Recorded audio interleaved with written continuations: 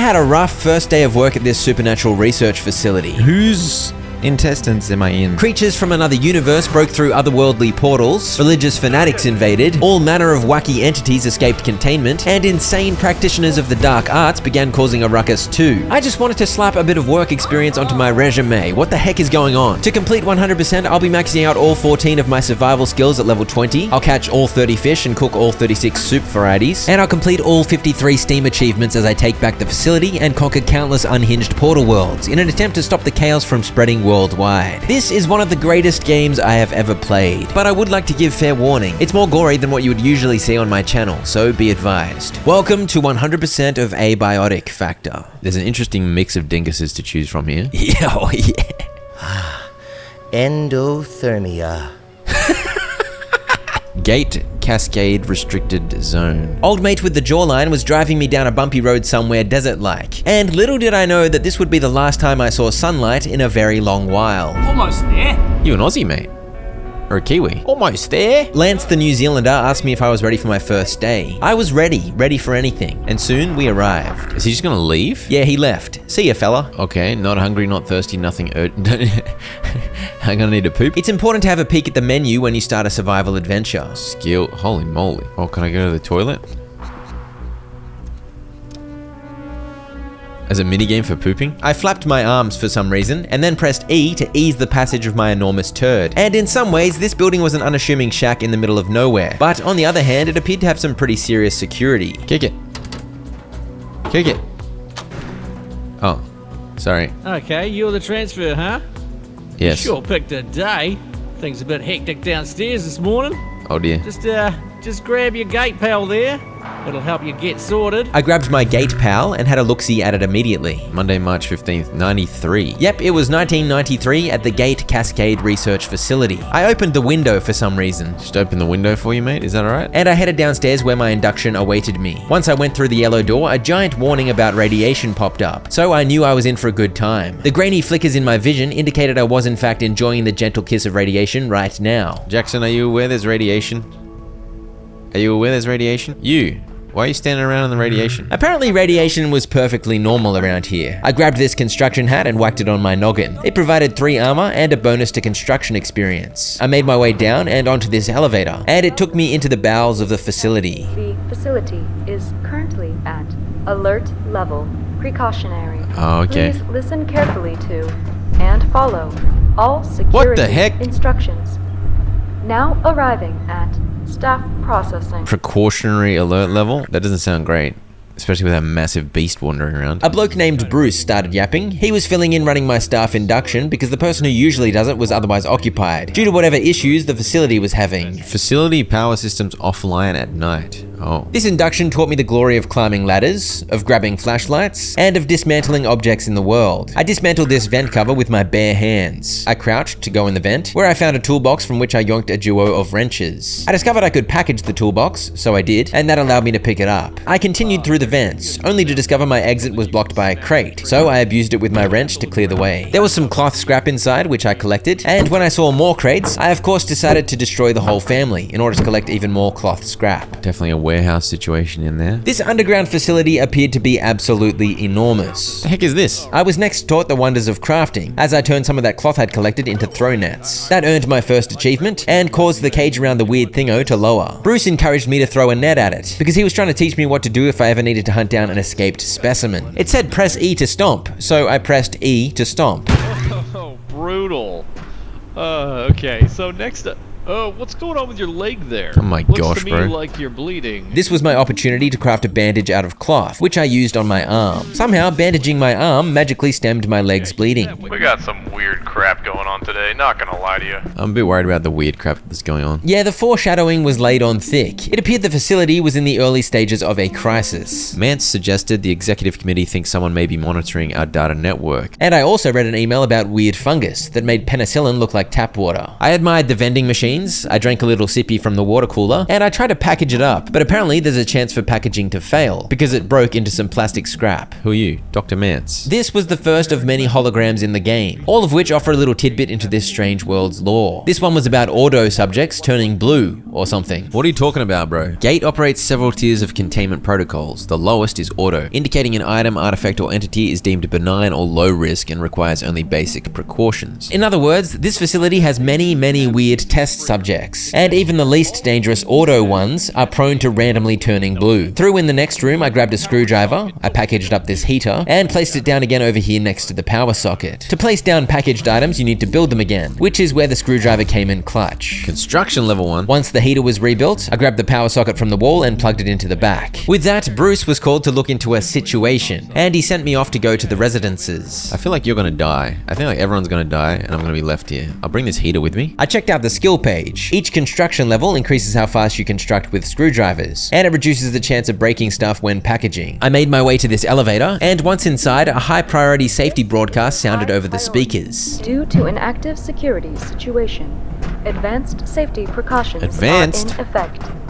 This elevator will be What? redirected to offices level 1. And so ended the intro, and I earned my second achievement. I had officially arrived at the Gate Research Facility. Floydson's facility of Silly Willy, is that a good name? I was then offered the choice of quite a few jobs, all of which had different bonuses to skills, and there were also some starting points on offer. Those points could be used to choose traits. I was a bit confused, so I did a little research because I didn't want to stuff up my character. So I chose the summer intern. This job doesn't get any skill head starts, but it does get 2 extra points, which means it can afford more traits. When it comes to using those points, you can actually pick up negative traits in order to afford more positive ones. I spent quite a while theory crafting this. I attract enemy attention more. That's fine, I'll just fight them. I need to eat and drink more. Hopefully I can find enough. I also accepted slightly worse healing, worse bleeding, and a weaker bladder. In exchange, I was able to afford more positive stuff. I took a couple of traits that increased my XP gain, one to give me 2 extra hotbar slots, which cost a whopping 10 points, but it was very useful, I'll explain later, and I took one for improved melee damage, and one for 15% higher carrying capacity. And then it was time to begin. The office sector. I was in the office cafeteria, and so was this guy, Dr. Tool. He was a bit of a curmudgeon, a bit of a tool, whinging about the lockdown. Looks like Jaeger's locked out. I no longer had all that I'd collected during the tutorial, so when I claimed some cloth from the bin, that was my first item. I headed into this storeroom, in which I found some duct tape and a tech scrap, and as I picked stuff up, a bunch of new recipe ideas were thought up. I dismantled some vent covers and began poking around. I picked up the metal scrap dropped by the destroyed vent covers, and through this vent, I found a way forward. Cloth scrap, duct tape.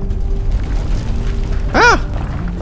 What's that noise? The facility had a habit of occasionally rumbling as if the roof was about to cave in. It was a bit unsettling. Door caved in? What's in here? Oh, that doesn't look good. That's a broken pipe and a bunch of blood. Okay. I paused my vent wanderings and made my way to the toilet, where I found some paper scrap in this bin that had fallen over. There was some water in the sinks, which was going to come in very handy in this survival situation, and there were no lurkers in the stalls, which was good news. First aid kit.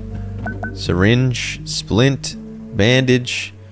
Iodine tablets. I poked around in the men's too, in which I found a janitor's closet. I stole some scrap and a chef's hat. Increases What? Increases corpse cutting speed. I wasn't expecting that to be what a chef's hat would do for me, but I'll take it. You need to invent this item's recipe before it can be crafted. This game has a mini game before recipes can be crafted. You've got to use your brain a little to figure out how stuff fits together. Antiverse wheat, raw pest. Maybe bio scrap. I had a session fiddling with these ideas, and soon the ideas were turned into craftable recipes for the healing syringe, energy brick, and crafting bench. Meanwhile, I still needed to let that guy Jaeger in, but I couldn't open this door here. Oh, what is that? I returned to the vents through the storage room, where I continued further along through yet more vents. There's some ugly weirdos over there. I was afraid of the ugly weirdos, but my other option wasn't particularly promising either. Do I have to wait till nighttime and then the power will go down? By the way, because I was sprinting everywhere, I was constantly getting sprinting XP, and I'd already reached level 4. Sprinting levels increase your total stamina slightly. I summoned some courage and continued into the room with the ugly weirdos. I crouched down to sneak, so the creature on the ground didn't notice me as I crept forward. Get some. Stomp. Ow! I stomped on the carbuncle a couple of times and ended its existence. I stomped the carbuncle. Some other creature was dead over here too. I headed through this door, and as I wandered down the hallway, the game warned me it might be wise to craft some throw nets. So I heeded that advice, using 2 cloth scrap to make 6. In the next room, the reason for that warning became evident. Get some. Get stomped. I grabbed the bio scrap, and that earned me an achievement for killing my very first pest. There was another collapsed passage, so I continued through the vents where I found a screwdriver in a toolbox. I packaged the toolbox and picked it up too. I soon emerged rather high up. I jumped across and dismantled these pipes, which allowed me to pick up some pressure gauges and quite a few pipe pieces. These gave me the idea for a chef's counter, which I soon cemented into an actual recipe. What the heck, bro? Through in the next room, I claimed a flashlight, which I made use of to illuminate the dark corners of the storage area. And I of course claimed every bit of loot I laid eyes on. 75% chance to break. The odds were in my favor, and the office chair did not break. I packaged this desk lamp too. That gave me a couple of recipe ideas, and when I read the email at this terminal and admired this glorious steak, I had the idea for a shiv recipe. Pens. A bunch of pens? Is how you make a shiv? I was learning it's a good idea to pick up and interact with everything in order to get recipe ideas. It appears an alarm is blaring. I opened the door to the kitchen. This is where I'd spied a pest through the window earlier, so I got my net ready. Ooh, kitchen knife. Cafeteria tray? My inventory is full. Yeah, I was full up already, which is one of the key reasons that fanny pack trait was so good, because the 2 extra hotbar slots also acted as 2 extra inventory slots. And I love bag space. Get some, you stinky beast. This industrial stove had suffered from falling debris, but one stovetop was still good to go, complete with a tastefully cooked chop. And it's fair to say this fella was having a rough day. Hello. I placed down some of the random stuff I'd picked up so that I could steal his apron. Prevents the buildup of blood and other liquids on the wearer. Cooked pork chop.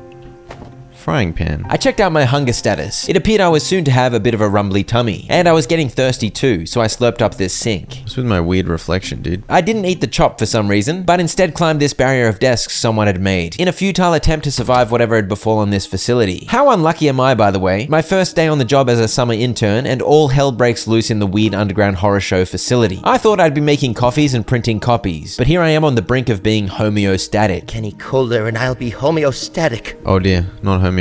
I found some ice cream though, and that is actually quite a good consolation. I dropped this pan so that I had room to cuddle it. I then did the smart thing and ate the pork chop, which was an easy way to make more space. I feel like that didn't fill up much hunger. It restored 10 hunger, and yeah, that's not much. I was gonna need to figure out a food solution quickly. Oh, there's literally a door here that I can just open the whole time. Finally, I could actually get a good look at the poor fella Jaeger, and I was able to dispose of this pest that was munching on the door control module. Requires energy brick. You going to leave me standing here? I need to make an energy brick, dude.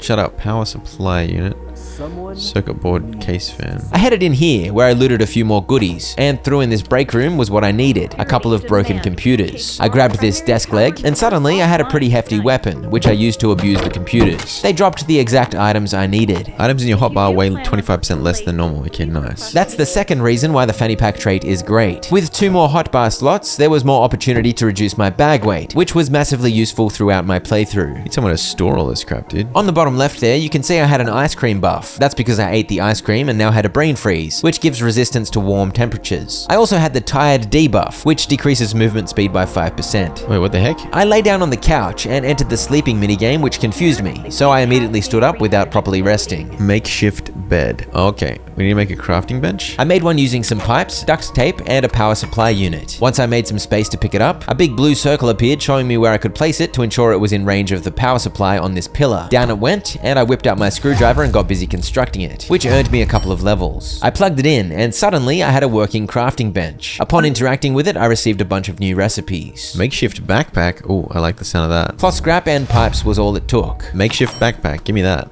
Give me that immediately. I do love storage. Yes, 3 extra slots. Huge. I spent some time figuring out recipes. Repair and salvage station. And I crafted an energy brick, which provided hope for Dr. Jaeger. Are you under attack, dude? Oh! Oh! What the heck, dude? Get some. Get some. I swung wildly for a bit, and then I noticed I was bleeding, so I fumbled about trying to administer medical aid to myself. And I did eventually manage to whip out a bandage, but it wasn't enough. What? I just got owned. I respawned back in the cafeteria and returned for vengeance. Hey, you! Stop that. Holy crap, dude. I was a bit slow. Big fella, sorry about that. Jaeger was looking a little worse for wear, but the way was now open. I slashed at the fallen beast with my kitchen knife. Raw alien drumstick. Raw Picari chop. Picari skull. So I guess that dog thing was a Picari, and I worked out the recipe for a Picari helmet, and made one immediately. Look at that hat. That's a good hat. Oh my god.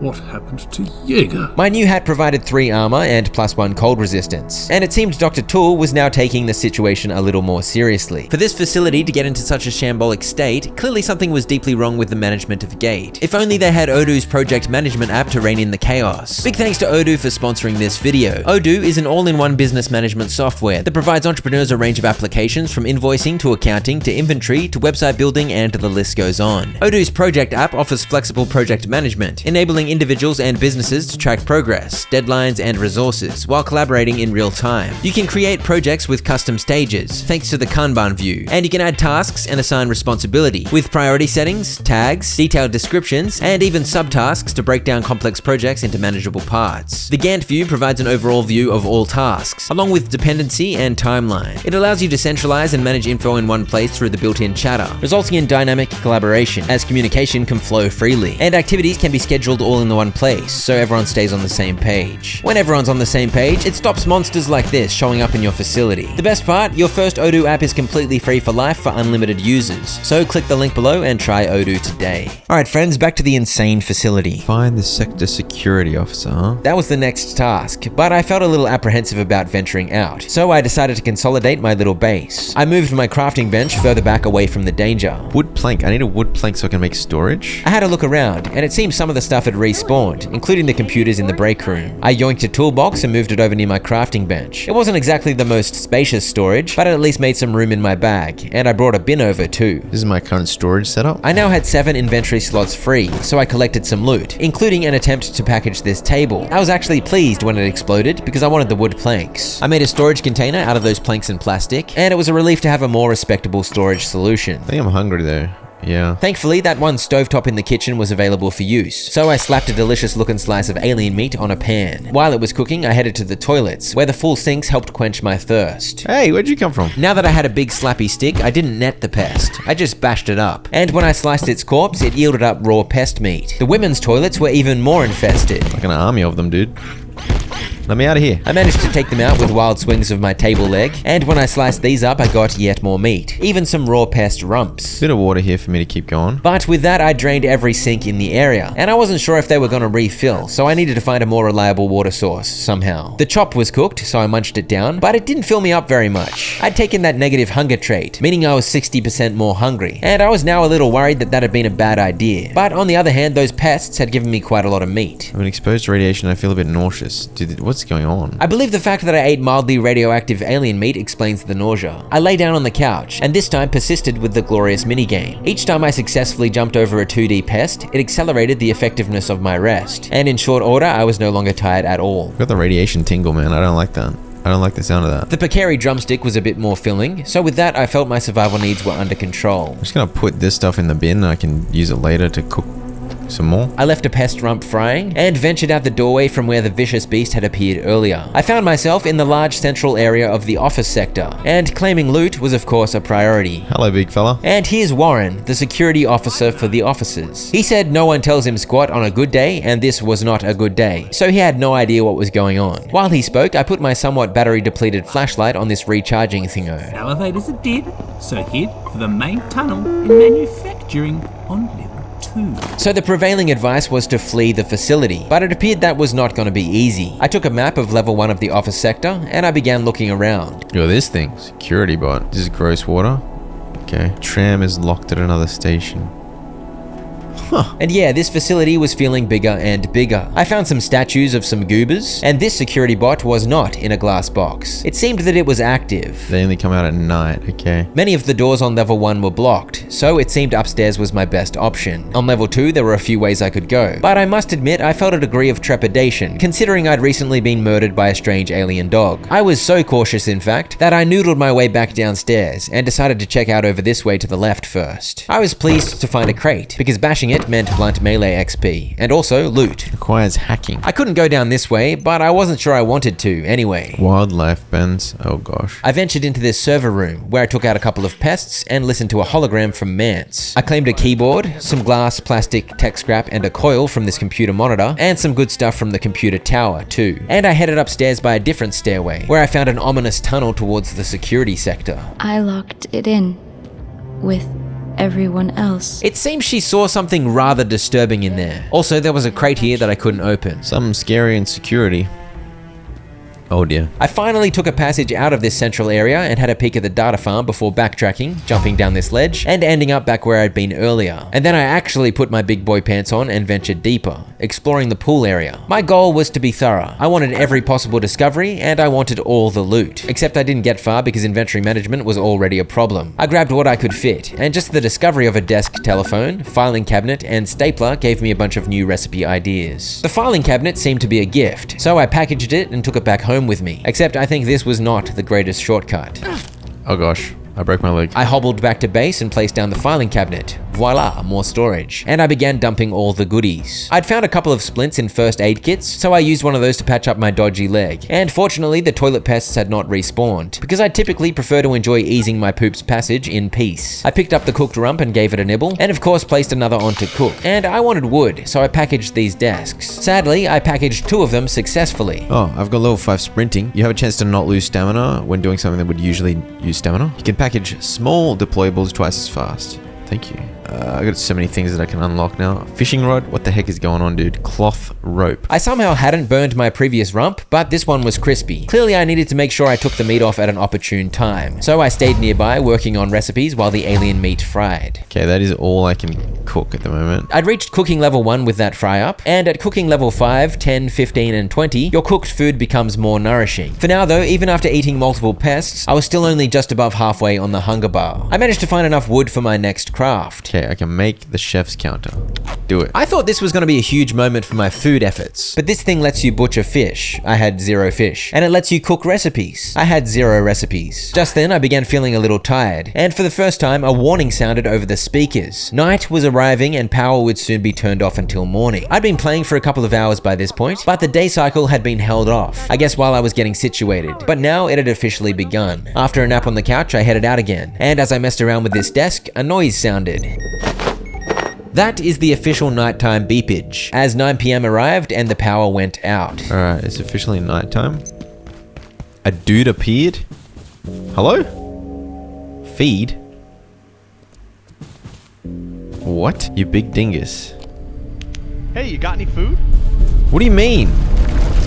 What do you mean, hey, you got any food? Why are you on all 4s? Stop being a big weirdo. It seemed the night held a few mysteries in this facility. Is that security bot gonna fight me? What is that? Capture. Your hand swipes through it and fades. What was that? Oh man. All vacant perforations will be resetting in 3, 2, What does that mean? 1. Reset complete. All vacant perforations. I need some of those bugs to respawn so I can eat them. I'd started the game with a few dollars, so I bought a snack from the vending machine. It was delicious, but I was actually more thirsty than hungry, which was concerning. I found another weird question mark thingo, and I wandered back out, careful to avoid the patrolling bot. I'd spied some pests in this meeting room earlier, and I was relieved to see a water cooler too. I aggressively slurped from it, and my thirst was quenched. I think netting and stomping the pests was a bad idea, because it always seemed to yield bioscrap and not meat. But at least picking up some rubber band balls randomly got me a level in throwing. I activated another Dr. Mance hologram. Originating in Antiverse 2, IS-171 is a stationary sessile entity that traps its food with a retractable tentacle. The experience of being caught is rather like being attacked by an angry pizza. I had no idea what Antiverse 2 was, but he was definitely talking about carbuncles, as confirmed by the compendium entry I earned. I sadly failed to package both of these enormous filing cabinets, so that was a sad moment for my storage dreams, but bashing up some windows earned me some glass scrap. I found $1 as well, I think. Yeah. Meanwhile, the night had ended and the power was back. Nighttime is quite accelerated in this game, lasting only a few minutes, whereas the day is much longer. I'm not sure where I'm going. Around the corner, I found the way towards Manufacturing West. Grayson? Soldiers came through. They locked down manufacturing. They weren't gatekeepers. They were something else. By the sound of that, not only aliens roamed the facility, but some mysterious soldiers were here too. Lovely. I needed to find a power cell so that we could power up the forklift and open the way forward. There was a toilet here, and if the opportunity presents itself, you might as well poop. There was a giant hole here and another robot, thankfully inactive during the daytime, but that was as far as I could proceed in this direction. I backtracked to the center and soon found myself at reception. I read some emails that taught me a thing or two, including the fact that security bots do not distinguish between staff and intruders. So if one spotted me, it would definitely attack. I discovered a terrified Gaz the receptionist hiding in the janitor's closet. And more importantly, I found a basic backpack, which increased my inventory space by another 3 slots. There was a nice array of loot too, including some hydrochloric acid. I then left Gaz to his business. Gaz, you gave me a backpack. I'll love you forever. There were wall power plugs all over the place, so theoretically I could have made a base almost anywhere. Abstract mountains painting. Beautiful. Through in this supply room, there were yet more things to discover, including a soil bag and tomato seeds, a test tube, and oil. I didn't really have room for all of it, but the discoveries caused yet more recipe ideas to flow. I also found a lead vest. My lovely chef's apron was keeping me from getting too dirty, but I figured the 5 armor and reduction of incoming radiation was probably superior. It's impossible to carry everything, isn't it? Of course, items do stack, so I was at least able to get multiple of whatever I could actually fit in. I found a hose in a cupboard, which helped me think up the idea for some garden plots, and I was shuffling my inventory around willy-nilly as I tried to figure out what to prioritize. Gaseous nest. What is this? I was keen on making a farm, so I made sure some soil came home with me. I also poked my head into some offices. It kind of feels like I made my base a dumb spot right at the start. That is a fair guess, but the cafeteria is actually a great central spot, which I worked out later. I figured it was time to stop trying to cram stuff into my overfull bag, and I returned home for a recipe guessing spree, which added about 10 new recipes to the list. My hunger problems were still front of mind, so I immediately made 2 garden plots using the soil and hoses I'd found. Apparently, these should be placed in well-lit, temperature-stable locations, so I placed them below the lights on this pillar, and I'd brought home a few of the tomato seeds, so that's what I planted. I then needed to figure out how to water them. I made a couple of water bottles and ran out to a water cooler I'd seen in the open area. I of course filled both bottles. How am I going to get renewable water? Those run out. I could have packaged and brought home the water coolers I'd been seeing, but I think I was afraid I'd break them, so I didn't risk it. And I was still unsure about this as a good spot for my base, but now I had farms down, so I guess I was locked in. I had a snooze, and I realized something about the random desk I'd brought home earlier. This has drawers. I feel like that's genius. Yeah, more storage. Okay, beautiful. I was using bins, toolboxes, filing cabinets, and desk drawers for storage. The most ramshackle storage situation ever. Absolutely marvelous. I headed back out and continued methodically exploring and looting. I ran into a pest, and the sliced up meat it dropped was definitely a priority. And around this corner, I ran into another Picari. I stayed away, and I was able to loot plenty of level 2 without engaging the big fella. So before long, I had a full bag again, and back home I went. That expedition earned me another garden plot and the opportunity to cook.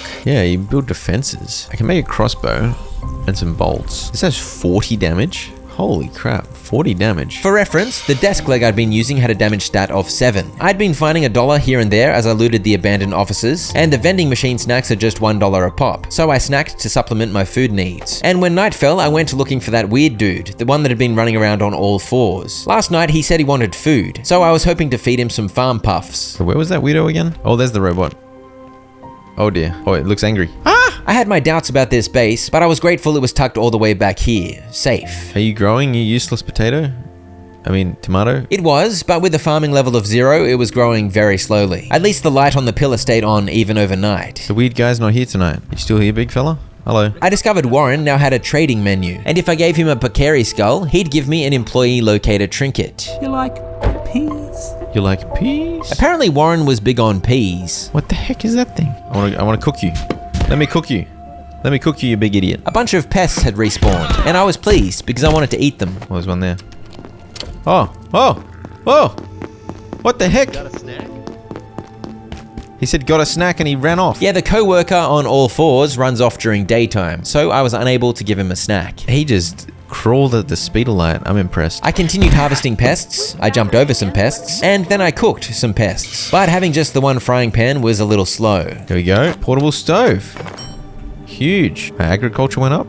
Oh, it's got 2 sprouts. I stole power from the useless chef's table, and suddenly I had increased stovetop glory. Requires frying pan. That makes a lot of sense. The kitchen had a couple lying around, so I nabbed those. Boom, boom. 2 at once. Alright, we're moving now. Sadly, there were no pest respawns in the toilet, and due to me being terrible at the poop minigame, I think my character might have been constipated. Medium sign. Repair and salvage station still high on the list, but I need anvils from level 3 somehow. I'd seen an email saying some anvils were stored on level 3 of the offices, so I was keen to track those down. And after that cooking and snacking, I was actually reasonably full. I made a pipe club. It only had 8 damage, but 8 is more than 7. And after yet more cooking, I had a stack of 3 cooked pests to take with me on the go. Now that I knew there were pest respawns, my food situation felt great. I also placed this lamp to juice up my farm. That's so much beautiful light. I had no idea if that helped, but here's a skill level update. I headed back out with my pipe slapper and ventured deeper into level 2 than I'd been before. I found an area that required a level 1 clearance to enter and a door that required an energy brick. I had no idea how to get level 1 clearance, but an energy brick I could manage. I just needed to go back home and craft one. I wandered back the other way, and with locked or broken doors all over the place, I was having trouble proceeding up to level 3. Laser beam? There was a keypad here that required level 2 clearance, and that laser was coming out of a pipe on the wall. How about that? Just past the laser, I found myself at the other end of the data farm that I'd poked my head into earlier. I bashed up some pests, I explored every nook and cranny, and I found a rather intriguing Dr. Mance hologram. The high energy conditions of our universe compared to the torpid energetics of Antiverse 2 appear to accelerate their growth immensely. So this Antiverse 2 was a different world entirely. Holy dooly. What? And the facility is even more huge than I thought. By the way, I imagine watching this it's impossible to know where the heck I am exactly. I felt pretty much the same way while exploring. I knew I was on level 2 of the office sector, but that was about it. There's just so much stuff to loot. But I was already pretty much full up. Oh, hello. I guess there was no avoiding this Bakeri, but the wild swings of my pipe cudgel proved effective, and I had more armor than the last time I fought one, so I was victorious. I looted everything I could, including some money from the kitchen here. Slushy machine. I did not bash up the computers though, because I didn't have the space for their parts. But I now knew where to come if I needed a bunch of circuit boards. I looted this locker room, and I ran into another Bakeri. Fortunately, it wasn't very accurate with its purple explosion, but when it bit me, I earned my first fortitude level, which increases health and reduces damage taken. By this point, I was carrying a bit too much weight, as indicated by this little yellow guy with a sack on his shoulder. If you run around while in the yellow, you suffer movement and stamina penalties, but you also start earning strength experience. Strength levels increase how much weight you can carry, and also eventually leads to greater effectiveness with heavy weapons. Dude, where the hell am I? Oh, I'm all the way back around here. I'd managed to explore most of level 2, finally, and I was starting to feel a little bit more comfortable in this strange facility. Give me the employee locator in exchange for the head of a Bakeri. And so I equipped my first trinket. Ah, yeah, that's the guy hiding. Yeah, that's how it works. It gives an outline of nearby friendlies. I brought a pot home with me for when I unlocked soup later, and I also had 248 paper scraps and 63 rolls of duct tape. It can't hurt to stock up, right? The makeshift set increases your carrying capacity. That's kind of cool. I need a filing cabinet to make it. What? Night had fallen once again, and I finally recalled that treacherous fan I'd found earlier, which was now of course powered down. I squeezed past it and gained access to this room tucked away behind the cafeteria. 9mm ammo. Also blood and a cracked pipe. There we go. That's now open back to my base. There was a storage room here too, with yet more loot. Oh, there's an anvil. Huge. There was also more ammo and a few filing cabinets. I managed to repackage this big one, which I added to my little base. I of course made sure to stay on top of my thirst, hunger, and poop needs. My mission at the moment is computer stuff. Just want to destroy computers. I finally had the lay of the land, sort of, so it was nice to have some clarity. I found a rather sparky room, and the office next door was accessible once I got the filing cabinet out of the way. Can I repair this? Repair with duct tape. As everyone knows, you can repair almost anything with some duct tape. I spied someone hiding in the ceiling with my employee locator. Oh, this thing bounces. That's what it is. I was wondering what the hell the point of this thing is. I placed it below the hole in the ceiling and began bouncing like a lunatic. Climb up. Climb up. Oh, yes. Hello. Dr. Roberts here offered up an important tidbit. He said that someone named Verenkov had taken all the power cells to use in Silo 3. This room is sparky, you know. I carefully jumped down and had a look-see at this email terminal, which gave me a top-tier cooking recipe. Raw Bakeri sausages. Oh, goodness gracious me. I somehow managed to loot the sparky room, though I did suffer a bit of zappage before I safely parkoured out. Good luck on your ledge, bro. I always filled up my bottles while out and about, and then I went to the motherlode, the data farm, where there were so many devices to bash up. I ended up way overloaded, with the weight bearing deep in the red. It made me quite slow. I'm somewhat overburdened. Alright, craft a repair and salvage station. That used up my precious anvil, and I placed it down over here, where the power from the room with the broken pipe could reach. This thing provides an alternative to repairing with duct tape. Repair with item metal scrap. Gotcha, okay. You can also use it to claim loot from salvageable items. The farm continues to grow. Go, my tomatoes. I'd found a standing lamp on that last expedition, and that helped me get the makeshift spear recipe. It had a damage stat of 10. Kinda like the idea of a sharp weapon. I can do heavy wind-up attacks with blunt weapons. Oh, right click. Can do a big honka chonka. Wolf. I'm pretty sure I completely forgot about wind-up attacks and did not use them for my entire playthrough. I salvaged some of the cafeteria tables to get them out of the way, and I made a plug strip, which adapted the wall socket into 3 outputs. This allowed me to move my repair station over. I kept cooking because I had the meat and I might as well, but food does go rotten. It hadn't been a problem earlier because I was eating food as soon as I had it, but now that a stockpile was forming, it was becoming an issue. And here's the reason I collected so many computer parts. I wanted to make a few energy bricks. No way. Harvest. Harvest. Harvest. 9 tomatoes? Finally, some fruit. I realized my crafting bench could be upgraded, which was exciting to see. Hey, what the heck, bro? Feed. Thanks, that hit the spot. Huh? Ah, what the heck, bro? Where's my stabber? I'm filthy. I could get sick more easily. How do I clean myself? You are so weird. What the heck? Why? Why?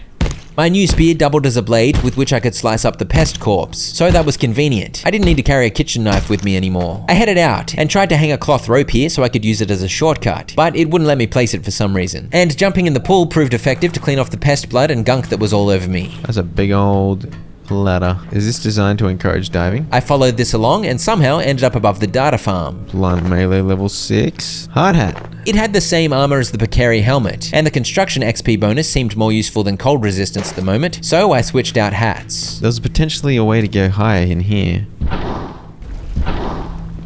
Oh, it worked that time. Yeah, I whipped out the double bouncy pad thingo to get up here. What secrets shall we find here? It's fair to say, exploring many of these areas is not necessary for progression, but I was committed to my no stone unturned policy. In this case, I struck gold, as I found myself on the other side of a locked door, and from this side, I was able to unlock it. I've opened a door somewhere. Silo 3 access? Oh wait, what? I'm gonna need a bouncy thing, I think. I was so close to reaching level 3, finally. Oh, no, I can just do it. I can just do it with the power of legs. Alright, sweet. I think I'm up on level 3 now. I found my first box of screws. It caused a recipe avalanche. And here was one of those promised level 3 anvils. So many why are there multiple anvils? What are you doing? Ah! I emerged to find myself right at the entrance to Silo 3, but it seemed somewhat locked down. What the heck is this doing?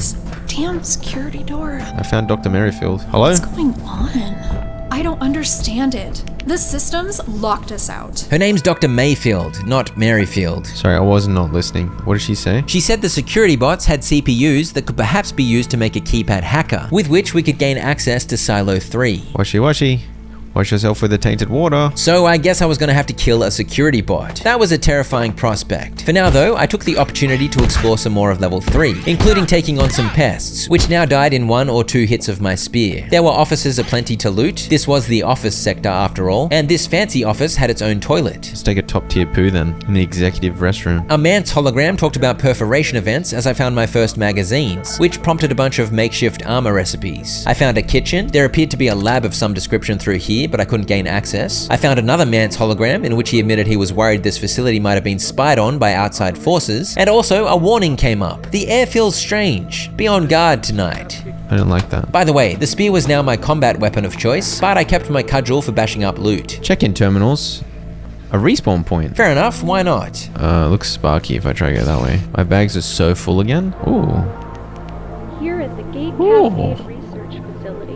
What the heck? This was a view into Silo 2. It appears there may be a portal in there. Talk to the kinetics team about using our perforation network to access far-flung locations. When I spotted another security bot, I thought I might be onto something. Maybe I could kill the big hunk of metal while it was sleeping. Will it get angry at me though?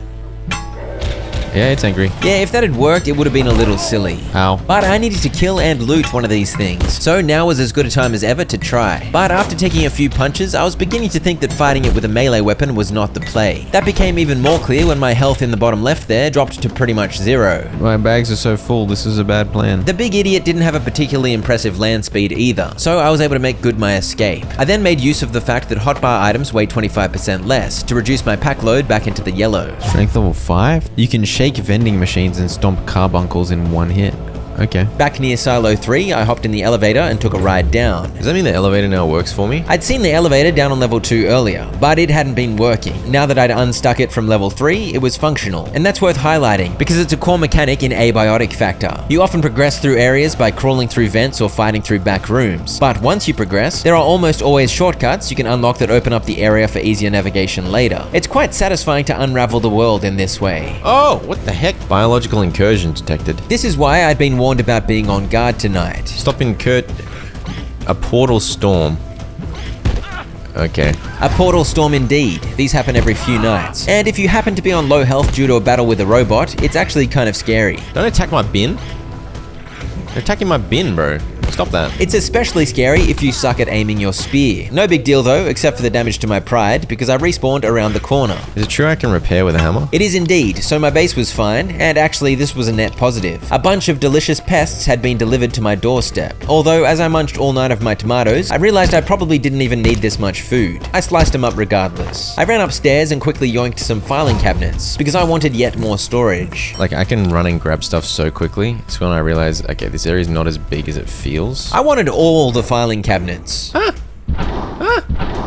I'm doing strength training because I have like 16 filing cabinets in my bag. No, I wasn't, because if you're massively overloaded, you don't get strength XP anymore. All you get is a bad back. It was worth it for more storage. Controller, computation brick. This is getting out of control, dude. Infrared emitter, LCD screen, makeshift arm wrap. I would like to learn how to make makeshift arm wraps. I had soon worked out all of the makeshift armor recipes, and I ended up with so much storage that I actually stored some of my storage in my new storage. Now that my tomato plants were fully mature, they actually regrew pretty quickly. So I was swimming in food now, and I reached cooking level 4. At cooking level 3, you gain the ability to make soup, so I figured it was time to have a crack at that. I put water into the pot, and then whacked a tomato and some alien meat in there. Surely that'll be a delicious brew, or maybe not. I made bad soup. My soup was so bad, the game had to teach me how to pour it on the ground. Makeshift chest plate. I was able to make the leg wraps and helmet too. And after a costume change, my armor rose from 8 to 12, and I now had the 2-set bonus, increasing my weight carrying capacity by 10. By the way, I occasionally took iodine tablets that I found while out and about to mitigate the radiation tingle. I also enjoyed regular snoozes on the couch. I attempted to get my storage slightly sorted, and I managed to make a Picari club using a spiky Picari head. It's a heavy weapon, and I didn't yet have enough strength to wield it effectively, so my swings were a tad slow. Far Garden? Wait, what? Far Garden? What are you talking about? Yeah, the Far Garden had appeared on my map for some reason. Hey, this is where I can use one of these.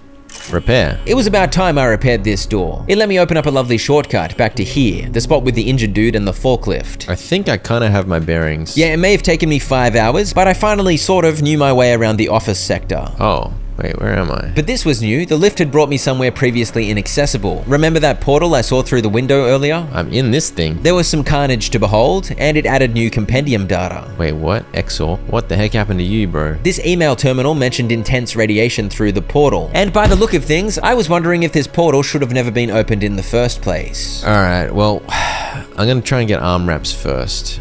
I'll come back for that. I'll come back. I just needed some magazines and books, so I went on the hunt. Requires oh, I can repair this? And it's got 4? So maybe this kitchen on level 3 is a good spot for a base, with a built-in stove. But more importantly, it had some books. Also, there was a dingus hiding up here. Theoretical, I got a bunch of theoretical soup options. I can use hydrochloric acid in multiple different soup options. Seems outrageous. I can make a meaty stew, actually. I took on a Picari. It made me bleed, so I had to whip out a bandage. And then... Uh-oh.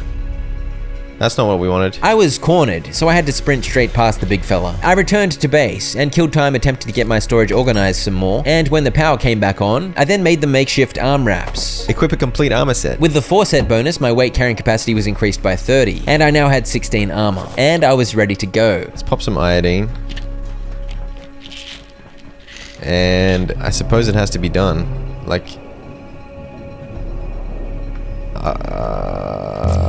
okay. Ah. Yeah, no, this is lovely. Oh, crap. I just went back. That's fine. Far Garden. Oh, what's that fella? That's a new looking fella. Antiverse wheat. Oh. This fella here is an XOR monk, and I thought I might get away with the sneaky hit of my extremely heavy club. Oh dear. Whoa! Apparently my sneak skill was lacking, and apparently this thing can teleport. Get him. Oh, got him. Big bonker. Teleporting and shooting purple stuff. Those were its go-tos. I missed. Alright, I need... Huh? He fell! I wanted to loot him. Some kind of research going on in here, obviously. Yeah, these far gardens are in the antiverse, hence the antiverse wheat that was growing, and clearly the Gate Cascade Research Facility was trying to research this place. My sneak efforts once again failed, and I don't know why I was determined to use my enormous slow club, but fortunately the monk's beams were pretty easy to dodge, and even when they did hit, they didn't deal much damage. Don't fall off. I finished it off with the spear, and sliced away at the corpse, which yielded up what I was after. Raw Exor Heart. I'm pretty sure I used that to upgrade my workbench. I wish I could have looted both of them. The far gardens proved to be a rather small area, as I had already reached its end. Another achievement. You've taken your first steps into the worlds beyond our own. Sure have. I wonder how many worlds I have to visit. I knew I'd be exploring a weird and wacky facility, but I hadn't really been expecting the portals. This was pretty exciting stuff. Antiverse 2 is an enigma. A world made of worlds. Energy dense and colorful worlds within worlds, apparently. It popped me out here? What the heck? I was above the sparky water for some reason. Either way, that was a successful jaunt to the worlds beyond. I found one office that I somehow hadn't checked out earlier, featuring an email terminal that offered up some info about various supernatural silly willies, and I finally found those maps that I'd picked up. There's maps here that I can look at.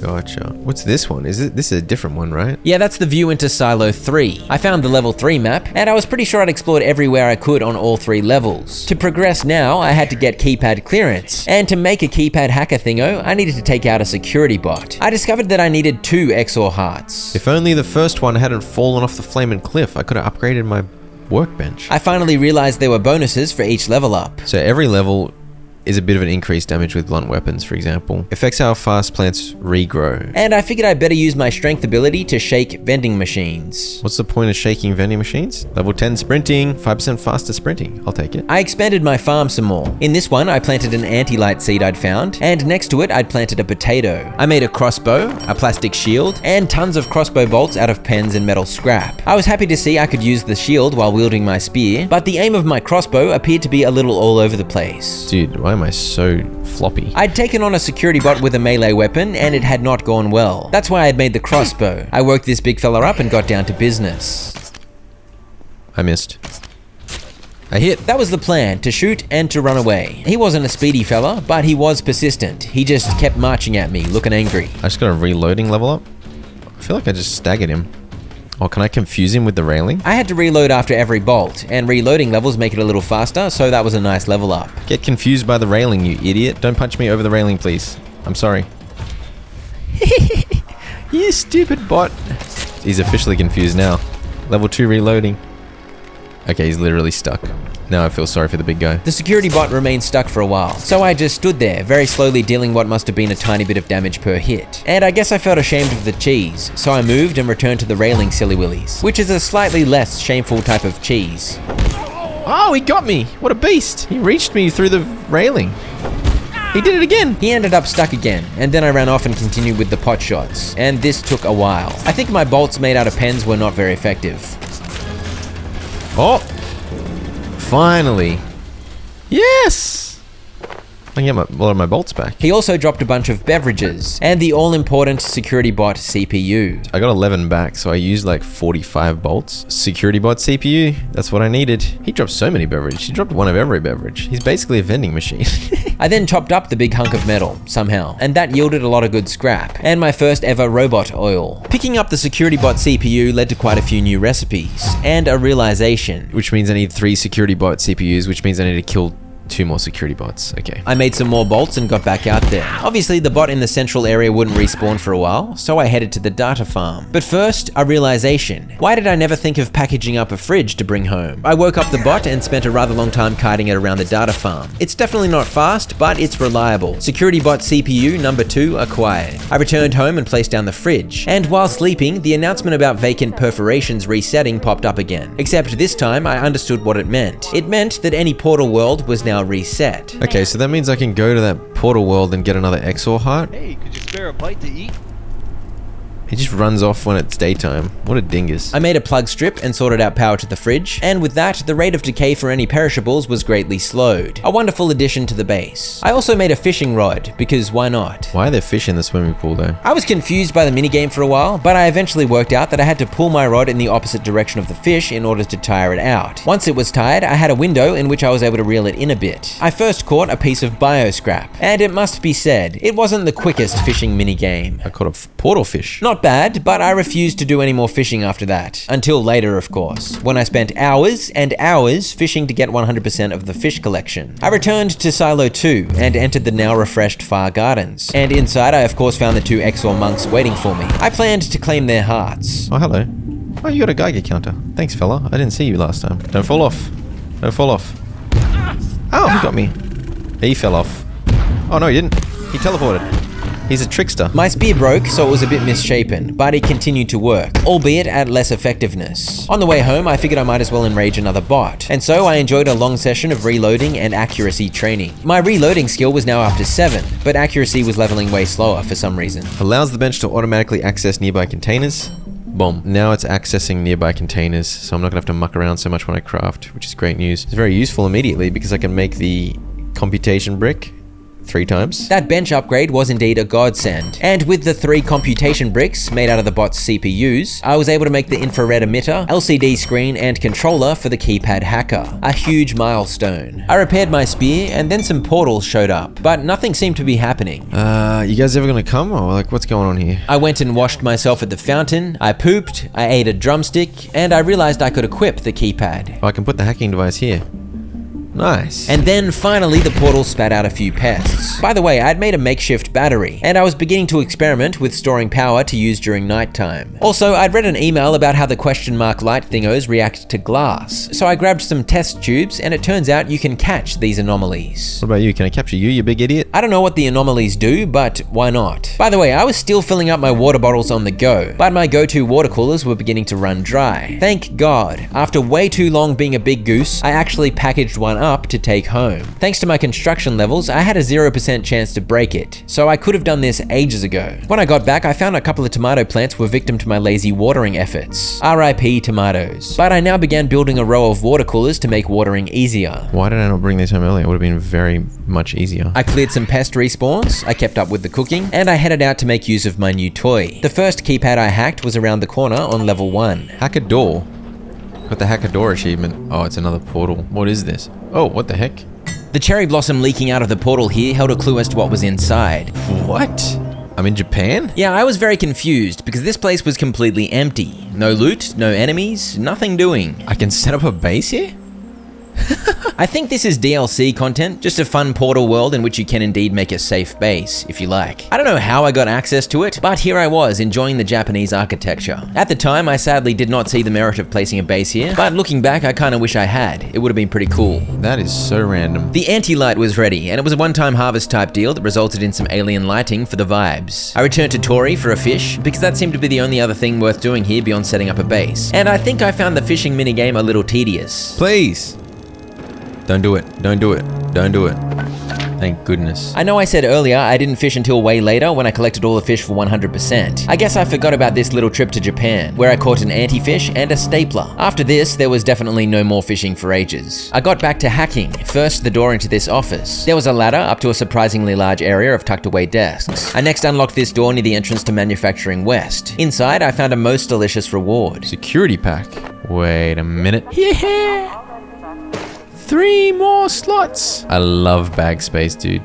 You cannot underestimate the glory of bag space. Also, I had $60 now, thanks to all my petty theft. The locker room connected through to here, an area on level 2 that was previously inaccessible. I found Dr. Stewart chilling in here. He said if the portal system is malfunctioning, there is no telling what could have made its way into the facility. There was another door to hack, which led to a gun range, from which I claimed my first gun. I got a gun. Also, more water. I had a decent amount of ammo from my looting efforts, so I had high hopes for my new firearm. I continued opening up shortcuts and overloading myself with water coolers, and I headed home for a pit stop. I made a soup bowl, and I made a heater, which I used to unlock the bench warmer upgrade for my workbench, which meant it would now keep me warm. I also made some pest goulash, a soup made of pest rump, raw pest, and salt. Delicious. Soups provide 4 portions, which you scoop up. You've recently had some delicious soup. Your thirst and hunger have been slowed for a time. And each scoop has 2 bites worth. And neither the soup pot or the soup in my bowl would go rotten, so soup is definitely the best way to stay fed. This med kit I stole from the bathroom, plus some bioscrap and antiverse wheat, allow me to upgrade my bench yet again, this time giving it a constant healing aura to go along with the heater. I then continued my final sweep of the sector, and I somehow found yet another survivor I'd missed, Dr. Shepard. And then I finally stopped dilly-dallying, and I unlocked the door to Silo 3, my ultimate destination, and the supposed source of the power cells I needed to escape the office sector. There was an Exor monk waiting for me, so I gave my gun its first workout.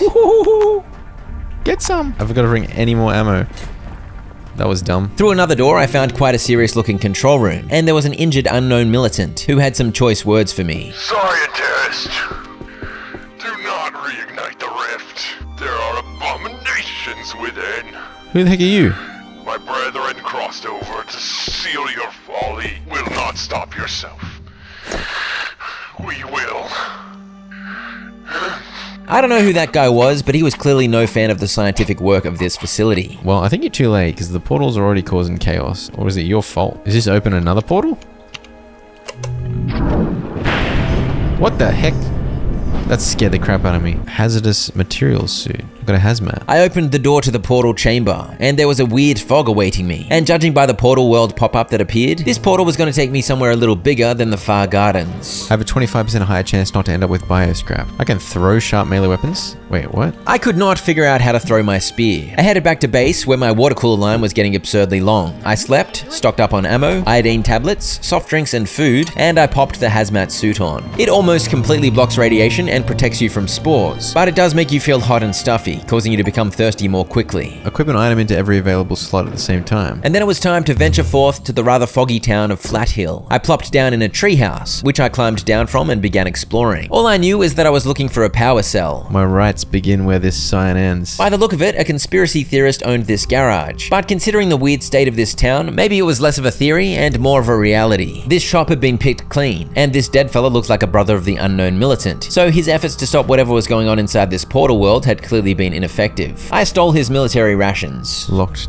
Whoa, what the hell is that? It looks like a demon angel something.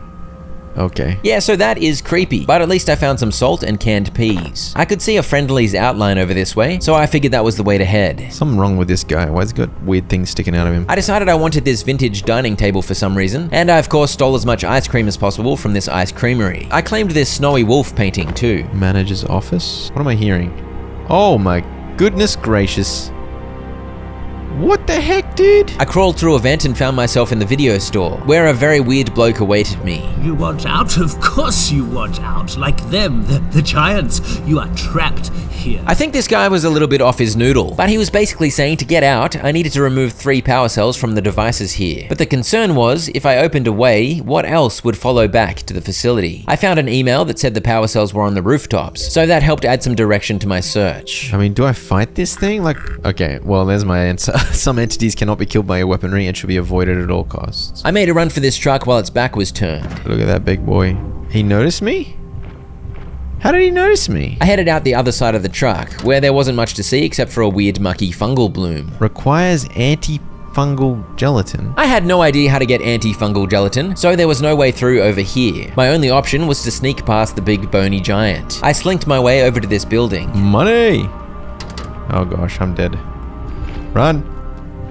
Run! Go, go, go, go! Oh, he's right there. You'll never see me. Are there 2 of them? Oh, there's 2 of them. Please be open. Oh my gosh, not open? Why is there nothing open? Alright, go. Go this way. Oh, there's another one in the flamed... Alright, go into this building. Into the toilets. Do a big poo. Should I do a poo while I'm here? Alright, just quick poo while I'm here. Run. Oh, there's one right there. What the heck? The hell am I going, bro? Somehow I avoided being spotted during all those mad dashes, as I tried to make the moves when the giants were faced the other way. But it was unclear where the heck I was supposed to go, so I ended up back in the toilet. You can't find me. Dude, where am I going? Oh, is this a... Oh, hello. I thought I was finally onto something, but this little dip underground was not the solution either. I can just go up again? Oh, for goodness sake, dude. Wait. Here's something. Here's something. Through the fog, I'd finally stumbled upon the entrance to another street, and I was beginning to grow confident navigating the patrols of the big stomping skellies. Yes, I found somewhere. I was in the Flat Hill Council building or something, and I found some nachos. I poked around before heading upstairs, and as I climbed this ladder, the composer was added to my compendium data. Apparently, that is the name of the bone giants. And then I arrived at my first rooftop, my reward after that rather terrifying scamper through the streets. Power cell. Oh dear. That scared the crap out of me, bro. We got the bird's eye view on this dingus. That's the second time a flat hill portal scared the crap out of me, but it was very helpful to my progress as it took me to a vent. I dropped down and found myself somewhere rather colorful. Oh, where the heck am I now? A bowling alley? I grabbed a couple of arcade machines because they felt like must-haves, and it was blessedly peaceful in here. Also, there were lots of nachos. But I had a problem. I was extremely tired, and I couldn't afford to get any more tired because that might result in spontaneous death. There were no couches to nap on, so the best I could come up with was to rest on a stool. This slowly helped with my energy, but only up to a certain point. It was better than nothing, but to fully restore your energy, you do have to sleep. I found a hologram where Mance described the skeleton giants as singers, as they emit resonant tones suggestive of communication, hence the name composers. I soon emerged onto another rooftop, where I claimed a second power cell and another helpful portal was opened up for me. And as usual, as I progressed, I found I was able to open doors to create shortcuts around the area. This portal took me somewhere concerning. Where the hell am I? Oh my gosh. Why would you do that to me? He can't get me in here though. He's too tall. You're too tall, you idiot. Oh, he's reaching down. Did you see that? I'm offended by that. Okay, so now's the time to say it. I knew this game was freaky going into it, but no one warned me there was going to be borderline horror sequences causing me to poop my pants. I tried to get my bearings in the haunted library and to get an understanding of the composer's patrol route. Go. How did he not see me? Door. Locked, of course. Door. Locked. Door. Locked, of course. What's this? I'd found a safe zone. Great news. But when I next tried to make a break for it, I realized there was a second composer standing guard. Not so great news. Hey, you. Come get me. I figured the only way to do this was to lure the big honker chonker, hide in my little side room here, and then run back out once the big fella had wandered past looking for me. This worked, but it turned out the big idiot wasn't even guarding anything. It worked. But where am I supposed to go now? Did I just go absolutely nowhere? Dude, I'm back where I started. I was beginning to feel like I was trapped in library purgatory. Hey, you. Come here, you big idiot. Hello. I used the same trick, but this time I tried the other direction. Is there somewhere else I can go? Please. Okay. Okay. You can't get me. Ah, you can get me. No, no, no, no, no, no. Oh no. I don't know why, but he didn't try to get me around the corner here, and I was spared the knobbly fingers of the composer. I think I'm good. Oh!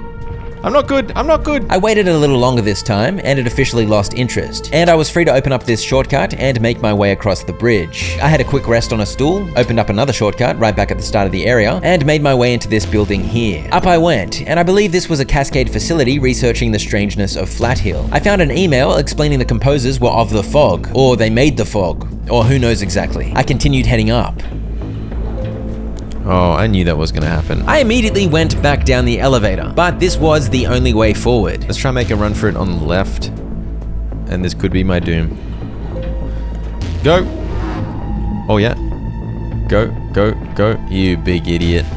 You big stupid idiot. Hologram Mance explained that Flat Hill had a strange energy or supernatural quality, and they'd been able to use that to create the portals, which had also somehow summoned the terrifying composers. But you know, for every breakthrough, you've got to expect some setbacks. Small cost. Go. No, you don't. No, you don't. I believe I just suffered a bony slap, which took out almost half my health in one blow. Oh my gosh. Now where am I going? From there, I was able to sneak up the stairs without drawing its attention, but I soon realized my next stunt was going to be a little nerve-wracking. I had to jump across these thingos in order to progress. How the hell am I going to jump that gap without him slapping me? How? Wait, what? What are you doing? I want the little guy. Can I get the little guy? I plucked up my courage and made the leap, and somehow jumping while sneaking did the trick. Look at this bony idiot. Okay, that was a quiet jump. I kind of want that thing though. Maybe if you jump and make a mad dash for it? I was ultimately too cowardly to try and grab the little composer statue, and I instead headed for the rooftop to claim the third and final power cell. This officially powered down whatever they'd set up to stabilize the area, and a portal back to the facility opened up. I ventured to Flat Hill and it left me misty-eyed. And let's just say I got more out of this adventure than I had expected. The portal back pooped me out in the sparky area of level 3, which had been inaccessible earlier. I opened this door and found myself face to face with the iconic Abe and Janet. That was a very, very bad idea. Just breathe, Abe. We'll get through this just fine. They were a little shaken because many of their colleagues had died in Flat Hill. Also, some genius had powered down the composer containment system. That was me, by the way. I am the genius. Finishing off Flat Hill, it updated things a little. There were now XORs just wandering around the offices, which was new. And of course, some fog got through. I wasn't too worried at first. A little fog never hurt anybody. Got an XOR heart, that's good. Alright. Okay, yeah, there's one here. There's one here. What are you doing here, bro? Why did I let the fog in? That's actually a symphonist, a more creepy, bendy version of the composer, and I didn't like it. I eventually made a break for it and managed to get clear, but then I ended up in a battle with an Exor monk that had respawned, and its teleporting in the fog proved effective. Dude, where the heck? Where'd he go? Oh, dude, he's like on the air. Oh, I'm nearly dead. I'm so close to dead. Holy crap. Oh, I got No, dude. I respawned and made my triumphant return, which involved poking this rude fella from below. And the reason I'd returned to Silo 3 was because I'd seen an interesting button earlier, the Terminate Weather Event Fog button. I pressed it and the fog was vented away. It seemed for now I was able to officially leave Flat Hill behind me. After regrouping back at base, I headed out with my power cells. I popped one into the forklift and it raised the door, opening the way towards Manufacturing West. I feel like this is a huge moment. I'm finally out of offices and into manufacturing. I open up a couple of shortcuts first. Who is that? Who are you? What the heck are you doing? Ow! I was so baffled by the appearance of this lunatic, who dropped random loot everywhere as he fled. I managed to finish him off, and he dropped a rat scanner. And I was a little disturbed to discover I could butcher his body. Rat suit. Human skull. Oh, goodness. I believe that guy spawned because I'd opened up Manufacturing West. You've scrambled through the office sector with barely a paper cut. The lower access to Manufacturing West was a no-go, so I headed up this lift and tried this way instead. It seemed more promising, except it was a little noisy. What? A machine gun just going nuts over there? I set a new spawn point, I found some bags of cement, and I headed through to find a locked door to the synchrotron. As I wandered up here, Varsha told me to be quiet. I'm pretty sure no one was going to hear us over the incessant gunfire, but fair enough. Radioactive crap? What the heck? Keep away from the windows. Varsha said terrorists were hunting us, and that someone named the blacksmith would be able to help. She opened the door and instructed me to go find him. I had a peek out the window and admired the synchrotron first. I cannot run the synchrotron. Bad guy.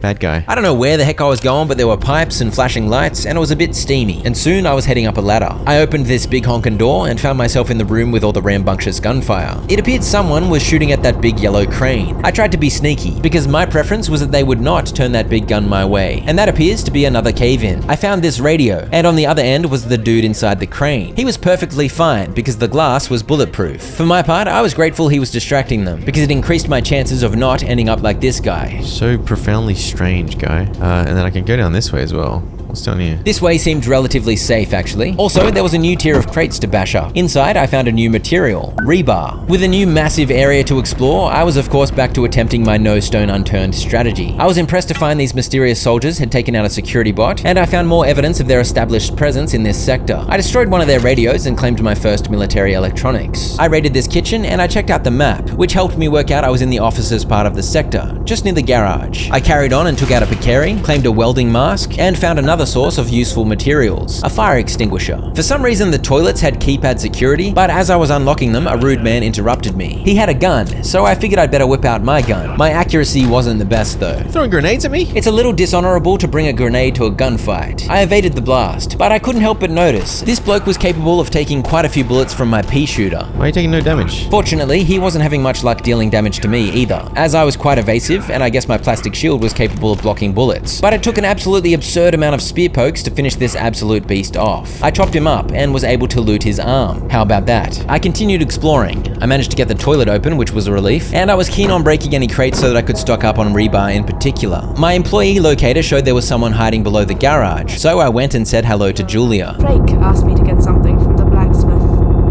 She's got a plan to get us out of here. I'd been told Manufacturing West was the ticket out of here, but irony dictates that I was now trapped in Manufacturing West. But apparently this mythological blacksmith and someone named Frake would be good allies. I soon had this first area of the sector scouted, and I found the tram. Also, a map I could take with me. I had high hopes the tram would be a good friend when it came to getting around the facility. Oh, there's the blacksmith. There he is. I hacked the keypad, I opened this garage door, and I hacked another door over here, and that opened up multiple ways to access this road. I don't know what's going on in there. It's very radioactive looking. That's shipping and logistics through there. So I guess they were transporting barrels of radioactive goop and a spillage occurred. The control tower? It's a bit of a mess in there. Let's talk to the blacksmith, I guess. Peculiar boiling pot. Analyze. Uncooked solder? The gunfire was still going this entire time, by the way. I chatted to the blacksmith, who had survived in his fortress of a forge, but the rest of the area was crawling with psycho cowboys, as he put it. He mentioned a surface tunnel, but it was locked behind level 2 security clearance. Fortunately, he gave me the recipe for the keypad hacker tier 2. I also had a bunch of new recipe ideas thanks to the various new items I'd found, so I had a session figuring those out. I took stock of the recipe for the keypad hacker upgrade and checked out the blacksmith's trading options. He had quite a catalogue of goodies. I then began exploring the area around the forge, killing pests, claiming peas, and when I tried to go into the room above the blacksmith, I got stuck behind a level 2 keypad. At this point, the question was, do I set up a new base in this area? The answer was almost definitely yes. I didn't want to have to run all the way back to the office sector to store and craft stuff. But on the other hand, it didn't feel like there were any particularly safe locations here. I soon came to a decision. I grabbed some filing cabinets from the nearby manufacturing offices, and I got to work on a base right next to the tram. That allowed me to empty my bags so that I could continue looting the area for all it was worth. I yoinked a couch from the staff room and a fridge too, and those were the beginnings of my second base. I then enjoyed my first tram ride. I'm guessing this is going to go back to the office, right? It did indeed take me back to the office sector, where a handsome rat awaited me. I of course poked him many times, but these rats sure do love to run. Hey, don't run to my base. Get away from my base. Hey! Hey! Hey! Stop it! Honestly, the rats are out of control. It's ridiculous. I harvested and munched on some raw potatoes, but that was the only plant that had survived. I wasn't too worried about the farm though, because I had plenty of food options now. I'd just about run out of my first soup, so I tried to make more, but accidentally made it bad. But experimenting with soup helps you figure out actual recipes. So my next batch was gourmet pecari goulash. I tried to figure out what to take to my new base, and I used this platform cart to carry a bunch of stuff. I picked up the goulash to bring with me, and I packaged up the furniture last, including the crafting bench and repair station. This base was well and truly stripped bare. I did leave quite a bit of stored stuff behind because I didn't have the space for everything, but I brought pretty much one stack of each item. I sadly had trouble getting the cart onto the tram, but lucky for me, the tram has a bit of storage, so I was able to fit everything I'd brought regardless. I wasn't really sure if this new base was a good idea long term, but at least it was right next to the tram stop. Before long, my new setup was looking respectable. I combined some wooden planks and rebar to make reinforced wooden planks, which I used to make my first medium storage chest. With nightfall came some respawns, and the local security bot woke up too, so it became clear that this location was not particularly safe after all. This is officially a terrible spot for my base. What have I done? The bot was fighting the mysterious soldiers, so I hoped they'd all kill each other and leave me out of it, but that was not to be. Screw you. Go away. I only had about 50 ammo, so I wasn't feeling great about this unwanted attention, but I was relieved when it only took about 23 bullets to take down the big guy, and it was good to secure another CPU. Hey you. Leave my base alone, you idiot. This bullfed didn't manage to deal much damage to my furniture, but I considered his behavior rather rude. How dare you attack my base? This is absolutely terrible. Why did I move my base here? This is a disaster. But I'd killed the threats for now, and I had a period of peace. I just need to get the reinforced hose recipe. I reckon the reinforced hose uses steel cable. That's my guess. I grabbed the 4 military electronics I'd collected and traded with the blacksmith for some steel cable. Yeah, there's the reinforced hose. Beautiful. I bought some more steel cable and crafted a couple of reinforced hoses, and that flooded me with yet more crafting ideas. I used the CPU I'd gotten last night to make a computation brick, which I used to make an LCD screen, and with that I was just one more security bot kill away from making an enhancement bench. But I was able to make a thermal mallet immediately. It needed charge, so I whacked it on here for a bit. Once charged, I unleashed its fury, and it literally lit stuff on fire. I needed just 2 more military electronics to make the keypad hacker tier 2, so I headed out looting. Get some. Catch on fire, you big idiot. Yeah, get burn. I wandered back to the area with the crane, and the incessant gunfire had finally stopped, but I did find a dude getting a snack from the kitchen. I was very pleased when he dropped some military electronics. My base is officially in a terrible spot. I believe I may have been anxious about the location of my base. I used up one of my previous power cells to fix this forklift, and I had dreams of using it to push this door to the radioactive area open, but I was unable to make that happen. I then ventured up this way for the first time, and saw that the facility began giving way to more of a natural cave vibe up here. I also found a silly goose squatting in a minecart. Further along the tracks and through a tiny gap, I found a random portal. I headed through and plopped straight into water. This cave system was infested with aliens from the Antiverse, so I got busy roasting them alive with my toasty mallet, and this was a great opportunity to collect delicious alien meat. But the pecari had caused me to bleed, and I did not have a bandage, so I headed back through the portal and fled to my dodgy tram base, where I was able to stem the bleeding. I soon headed back out, with bandages on my action bar this time, and I collected Antiverse wheat. I snuck up on spiky dogs, which apparently dealt massive sneak damage, because this one one was one hit and dead, and I figured these random bouncy pads would come in handy. I soon found evidence of civilization once more, but I didn't really have a clue where I was. I took stock of this derailed freight train, I climbed a ladder and engaged in glorious combat with an Exor monk, and I found some steel cable in the wild. That was a great find, because I preferred not having to spend military electronics to get these. Evidently, I'd ended up in the shipping area, and these bashed up barrels appeared to be the source of the radioactive spill. I climbed through the jumble of containers, looting to my heart's content. And then suddenly, I was out, and I felt exposed. I backtracked and ended up in the inspection offices, where my improved weaponry and combat skills were evident. Bro, I own these guys. It's looking rather green in there. You reckon that's problematic? Yeah, probably, but I was happy looting, until I saw that my base was under attack. My base is under attack.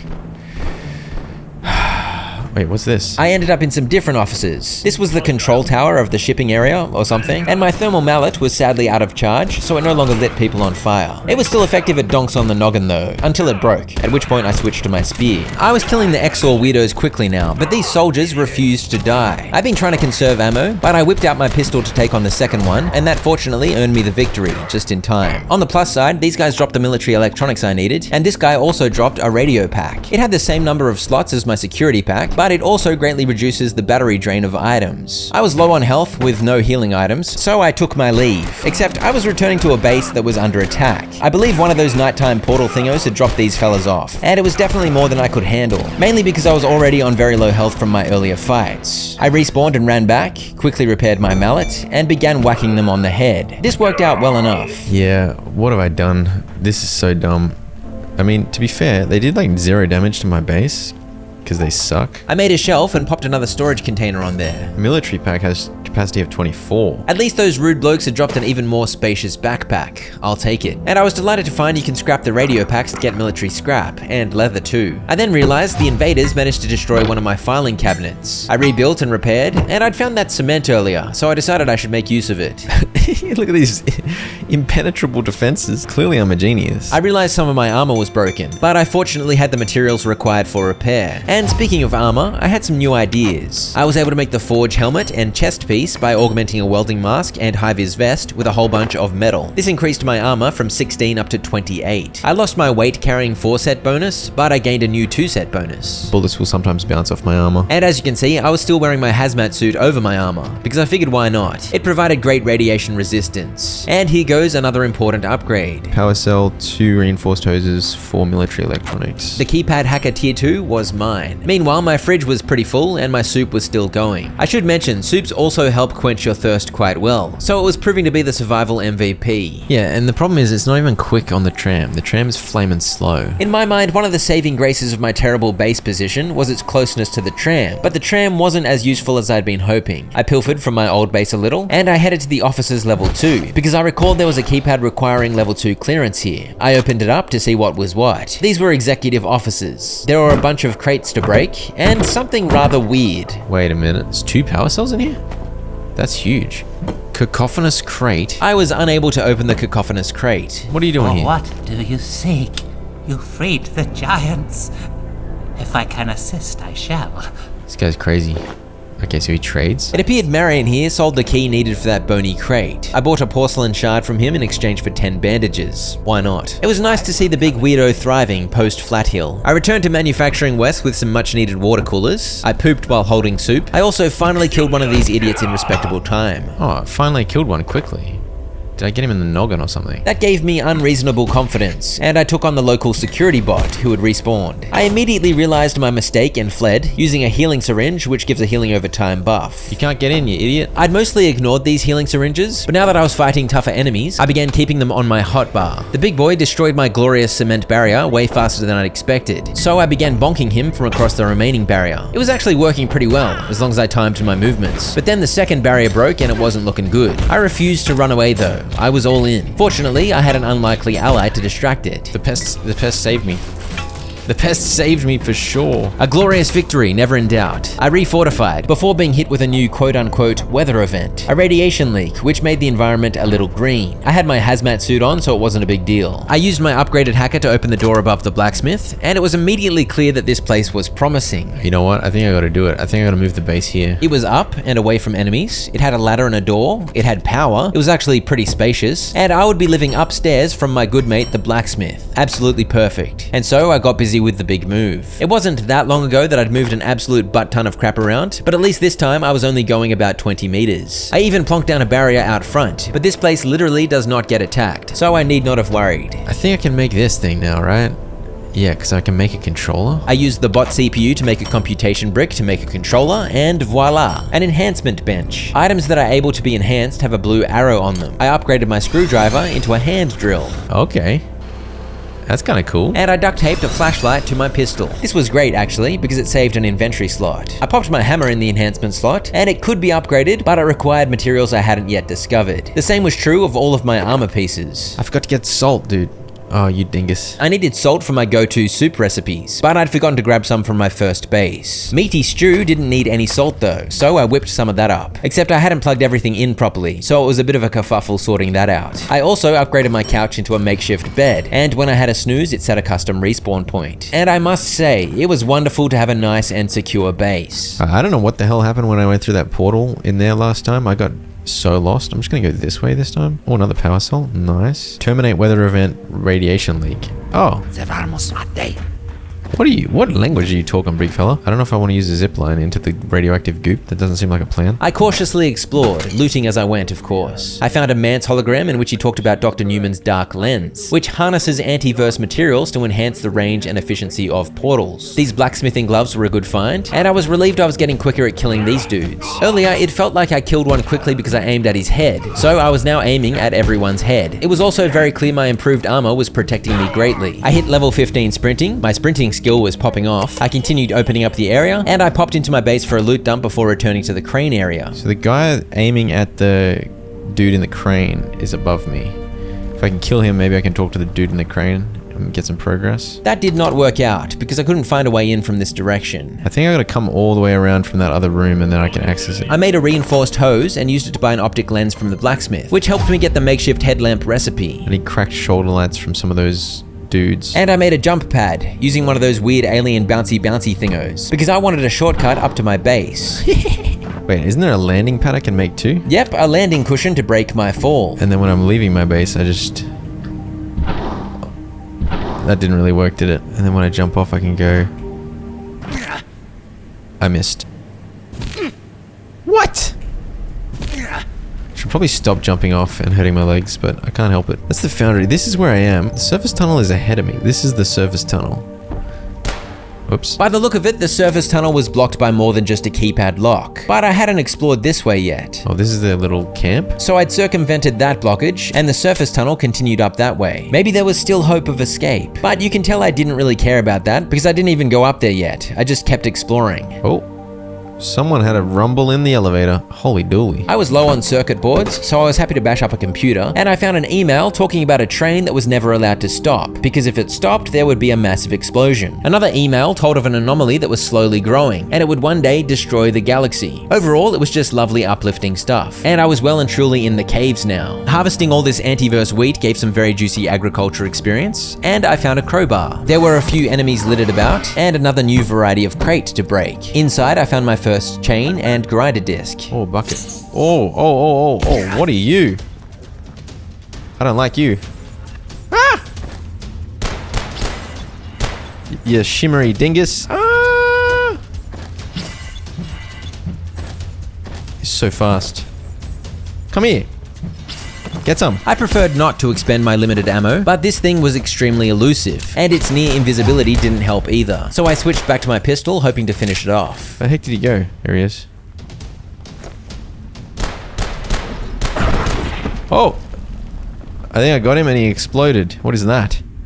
Powdered crystal. I don't know what that thing was, but It was pretty spicy. For all the theatrics of that fight, it actually didn't deal that much damage to me. I found another hologram discussing Exors. Are you saying the Exors are similar to humans? I mean, they walk on 2 feet. And around the corner was another shimmery dingus. This one had a conniption or something and just stood there while I made little dinky noises bashing it with my mallet. But it felt like I just wasn't dealing any damage, so I switched to my gun again. Kinda spicy, man. I need more bullets, I think. I set my check-in respawn point here in the mines, which was a terrible plan because why would I want to spawn in the mines? But at least I was getting lots of loot. I could not, however, get up there to check out that random portal. And have I mentioned, this facility is huge. These mines are huge. Where am I? I moved to check out this area, deeper still into the mines, but I wasn't confident taking on another shimmery dingus. Oh, there's another one of those guys. I don't think I can fight another one. I lacked ammo. I headed up this way instead, where I found a tram station. Train station override requires tram station key. Then over this way, past the sideways truck and the Guardian diggers. Bro, where the hell am I? I spied the outline of some friendlies up in a building. This was the site office, apparently, and it seemed to be relatively safe. I climbed up and found a fella named Douglas and a lady named Frake. This was the Frake that supposedly had a plan. But remember what happened in 85? When the kinetics team overloaded the synchrotron?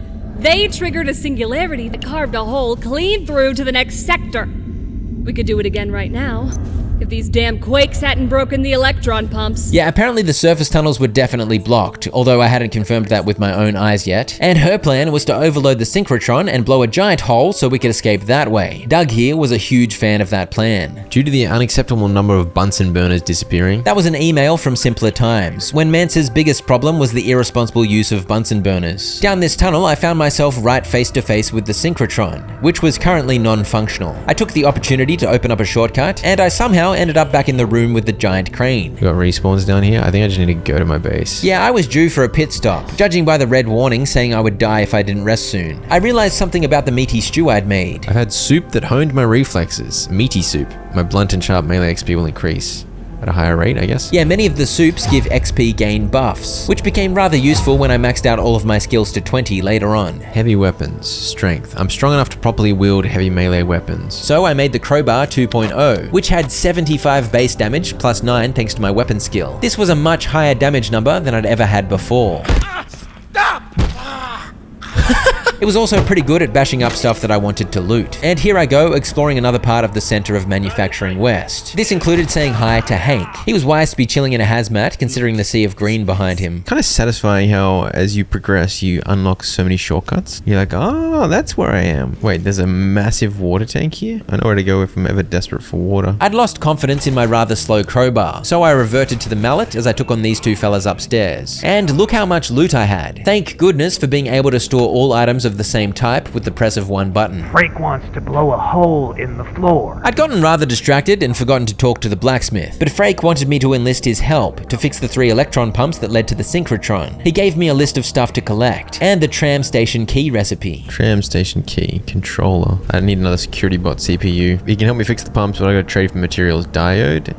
He wants grease, fiber optic cable, he wants solder, melt silver and metal scrap in a soup pot with water, optic lens trade for reinforced hose. I think I've got an optic lens. I made a makeshift toilet using a bucket I'd found in the mines. Ah, the bliss of a poop on an unplumbed toilet 3 meters away from your bed. Beautiful, just did a poo in my corner. I had a lot of work to do, but I hadn't finished exploring the central area, so I headed off to take a point-blank shot from this sniper. It made me bleed severely. I had to use 3 bandages to stem the flow of crimson. He got me good. Check that out, big ol' man-made lava.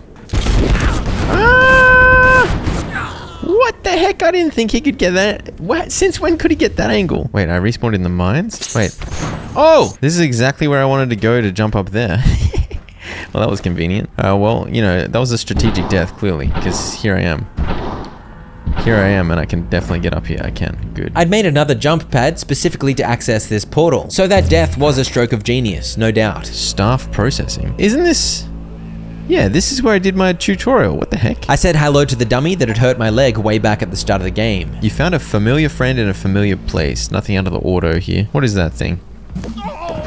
Ah! Dude, the bees are owning me. What do I do about that? The bees are owning me.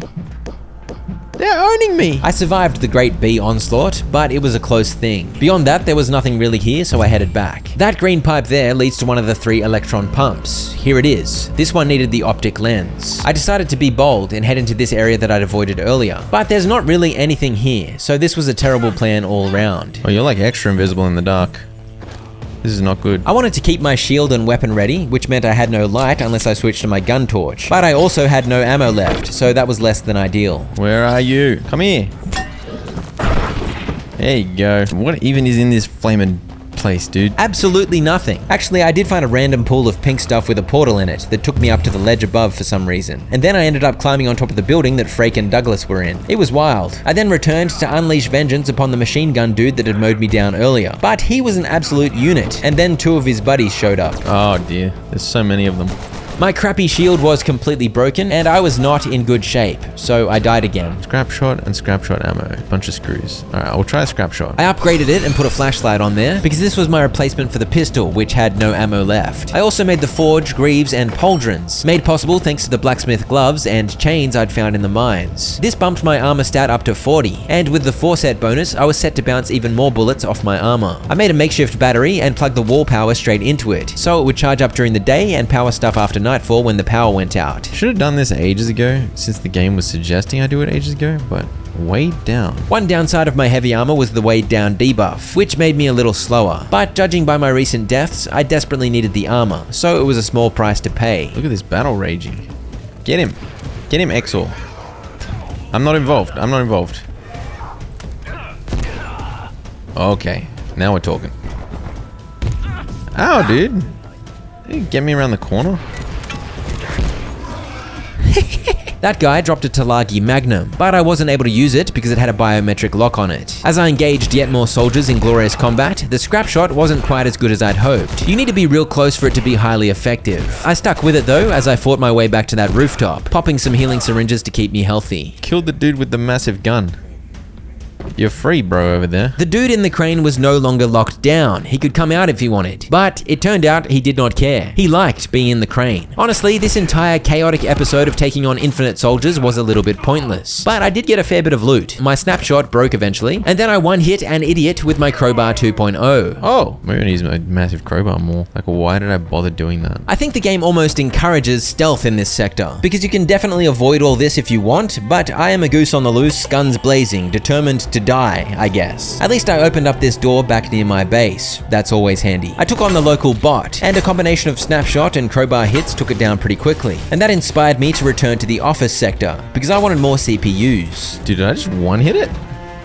What the heck? By this point, I'd unlocked a charge attack type move, where if you swing while sprinting, the attack comes out with speed and deals extra damage. At first, I kept doing it accidentally, but I was now beginning to understand, and it seemed extra effective when targeted at the bot's eyeballs. If done properly, it was literally a one-hit and dead situation. On the 4th kill here, I didn't actually even use the charge quick attack. A normal swing one-hit the big boy, and so I enjoyed a triumphant tram ride home with 4 security bot CPUs in my bag. I got so many beverages out of that as well. I used one of the CPUs to make a tram station key. I crafted some more healing syringes, and I added some wall torches to the base. In the soldiers' camp here, I found some email correspondence. They were referring to each other as Praetor and Divinator, and their language was very zealous. I used the optic lens I'd acquired earlier to fix the green electron pump here. 2 more to go.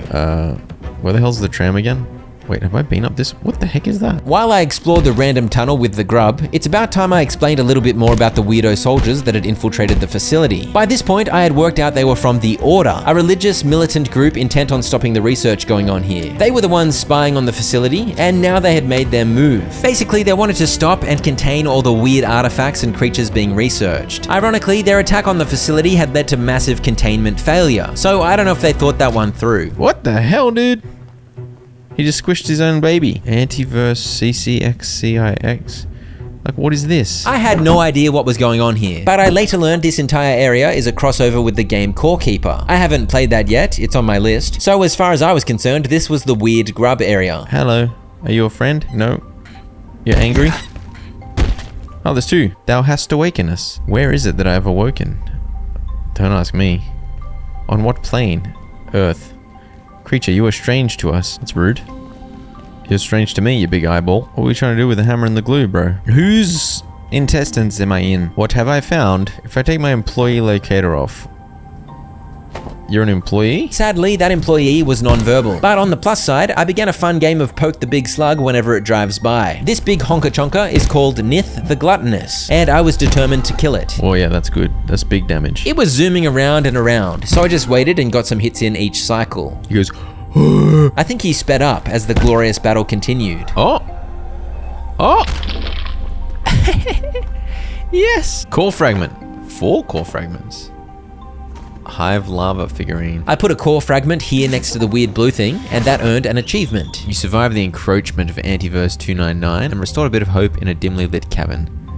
There may yet be more to explore. Alright, strange grub cavern, keep your secrets. I headed to the tram station and popped the key in there, and the doors opened up. Before heading in, I returned home and put the copious amount of grub meat I'd collected in the fridge. I cooked some up too, and I made a heater, which I turned into a heater shield, an improvement over my plastic cafeteria tray shield. I also turned some wooden planks into paper scrap so I could make some more snapshot ammo. I then returned to the tram station where I shellacked some fellas with my crowbar. Come back here.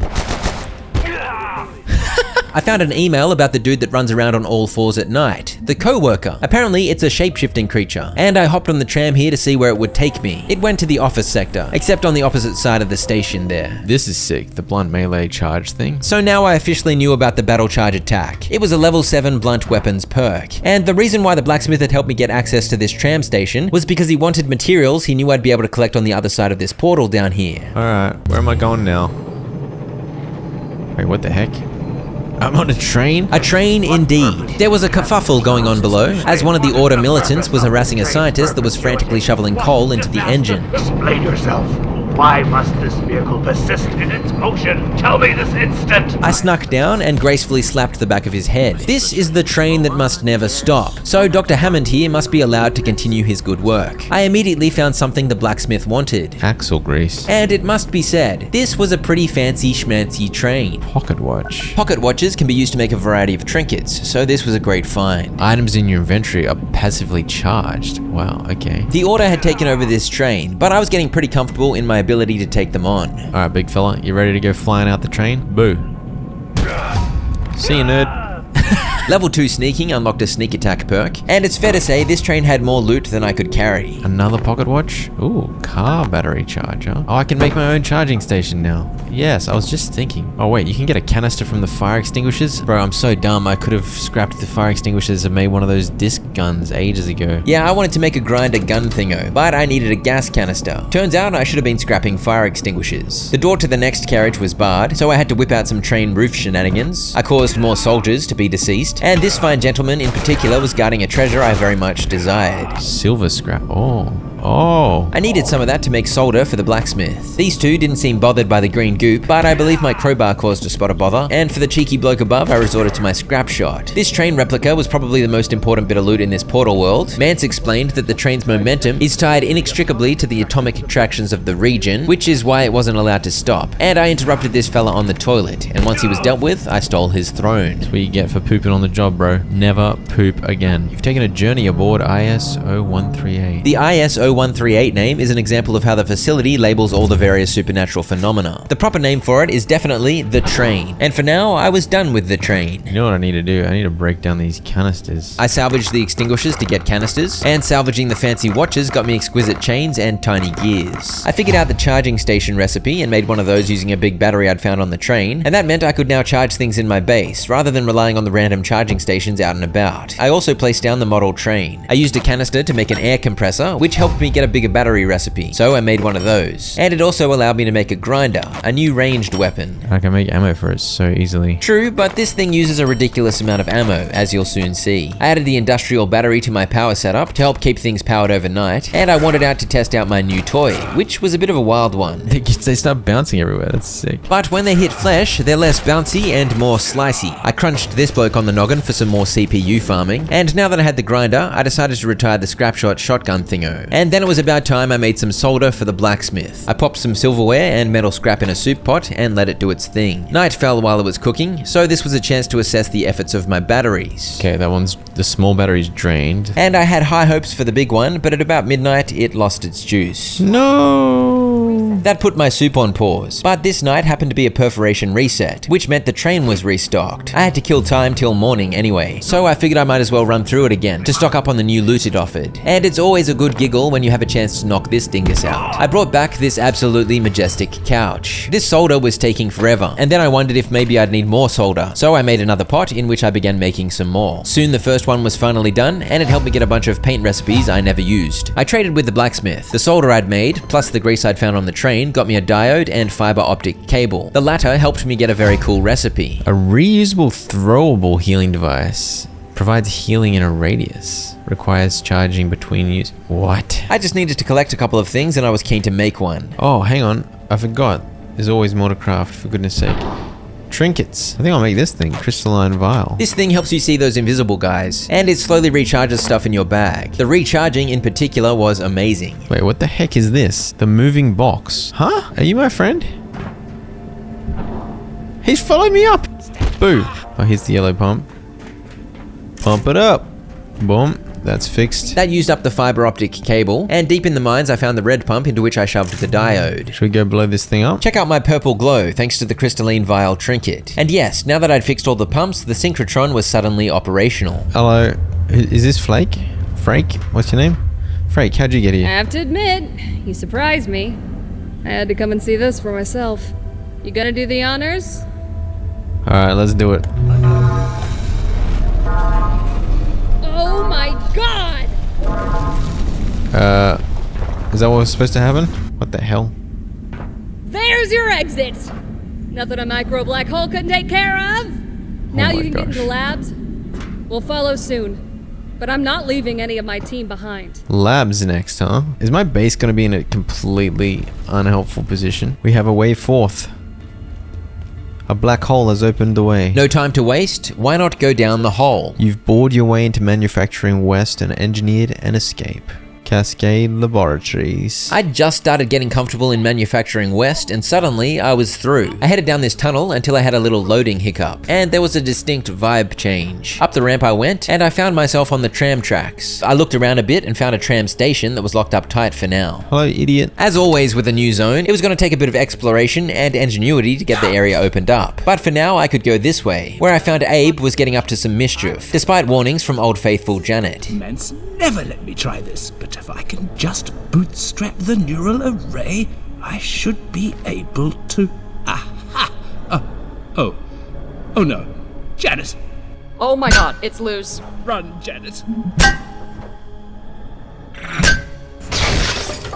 You made an electro pest? It was about time I was offered a stronger version of the pest to fight, so Abe had helpfully made one for me. I found a man's hologram, in which he discussed how their ability to make portals had gone beyond his wildest ambitions thanks to the dark lens. Well, can I learn how to make portals? So I don't have to move my base? I spy a hole. XR containment wildlife pens. Oh gosh. And so I began my journey into the lab sector. See it, report it. I don't want to see that, that's for sure.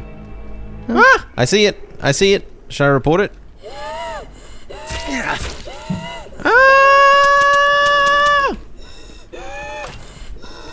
Stop wheezing, you big weirdo. Is it taking any damage? This absolutely terrifying, wheezing, balloon, floating idiot did not appear to be taking any damage whatsoever, and its pursuit of me was relentless.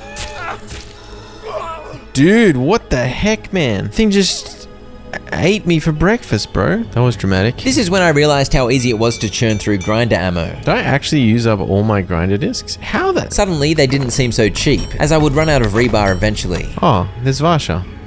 She died. Wait, what? When did that happen? Hey, look!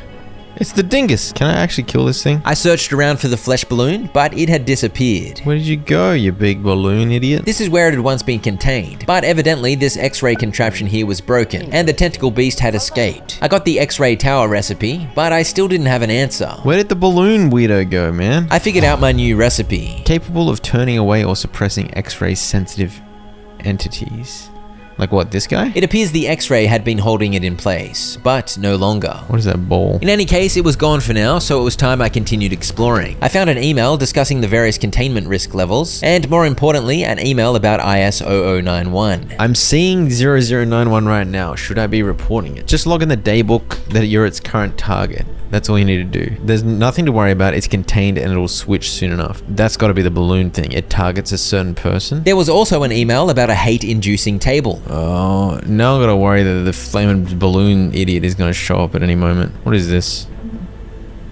Layak. I picked up the weird orb, and that got me the registry entry for IS-0091, also known as the balloon idiot. Oh, stare directly at the creature until it vanishes. I mean, you could have told me that before I got assaulted by one literally immediately. A bit rude. And I listened to a Dr. Mance hologram providing even more info about it. It's transcorporeal and can travel through walls, and as I'd learned, it's unaffected by physical attacks. Oh, there you are, big fella. So it had fixated on me again, but this time I was equipped with some knowledge. I simply stared straight at it for about 5 seconds. Go away. Okay, this is so creepy. It went, Now that I had a handle on the weird floaty man, deeper into the lab sector I went. I found a foyer with a check-in terminal, and over here there was evidence of a mild car crash type situation, and the Order had set up quite a base too, but it was deserted, except for a few dead fellas. I found an Order email talking about removing the dark lens, which apparently they knew would destabilize the portal network, but they did it anyway, apparently. I pooped in their porta potty, and it was pretty clear I needed another base, and this foyer seemed like a good option. It even had some filing cabinets already, allowing me to empty my inventory. Seems this is my only option down this way. This ramp led to a big fat elevator, which I called down, and I hopped on to see a massive area above, with plenty of levels to visit. I went up a level, and the sheer scope of this place dawned on me. Holy dooly. I mean, what do I do here? I hear weird groaning. Is there an elephant somewhere? No subject? Oh, it's Dr. Thule. Oh, it's you. How'd you get here? Yeah, Dr. Toole had emerged from the cafeteria and made it to the labs. Obviously, I was planning on getting through the vacuum chamber to the surface elevator, but it's covered in some muck. Typical. Once again, we were stuck. New sector, same problem of being stuck. But he reckoned there'd be something to deal with the muck in the containment block, and the recipe for the tier 3 keypad hacker popped up. So I had some new crafting materials to find. There were a bunch of containment cells circling the lift in the middle, so I had a look in to see what I could see. The creeping crystal. What the heck? I ventured off this way and ended up outside the wildlife pens, which I needed a tier 3 hacker to open. I found a map which helped me get my bearings slightly, and down this hallway I found Abe and Janet, who had managed to wrangle their pet electropest. They also hinted I should go to the containment block to get some useful stuff. There was a weird vending machine here, selling only Kiz Cola. I bought some, and there was something strange about it. Radioactive cola? I better drink some. I do not think it was wise to drink the Kiz Cola. You smell disgusting. Oh, for goodness sake. That's not what we wanted. I washed myself at the water cooler and got back to exploring. As I listened to Mance ramble, the Layak showed up again. It had been about 15 minutes since it last bothered me, so it seemed I was going to have to stare at its ugly face a few times an hour. I ran into an Exor monk, whom I treated to a crowbar slap, and around this way was a path back to the office sector, so I ran through and opened up some doors, and found myself back where the Japan portal was. A very useful shortcut. The main door to the wildlife pens had been locked, but this side door here was open, so I climbed my way in. By wildlife, it seems they meant creatures from the Antiverse, including a chunkier version of the Bakeri, which shot a gooby at me. What the hell, dude? And I guess a big rat counts as wildlife too. There was a ton of Antiverse wheat growing here, so this was a good dose of agricultural experience. I found a new crafting material. Liquid crystal, that's what we needed. So if I saw one of those monitors, it was violence on sight. I opened up the front of the wildlife pens, circumventing the rude keypad, and I found some poo in the bin. There's a bag of feces? It makes one soup? I then found my way into the lower part of the pens, and I began letting loose at these doggies, and they flicked their tails at me in return. These are Pakeri Sows, and they drop milk sacks. Milk sack? 7 soup recipes? Wow. There were tainted carbuncles littered around too, more stinky versions of the regular carbuncles. So I fought a few of these enemies, and they were all pretty easy to defeat. In this center den area, I claimed a bunch more wheat. Then it was about that time again, as the Layak showed up to bother me. In multiplayer, I'm sure it's hilarious to see your friend get targeted by the balloon freak, but playing on my own, there was never any surprise as to who it was going to bother. I moved on and encountered my first electropest, and when you chop these up, they drop a useful item, but I didn't realize because my bag was full and it was hidden under a rump. This door was a dead end, so I backtracked and chose a new direction to check out. I found a kitchen, and this area had some pretty serious aquariums. I found the other side of the tram station door, with that idiot that I'd been rude to earlier. I was even ruder this time. Tram station override. Upstairs I found a lab where I took on another electropest, and claimed some choice loot. And I found an email about webbing infestation that gave me the recipe for anti-thermite, which apparently can get rid of it. There was also one about magical yellow paint that appears to mark the way forward when people are lost. I admired some danglies, and because I hadn't realized these electrodes drop a useful item item, I wasn't chopping any of them up, which was a bit of a big whoopsie. I found a vent which took me through to progress, a cheeky way into an otherwise inaccessible area, where I found quite a lot of the order goons had set up shop. I began taking them out. I was jump scared by a pest. Ah, dude. And see. And it may have been a bad plan to go in for close combat against this bloke with a shotgun, but it seemed I was capable of taking these guys out pretty quickly now. That was the achievement to take down 50 combatants from the Order. Make that 51. I continued finding holograms. This one was about a love potion used by the antiverse creatures in their mating rituals. Lovely. Also, I was beginning to consider this floater something of a friend. This device here was the key point of interest in this lab. Requires snag vine seed. Requires night essence. On top of those required items, I needed level 3 clearance. But then that'll open up a portal to wherever the heck she went. Her hologram had been about how an expedition into that portal hadn't gone well, because the locals they'd met there were a little insane. I was so tired that I was gonna die, but I was worried that my friend the Layak would eat me while I slept. Fortunately, I got through a nap on this couch without suffering any violence. Anything else in this weird area? Oh, hello, big fella. Where'd you come from? This was a new variety of security bot, which activated as soon as I went into its little zone, and it did not die in one hit from my crowbar. It was a little more sturdy. Oh, you're a lot faster than your friend. I hadn't taken much damage though, so I thought I could get away with another crowbar whack. I've broken my leg. He's got me! Put me down, you big buffhead. Where the hell is he taking me? This variety of bot was tasked with putting any subjects that escaped back into containment. He imprisoned me? What? How rude. There was a crate in here which yielded some wood that I used to make a splint for my broken leg, and then into the vent I went. Good thing you're too dumb to not put a flaming... Oh, dude. Nerf the containment bot. You want some, bro? Maybe it wasn't a wise plan to get back into a scrap with the big clunker, because he was flaming fast. Ah! Get some. Ah, he's still alive. I thought he was dead. Crap. Oh, he's a genius. He changed directions. And I think it's fair to say that killing this thing required a rather large quantity of grinder discs. Oh, did he actually die? Oh, for goodness sake. These things are crazy strong. That earned me my first jailbroken CPU, a very useful item for crafting. I opened a door to discover this area connects right back to the foyer from earlier, so I dumped my loot and had a spree collecting a bunch of stuff I'd left behind in the nearby areas, which included looting an electro pest properly. Capacitor? I brought back some filing cabinets, which I set up in the foyer, and so yet another base began to form. The thing is, like, how much effort do I put into this? The capacitor unlocked a bunch of stuff, by the way. Electro thrower? I stole a cot from around the corner, and I had quite a lot of storage set up already. I went back up to level 2 on the lift, and ventured up this giant ramp, admiring the weird goop on the door at the top, and the massive device lit in blue on the right there. This webbing is the stuff I needed to figure out how to destroy, and there was another containment bot, which I decided to taunt by going over its line. He's gonna arrest me, he's so fast! I kited it all the way up and down this ramp, but I could barely get a lead on it. How did he get this fast? Help me through. I fled onto the lift and began using absolutely ridiculous lift silly willies to bamboozle the big unit. But that didn't last long, and I ended up on the run again. Before long, I was completely out of ammo. I gotta go on for one big hit. As you can see, one big hit was not enough, but I somehow avoided getting put into timeout as I finished it off with a few more swings. Get some, you big idiot. See that, mate? That's how you take on a robot. I took a closer look at the lens epicenter here, where there were some victims sprawled about, but Dr. Newman here had survived. You know what this is, don't you? The dark lens. The core of our perforation research.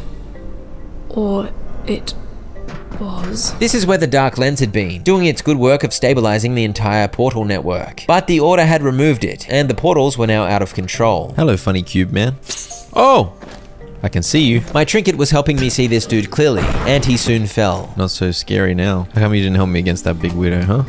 Wait. It was all dead ends up here, so back down I went to have a snooze and make use of the passage I'd opened up back to the office sector. My loot that dropped when I died who knows when ages ago had appeared near Warren. Oh, that's where the snag vine seed was. Just as well I picked that up. I need that. I believe I found that somewhere in the caves of Manufacturing West, evidently not long before dying. I took on this weak security bot just to feel strong again, but I didn't one-hit it, so that backfired, and on the tram I went. I came all the way back to my base here to make soup. Exor heart, lava meat, and antiverse wheat soup, which ended up being bad soup. I'm not sure what I was doing, but I did successfully cook some not bad stuff, and I made a tram station key. Hey, can you not cause a Wait, what? The moving box picks up stuff you leave on the ground. It kept stealing my pot. What a big weirdo. And I got prepared making some stuff for the new base in the lab sector. I wanted to leave this blacksmith base in good shape, so rather than stealing the workstations, I made new ones. Then it was back on the tram, through the office sector, and back to set up the new base. It actually wasn't too bad of a trip thanks to my extreme sprinting skills. I spent quite a lot of valuable materials making a hot wire kit. I activated this tram station, but it wasn't even capable of calling a tram, so that was a scam. And this hot wire kit was also a scam. It did fix the security card, but then I never even used the security card because my elite sprinting was just as fast. I put the snagvine seed into this contraption, but I still needed night essence to fix it fully. And making a new base didn't actually take that long. It was lovely to have somewhere nearby to dump my riches. And then it was finally time to explore level 3 up the elevator. I believe this may have been where the yellow paint was once contained, but it appears it pulled off an absolutely explosive escape. I dropped down the hole it had made to find myself who knows where. Give me more capacitors, please. Also, give me this fridge. There was a bridge here where I was able to open a door below, but not the door on the other side because I needed class 3 clearance. Across the bridge there were some armory lockers, and I guess I was still in the mood for unending storage because I grabbed them all. I kindly greeted this Exor. What happened there, mate? You been sucking on radiation? Alright, so I can get to the inner wing with level 3 clearance, so I need to keep working on level 3 clearance. That is the inner wing of the containment block, where the juiciest entities are kept. What the hell? What the... Oh, what the... What?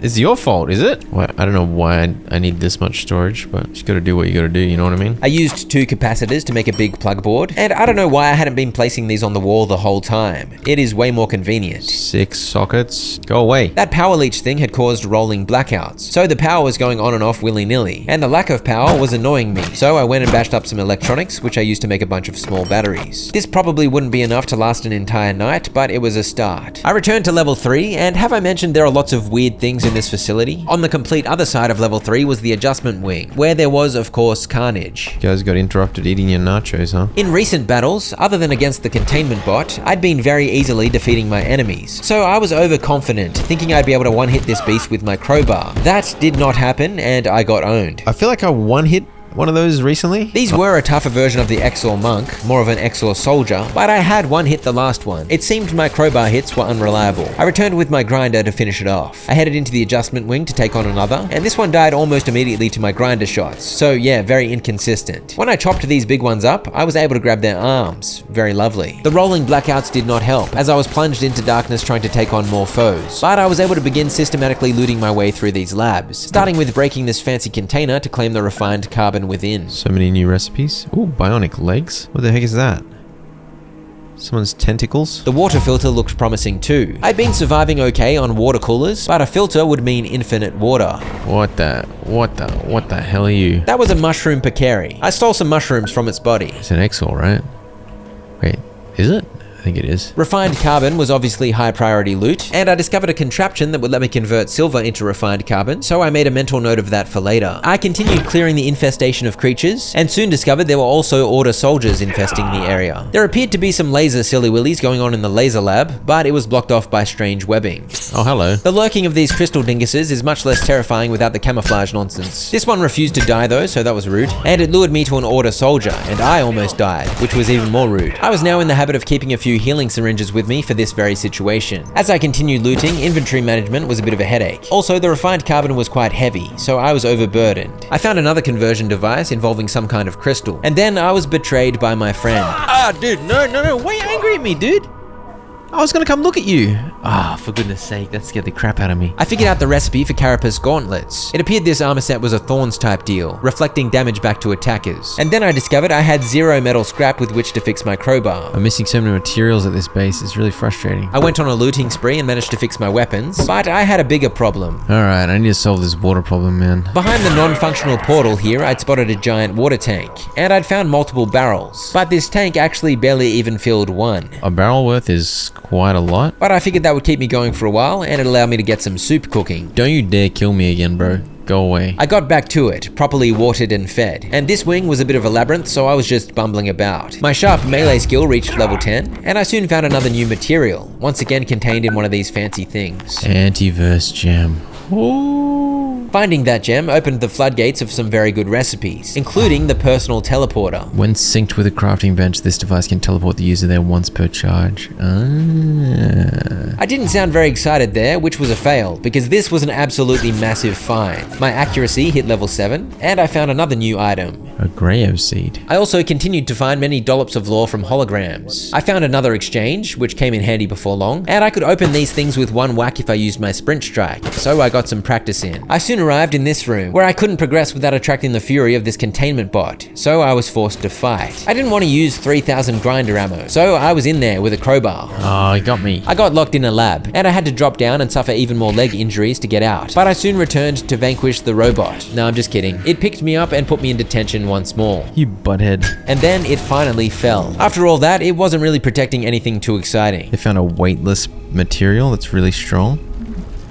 The fragment. But after a poop, that was about it. The key point of that whole area was to collect refined carbon and antiverse crystals. I found 24 of the former and 6 of the latter. That was enough gems to make some quantum glass, which helped me get even more recipes. And it was going to help me make a projection matrix, but I needed some other stuff first. A portal storm arrived, so I had to deal with an onslaught of pests. Can't really see what's going on. And there were heaps of good things to craft, but it was going to be expensive. I started with bionic legs, which was very expensive. Some carapace gauntlets gave me an 8 armor upgrade, and the bionic legs were a 5 armor downgrade, but they made me run faster, so it was definitely worth it. I discovered the split pea soup recipe for the all-important 100% soup collection, and I was thankful for the extra run speed as I zoomed off. Something going on here. I have no idea what that was, but I needed optic lenses, so I made a bunch of reinforced hoses to trade to the blacksmith, and I needed staplers of all things, so I grabbed a stack. Here we go. Makeshift headlamp. I don't know why it took me so long to make this, but this was very useful. It meant I could have my torch on even when my hands were full, and thanks to my crystalline trinket, it constantly charged even while on the move. And I stocked up on a bunch of other stuff too. In fact, I should have brought more with me, but oh well. I was able to make a projection matrix, with which I made a memory brick, using up my last jailbroken CPU, but that was enough to secure the Keypad Hacker Tier 3. There we go. I used a projection matrix to make a lightning spear and a charge shield too. The spear in particular was a massive improvement, as I'd been using a crappy makeshift spear since pretty much the start of the game. This new spear dealt almost 3 times the damage, and it let loose sparks to deal even more area damage. The charge shield also delivers an electric shock when enemies hit it, and with these new items equipped, plus some fancy footwork to avoid a lot of the robot's swings, I was able to take down this big bloke and yoink another jailbroken CPU. Oh, I like this. This is cool. That was great. That was a good fight. I used up my last antiverse gem to make another projection matrix, and that, combined with the CPU I'd just gotten, allowed me to make another memory brick, which allowed me to make a personal teleporter. I synced it to my crafting bench here, I charged it up, and I kept it on my hotbar for my next adventure. Yep, level 3 clearance. Class 3, rather. I'd cracked my way into the inner wing of the containment block, and it was time to see what horrors awaited. Got a headlamp now as well, so I can have everything equipped. It's so beautiful. Most of these doors were locked shut, but one was open. Antique shotgun. This supernatural shotgun was a tool I could use, and even upgrade apparently. I could see into some of the containment cells, and down the end was another open door. Gravity dampener. Talk to me about a dangling gravity cube. Is this a trinket? The holder may experience gravitational anomalies. Oh, what the heck is that? Is that a snowman? I hope I don't get stuck in there somehow. There was a massive door that I couldn't get past, but I could have gone up the stairs there. However, I couldn't help myself. I felt an urge to check the upper levels first, and so I took the lift to level 4. There were more containment cell windows to look through, and it's worth mentioning, the lab sector was where I filled a heck of a lot of registry entries. I was getting all sorts of info about a bunch of random entities as I came across them. Oh.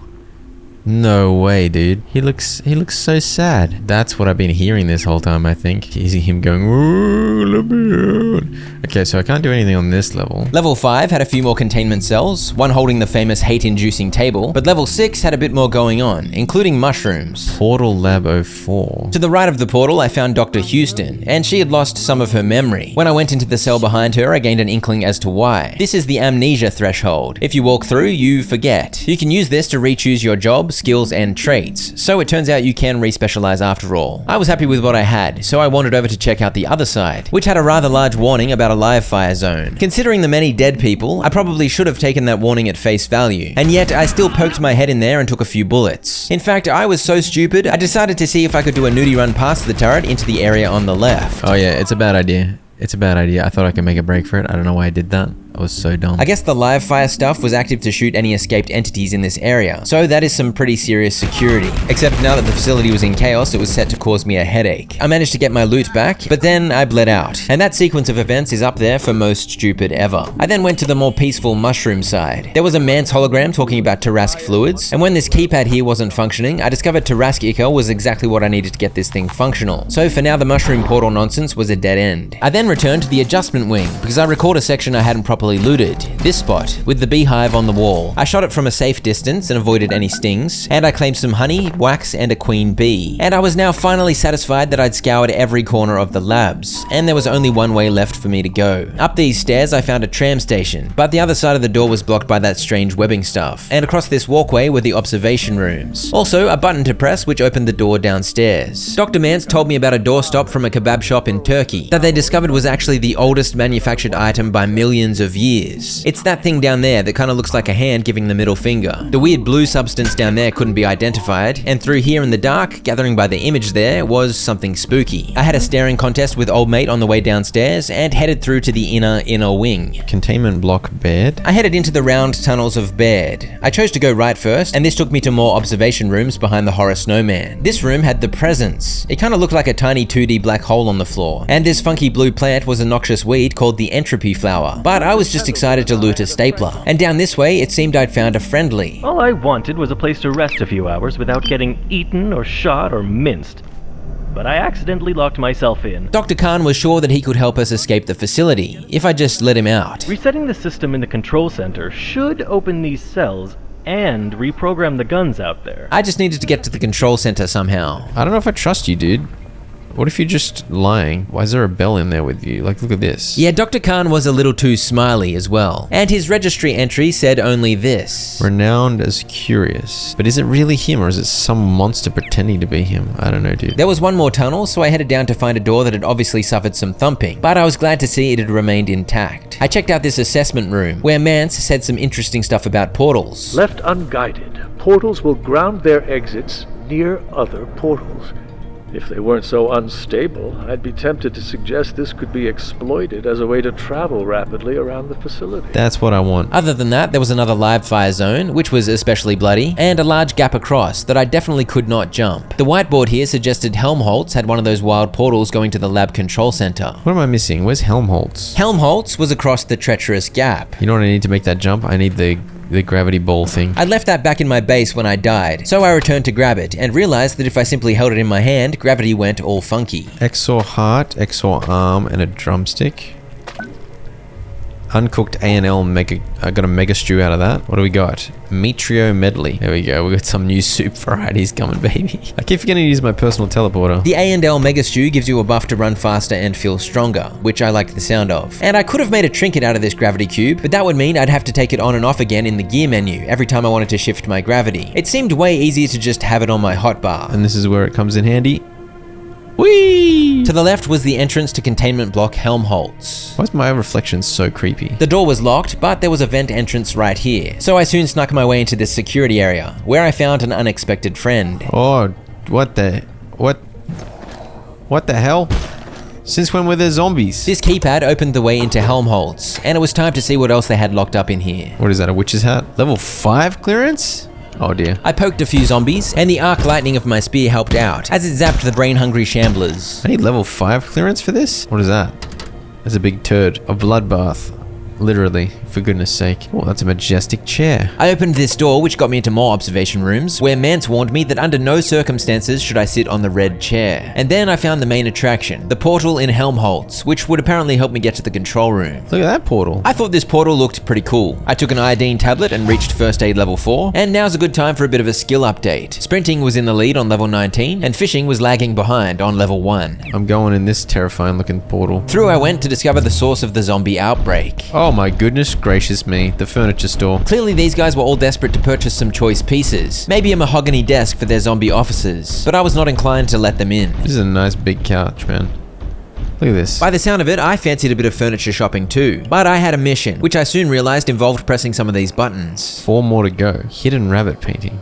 Give me that. One concern was the battery of my headlamp, as this place was pitch dark. The lamp was constantly being charged by my trinket, but its draw was faster than the charge, so from constant use, it would run out eventually. Oh, where did you come from, bro? This present had a lump of coal, and yes, there were zombies inside the store too. Considering they had a habit of suddenly appearing out of the darkness, I was a little bit on edge as I explored. Apparently it was Christmas time here, so at least my terrified searching was elevated by some festive cheer. I can make a Christmas tree now? I collected more lumps of coal, salt rock, and candy canes, and I soon found a second button. When I found this area with multiple kitchen designs on display, I discovered the cupboards held loot, and I was keen to stock up on plenty of salt for soups, so I diligently checked every single one of them. But it seemed the volume of zombies bothering me was increasing. Also, I had limited headlamp battery, so this was altogether a bad plan, but I guess I really love salty soup. I found a cane sword, so I swung that for a bit, but it didn't even one-hit zombies, so I got rid of it, and I really needed to hurry up. I found a way downstairs to the loading dock, and once I managed to force my way into this room past some zombies, I pressed the third button. Oh, there's one more here. It's just as well these walkers died in one hit, because if they were any tougher, I'd have been swarmed. But my dilly-dallying had caught up to me. My headlamp was pretty much out of battery. I'm gonna chill near the Christmas fire. The fire helped me see, and it warmed my butt too, as I stood around waiting for my light to slowly charge. But it was very slow, so I made a run for it, trying to minimize headlamp usage. This is so uncomfortable. Doesn't seem to work right now. I still hadn't pressed that fifth button yet, and I guess that's what was needed to get the lift activated. So I ran around like a headless chicken trying to find it. I couldn't find it anywhere, and soon my battery completely ran out, and I couldn't even use the turn it off and on willy-nilly technique anymore. So I simply could not see. I had at least managed to turn a lamp on, so I climbed up on some bookshelves next to it and waited. A few minutes later, my light had a sliver of juice, so I got back to it. What are they selling, bathrooms here? Oh yeah, that's right, it's a furniture store. And I finally found it, tucked away in a corner upstairs. Something is activated in the center of the building. Trying to squeeze past this conga line of zombies was a bad plan, as I nearly died. This is not the play. And as I ran downstairs, my headlamp died again. But I managed to make my way to the lift, and now it was functional. And I was safe, too. It took me up, up, up, and I spied a portal. Oh, thank goodness. Holy dooly. I've lingered through an apocalypse. I sure did linger. This email terminal hinted that not only are there antiverses, there's also a multiverse. She didn't know about the invasion. She hadn't even heard of the IS-0102 infection. Is it possible there's some kind of crossover? And this is the promised portal, destined to take me to the control room back at the facility. When I arrived, I found it was foggy, which I did not appreciate. I learned more about the beast from which I needed to steal some ichor. What the heck is that? Oh, that's the Tarask? It's huge. And I tried to hack this keypad, but it didn't seem to be working. This button worked though, opening a door off that way. What is this? X-ray shield emitter. That gave me the recipe for the X-ray lamp. I need to put lilac essence in here. I've got one lilac essence back at my base. This X-ray field was blocking my way, and I needed some of the balloon dingus's essence to get through it. I was able to go this way and down an elevator which connected me back to the central area where the big hole was. So at least I'd be able to return to the control area without going into Zombieville. I returned back to where the X-ray barrier was, because there were some other directions I could go. I got into a few fights, and I found a broken walkway which I jumped across to find another of those cacophonous crates, and that was all there was to see. So I took this zip line down through the fog. What the heck? It took me to a rat, and then I remembered that I had a new toy. Oh, I'm back here. I'm just gonna use this thing. Ready? Boom. That's sick. A very useful toy indeed. As I pooped, I thought about how annoying the low visibility caused by the fog was. And I'd yoinked some art from the furniture store, so I leveled up the feng shui. Beautiful artwork. I also brought home this little guy. Killed 2 robots, and then I just need an antiverse gem. I needed to make an X-ray lamp to get more Laic essence, so it was time to get to work. I first took out the containment bot near my base. It's so foggy. When's this gonna end? Am I gonna see the weirdos crawling around? There are weirdos. I want to fight one. I let loose with some grinder discs and learned what a skeleton bowling ball looks like emerging from a fog cloud. Oh! Holy dooly! Where'd he go? Oh my gosh. No. The one that's rolling is the real one. Those are the Symphonist's 2 go-to moves. The roly-poly for striking, and the mirror images for bamboozling. I managed to hold my own, as I enjoyed the spear and shield fighting style, which felt very safe. I eventually ended up in more of a toe-to-toe fight with the big fella, and while I did suffer some bleeding, I didn't take too much damage overall thanks to my shield, and I was a big fan of its dying animation. I earned an achievement for taking out one of the puppeteer's wayward creations. I picked up the Symphonist head, and I teleported back to base because I realized I had no bandages. And then my base randomly got attacked by the Order, water, who nearly killed me as I poked them to death. Can we lose the fog now as well? The fog was really getting to me, so I was relieved when only a minute or so later it finally lifted. I was low on bio scrap, so I salvaged some meat, and that allowed me to craft a few more healing syringes. And then I got back to what I was doing before I ended up in that glorious battle with the Symphonist. I was looking for more antiverse gems in the adjustment wing. I had no luck, but I was reminded of this thing. Oh, here we go. I hit level 20 sprinting. At max speed, you can stagger any medium-sized enemy if collided with. And my sprinting speed was now even faster, as I went up a gear after sprinting for a few seconds. Oh yeah. Holy dooly. Okay, where was that machine I wanted? I brought 23 antiverse wheat with me, which was everything I had, and I shoved it all in there. That's 23 antiverse gems. Yeah, I can get so much of the wheat really easily. There's like a wheat farm kind of spot, like just near my base, so boom.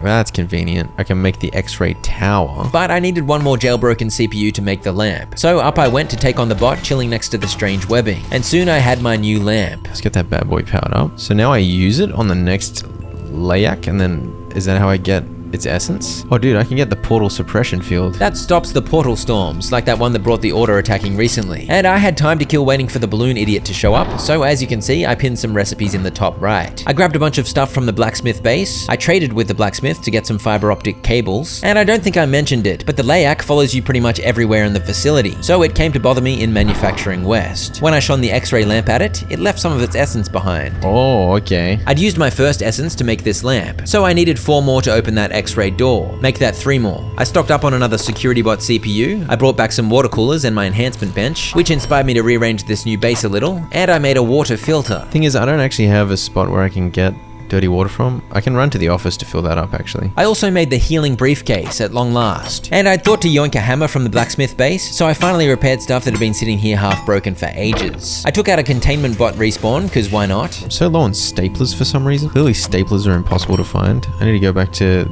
the office, the data bank in the office, collect 1 million staplers. I did some more work on the all-important soup 100%. We're making a poo soup. Yeah, poop soup is happening. Why? I don't know. And I realized I could make a super tomato seed. Waiting around for the balloon idiot was inspiring all sorts of innovations. I restocked my antiverse wheat supply in the wildlife pens, and I grabbed some soil too. I made mashed potatoes, I stole another bit of essence from the floater, and these things are quite radioactive, so I made a crate for them, which I put a few meters away from where I was usually hanging around. Clearly, that made it very safe. I made some balanced stew, and I used some of that soil to get a super tomato seed planted over here. I'm just literally just waiting for ridiculous balloon idiots to show up at this point. I made a chef's counter for this base and cooked up some pecari sausages. And I tracked down Marion and traded the Symphonist's head for a porcelain key, which I used to open the cacophonous crate in the office sector. That unlocked an entire bony armor set of recipes. And I picked up the fog lantern trinket. The wearer's stamina is greatly enhanced while immersed in fog, and the lantern lures the cordfish. What the hell's the cordfish? The layak finally showed up a 3rd time, and I raided the databank, but sadly found way less staplers than I'd been hoping. I somehow only found 2. Oh, the rotten food can be put into bioscrap as well. I raided the OG office space, and then finally looked up the controls to throw my spear. Get some, idiot. Back in the lab sector, the water cooler line became so long, and I was just killing time. Alright, make the distribution pad. This thing used up another jailbroken CPU, but it was very convenient. If you step on it, it works inventory magic. If I stand on it with that steel cable, boom, it gets added into here. I headed out to do some looting, and then at long last, my friend showed up for a 4th time. Aha. Finally, the final layak essence I need. I took on the containment bot yet again, because I was burning through jailbroken CPUs, so I wanted to grab them when I had the chance. And as I was getting ready to get back to business, the fog showed up again. I'll go kill another one of those weirdos. Another opportunistic weirdo kill. You love to see it, because it's not so easy to get your hands on a Symphonist head. I kill you. This has got more armor. Let's do it. Oh dear lord, I'm like the weirdo. It was an armor upgrade over the Forge helmet. And then I finally got back to business. I headed up the lift and returned to the X-ray barrier. 1, 2, 3, 4. We're moving. What? This isn't even open. I had to poke the keypad around the corner, and then I was good to go. For this is a live fire zone? No? I'm not getting shot at? Trying to explore this area with the fog active was an absolutely terrible idea. What is going on here? As I attempted to head down this way, a turret somewhere began shooting. So I was gonna have to figure out a way forward, avoiding the line of sight of who knows how many turrets. Except this one seemed to have a clear view no matter which way I went. So I was gonna have to make quick runs for cover. I soon made it across this area, barely knowing what was what thanks to the fog, but I'll take some refined carbon. Where's this lift go? With dead bodies strewn about, it was clear the Order weren't showing any mercy. I soon came to a hallway, and when I poked my head around the corner, there was a turret pointed straight at me. Oh. What is that big fella? He's massive. I backtracked and tried to find another path with less deadly turrets. I rejoiced when I found a stapler, and when I went down these stairs, I realized I'd unlocked the way back to the X-ray door area and somehow come full circle. Why has this fog got to show up as soon as I'm trying to do this important mission? I found a keypad, and I thought, hooray, I found the way. But this door led to not much. This way had yet another turret, so that was a no-go, and up here was infested with the Order, so I began taking them out. It was a safe and methodical approach to combat using the massive shield plus poker combo. But then I realized the first turret I'd seen had a line onto where I was. Oh, that's not a good spot to go. That's exposed. I really wanted to sneak strike this rat. Oh no. I used an elite water cooler surprise poke to take out this idiot, and I eventually concluded I needed to make a break for it. And I did manage to get past one turret's view, but guess what? There was another turret around the corner. I think I would have figured out a plan for this area a little easier if it wasn't so flamin' foggy, but as it was, I was struggling. I feel like I can get over there and go.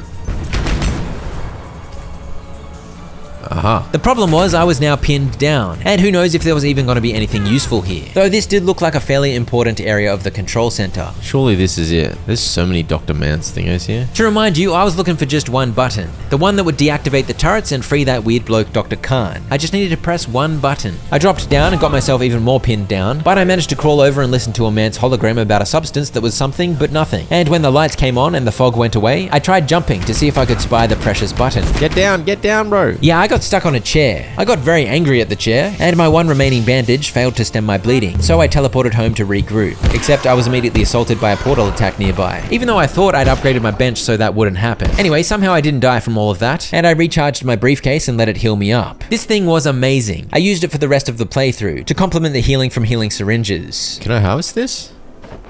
I can. Super tomato. I made some super tomato soup. More progress for the all-important soup 100%. Genuinely the most important part of the 100% is the soups. The layak, of course, kept showing up, and I kept my X-ray lamp with me from now on so I could collect the essence. And then I headed back to the control center, and it looked a little different without the flamin' fog up my nostrils. I concluded that the spot with all the man's holograms did not have a button, so I returned to the hallway where that massive dead giant was, and zipped across to find cover in the offices on the other side. Collecting staplers was obviously my top priority, but avoiding being seen by the turret was high up there too, which I mostly managed to do. And then I saw an opportunity to run behind its line of sight, so I took it and crept up these stairs into this heavily fortified area. This is when I realized this particular turret was not an auto turret. It was being manned by an Order goon. Oh, it's you shooting at me. I gave him a wallop for his insolence. I found an Order email. The facility's control center is ours. Legate. Legate? Be aware, their legions are not without resources, and the victory came at a cost. A quorum of our brethren were martyred against one of Gates' heavy condottieri, that which wielded some manner of dark protection. Thankfully, these paganites have not penetrated this area in large numbers and have retreated to the keep. So the Order had come up against some strong resistance from Gate, some force using dark arts, something other than the scientists they'd been slaughtering. This big fella didn't look like an Order soldier, so my guess was that was what they were talking about. I don't want to fight one of those massive guys, but it's definitely coming. The day is coming. With the turret man dead, I was free to move around, and I soon jumped up some crates to find myself at the heart of the control center. This is what I'd been hunting for. Dude, I had a little marker on my map. I didn't even realize. You did it. Finally. Dr. Khan was freed from containment, and he somehow got here immediately. You reset the system and turned the guns on those apes.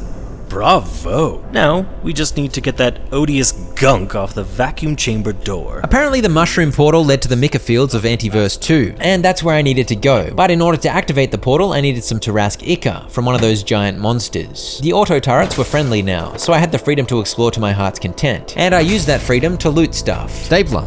I returned to the area with the 300 Mance holograms and listened to them all. One was about a lost dog. Oh, the dog in the artwork? And there were various other insights into the weird stuff I'd been seeing in all the containment cells. I soon emerged to find myself back near the lift, where I'd first died to the live fire turrets. The door here required level 5 clearance. Tarask Ika. Oh, that's right. I think I have to fight a big boy. I'd planted a potato, and now more potatoes were ready, so obviously it was soup time. When I did that security thing, it let Dr. Khan out, so I might have let some other monsters out. Is that what's happened? I needed to find a Tarask, and that was my best guess as to where I would find one. It let Dr. Khan out from here. I went into Dr. Khan's cell, and there was an unassuming bell, so I rang it. It might just be a little dingy bell. It could also be a shapeshifter. I put the bell back. I thought perhaps the door down here would be open, but it wasn't. But the door to the red chair containment cell was. Apparently this chair is very dangerous. Should I sit in it? Obviously, you've got to sit in the evil red chair. Why not? I thought maybe it would fold in on me and swallow me whole. Maybe it would launch me across the room. I wasn't expecting this. What the heck, dude? Oh my gosh.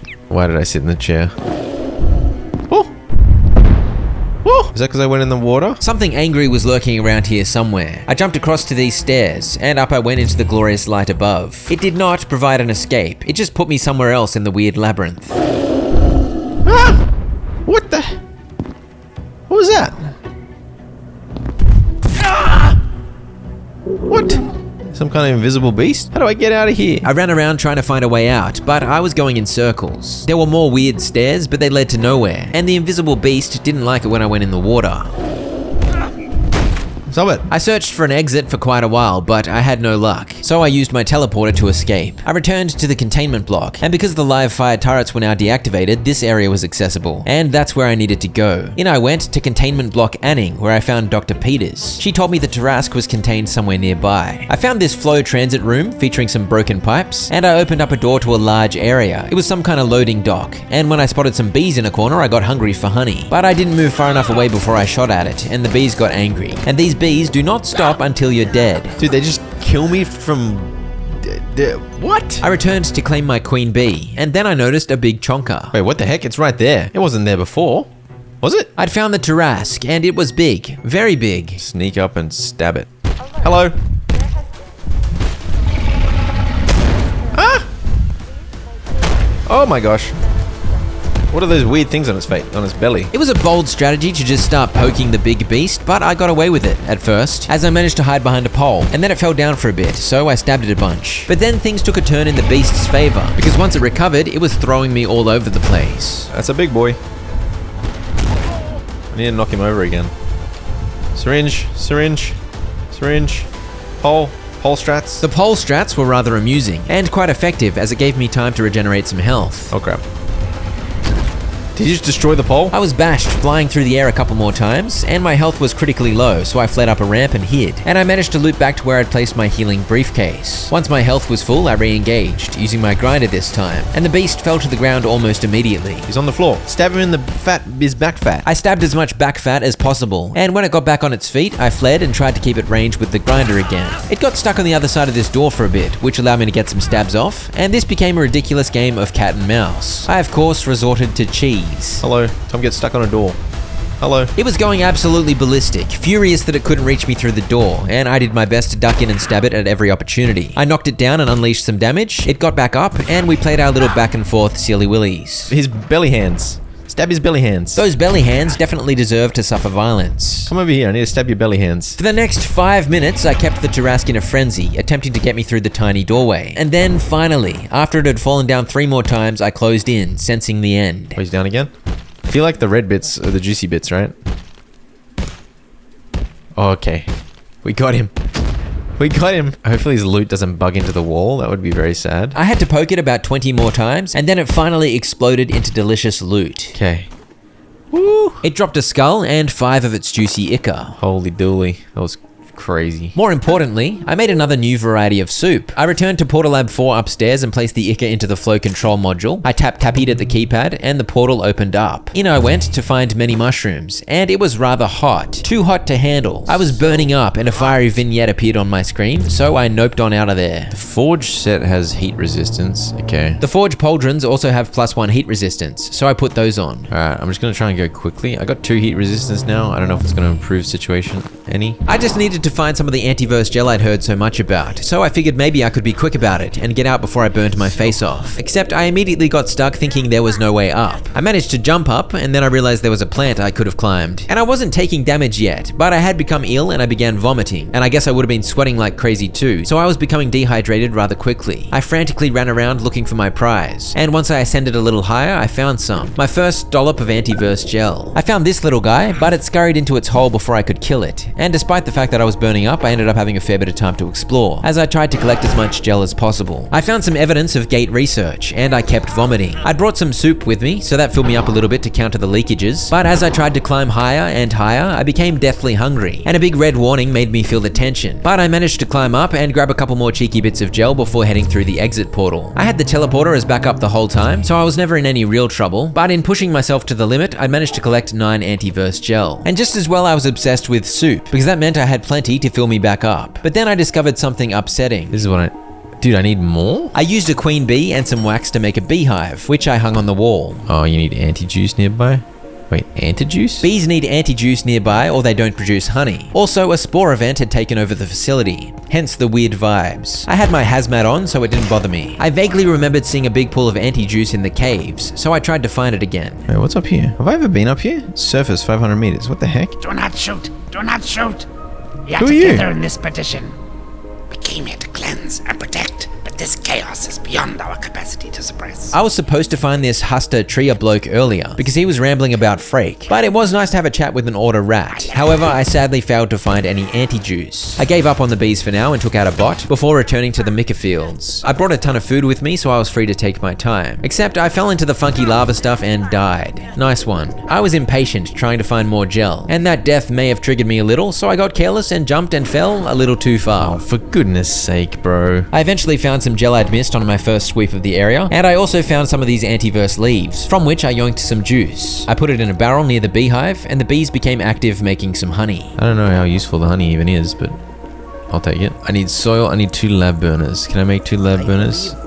Can. I made some soil using poop I'd collected from my makeshift toilet, and that's the story of how my very own poo contributed to making the anti-thermite. Bomb. Finally. This toilet was a true hero, no doubt about it. I ran up towards the strange webbing with my anti-thermite in hand, ready to break free of the lab sector. I slapped it on there, and the whole massive gunky mass began to burn away. And at last, the vacuum chamber door was exposed. See you later. Unbelievable. I hacked the keypad, and it was time to head to the security sector. The security sector now, huh? I have concerns about what might be behind this massive door. A vacuum chamber was behind the massive door, and another massive doorway which was open. You've broken free of containment failures and explored beyond the Cascade laboratories. I was in the clearance sector, and there was blood all over the ground. I set my check-in spawn at this thingo. Finally, into a 4th sector. That's crazy, dude. I made my way through this door and found I was looking upon a lovely green radioactive glow, and a strange figure was seated here, surrounded by dead Order soldiers. What the hell?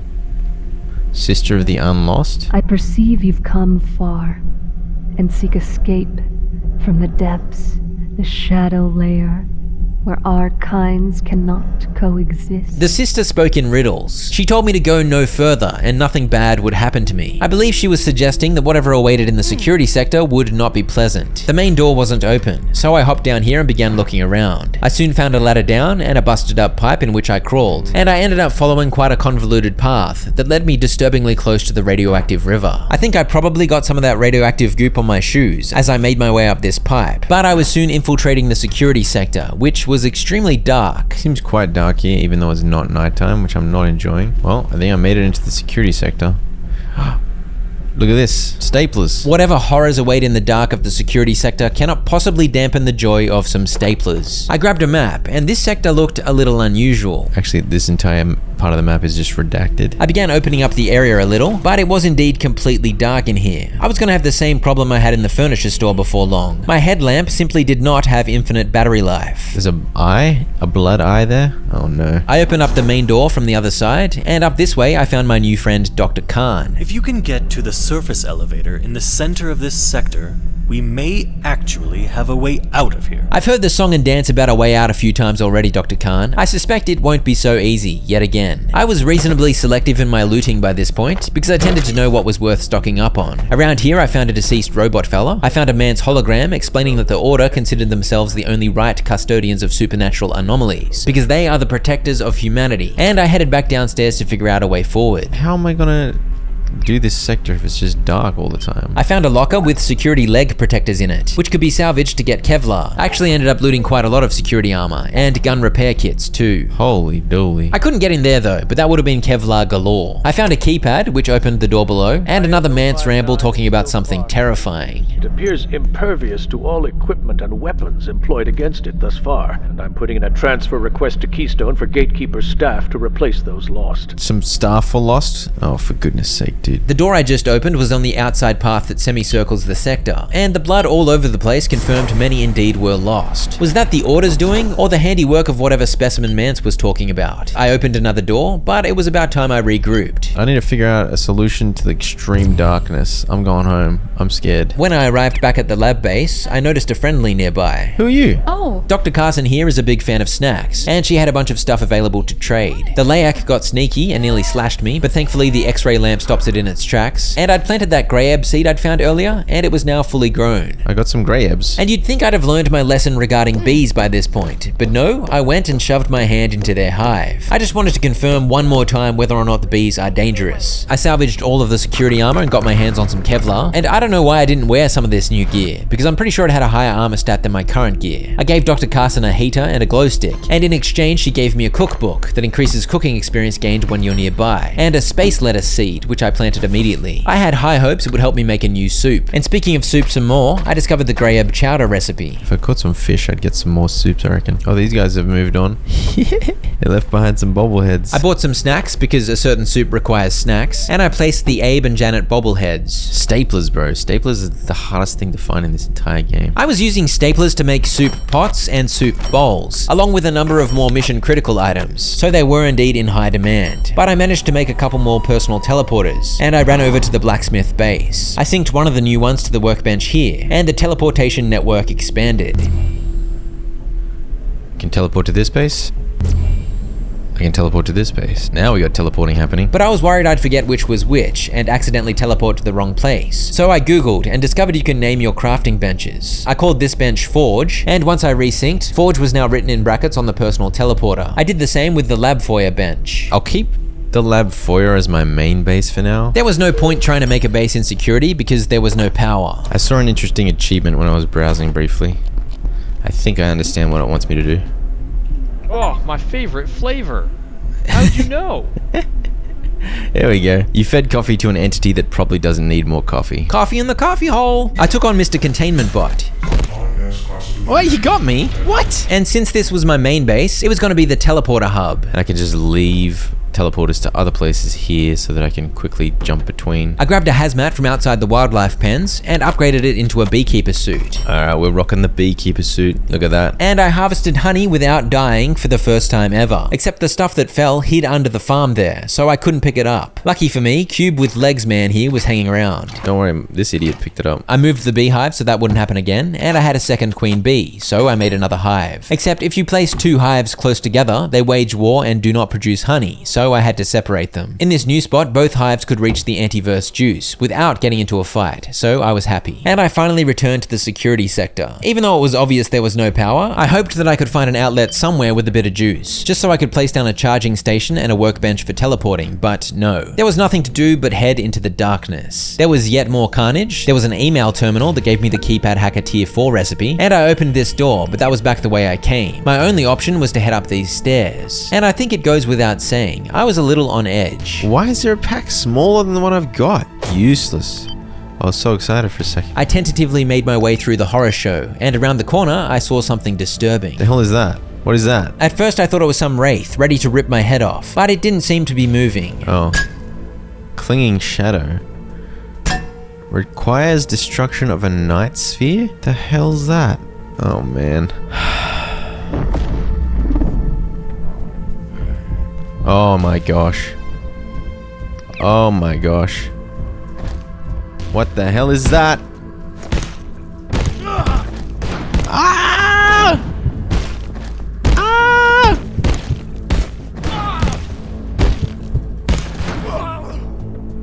What the heck, dude? How am I supposed to deal with that thing? I'm getting the shotgun out. What if I use it?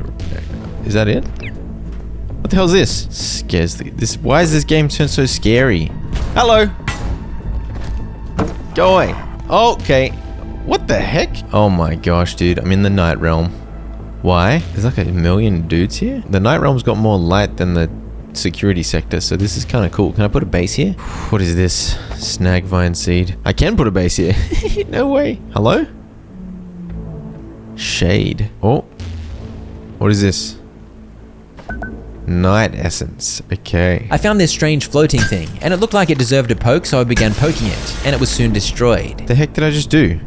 A portal opened up? The night realm seemed to continue on, but the way was locked, so I went through the portal and found myself back in the foyer of the security sector. I can get in that portal back in the lab now. I think I'd take the night essence and do that, right? So just make a cheeky soup while I'm here. because I'm always in the business of making soups. Bringing the night essence to fix this portal was either a good plan, or just an excuse to run away from the security sector. Either way, once I hacked the keypad, I now had a new portal world to explore. Oh, why has it got the vibe with the night realm as well? Alright, fine. In I went, and I arrived in a rather creepy landscape. Canaan, like a creepy town. Bro, what? This place is enormous. Be off with you, you vagabond creature, if you value your skin.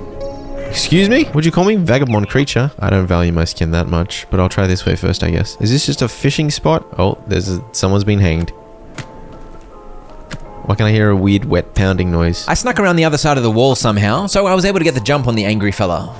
Boo! Gotcha. I feel like this place is really inviting me to fish. Oh, what the hell?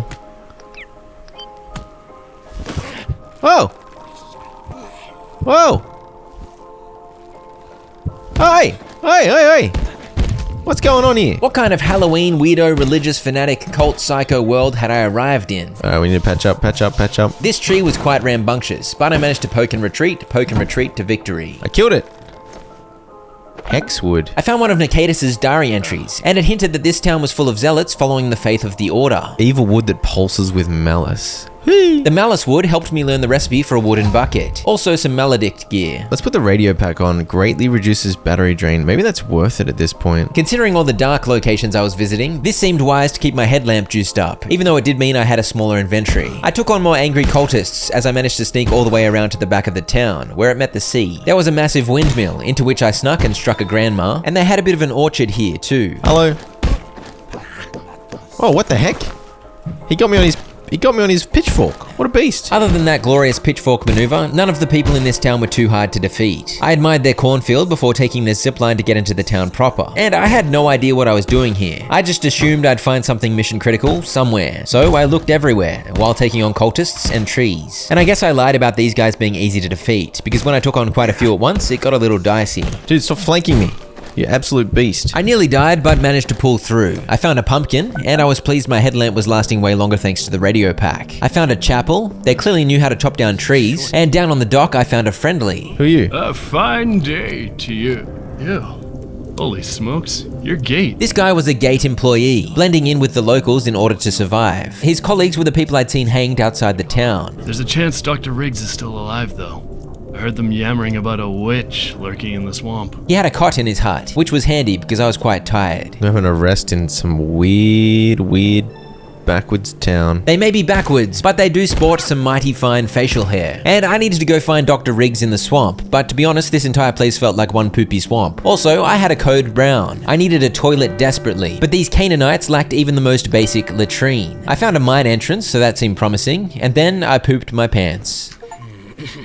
I made a mess of things. I pooped myself. The main thing is, I didn't get killed by crazy witch hunters. I also got an achievement for pooping myself, and I now had a green stink cloud following me. You guys are everywhere, leave me alone. Go away. I took a ladder down. I really don't want to die to these smelly villagers. In my current state, it was a bit rich of me to call someone else smelly, but I soon found a chance to wash myself. Where the hell am I now? It's locked. I go around the back somehow. Oh, I can just go around the back. Okay, we're moving. What are these? What the hell? I'm in a bucket. I'm in a tiny bucket. Alright. The tiny bucket did its wonderful work defying gravity. I jumped across a gap in this walkway, and when I turned the corner, I was getting distinct swamp vibes. Dude, this area is massive. Who's that big honka chonka? That was some kind of tree shambler who shot roots at me that tickled from below. I had almost no headlamp battery, and my spear broke when I poked the wooden beast, so this was not an ideal situation. I decided to run for it. I'm a friend. I fled into the safety of Dr. Riggs's hut, where she had adopted the role of swamp witch quite effectively. It's me. I'm your friend. I'm scared of those things. Oh, what's this? Lodestone. Ooh. Apologies, I thought you were one of the village idiots. We came here to study this place, to find out why it attracted our perforations so intensely. We certainly found the answer. The lodestone, they call it, but the locals disapproved of our curiosity toward their holy artifact. Apparently the lodestone was our ticket out of here. If I figured out how to break it, I'd be able to use it to repair the portal equipment Dr. Riggs had brought here. I whipped out the antique shotgun and used buckshot I'd been collecting from Order soldiers. With it, I managed to take out one shambler, and when I topped it up, it gave me some dead plant. I shotgun blasted another one down, and I decided to give the swamp one last look over before I headed back to the town. Oh, what the? It was not my intention to fall into the loving embrace of one of those creepy trees. But in life, you don't always get what you want. Is this ready to go? Space lettuce? Yes, indeed, my first space lettuce harvest. The energy pistol recipe piqued my interest. Battery charged laser pistol. Hoo-hoo-hoo. I need some night essence. And at least that silly death had given me the chance to heal up and stock up on food. I reclaimed my loot, which had somehow moved away from the tree, and after killing another tree man, I tried to loot it, but I instead accidentally drank swamp water. Oh, dude. That's not good. I began vomiting, but I'd brought a lot of canned peas with me, so it was fine. I returned to town and climbed my way up to this big church on the hill. Creepy, creepy chapel. I was late for the service, so I quietly sat in a pew in the back row, where I took in the wonderful teaching from Nicatus. Yea, the enemy is close and conspires against us. His harridans have removed our lodestone. But we were not defeated. We have claimed his tools and shall turn his weapons of deceit against him. I was deeply moved by the speech, and for a second there I got swept up, passionate to defeat this enemy. But then I remembered, I am the enemy. Preach it, brother. It was a little bold to announce myself like that, as I was swarmed by churchgoers, angry that I was poking holes in their Sunday best. I soon retreated outside, and I realized Nicatus was throwing flames at me.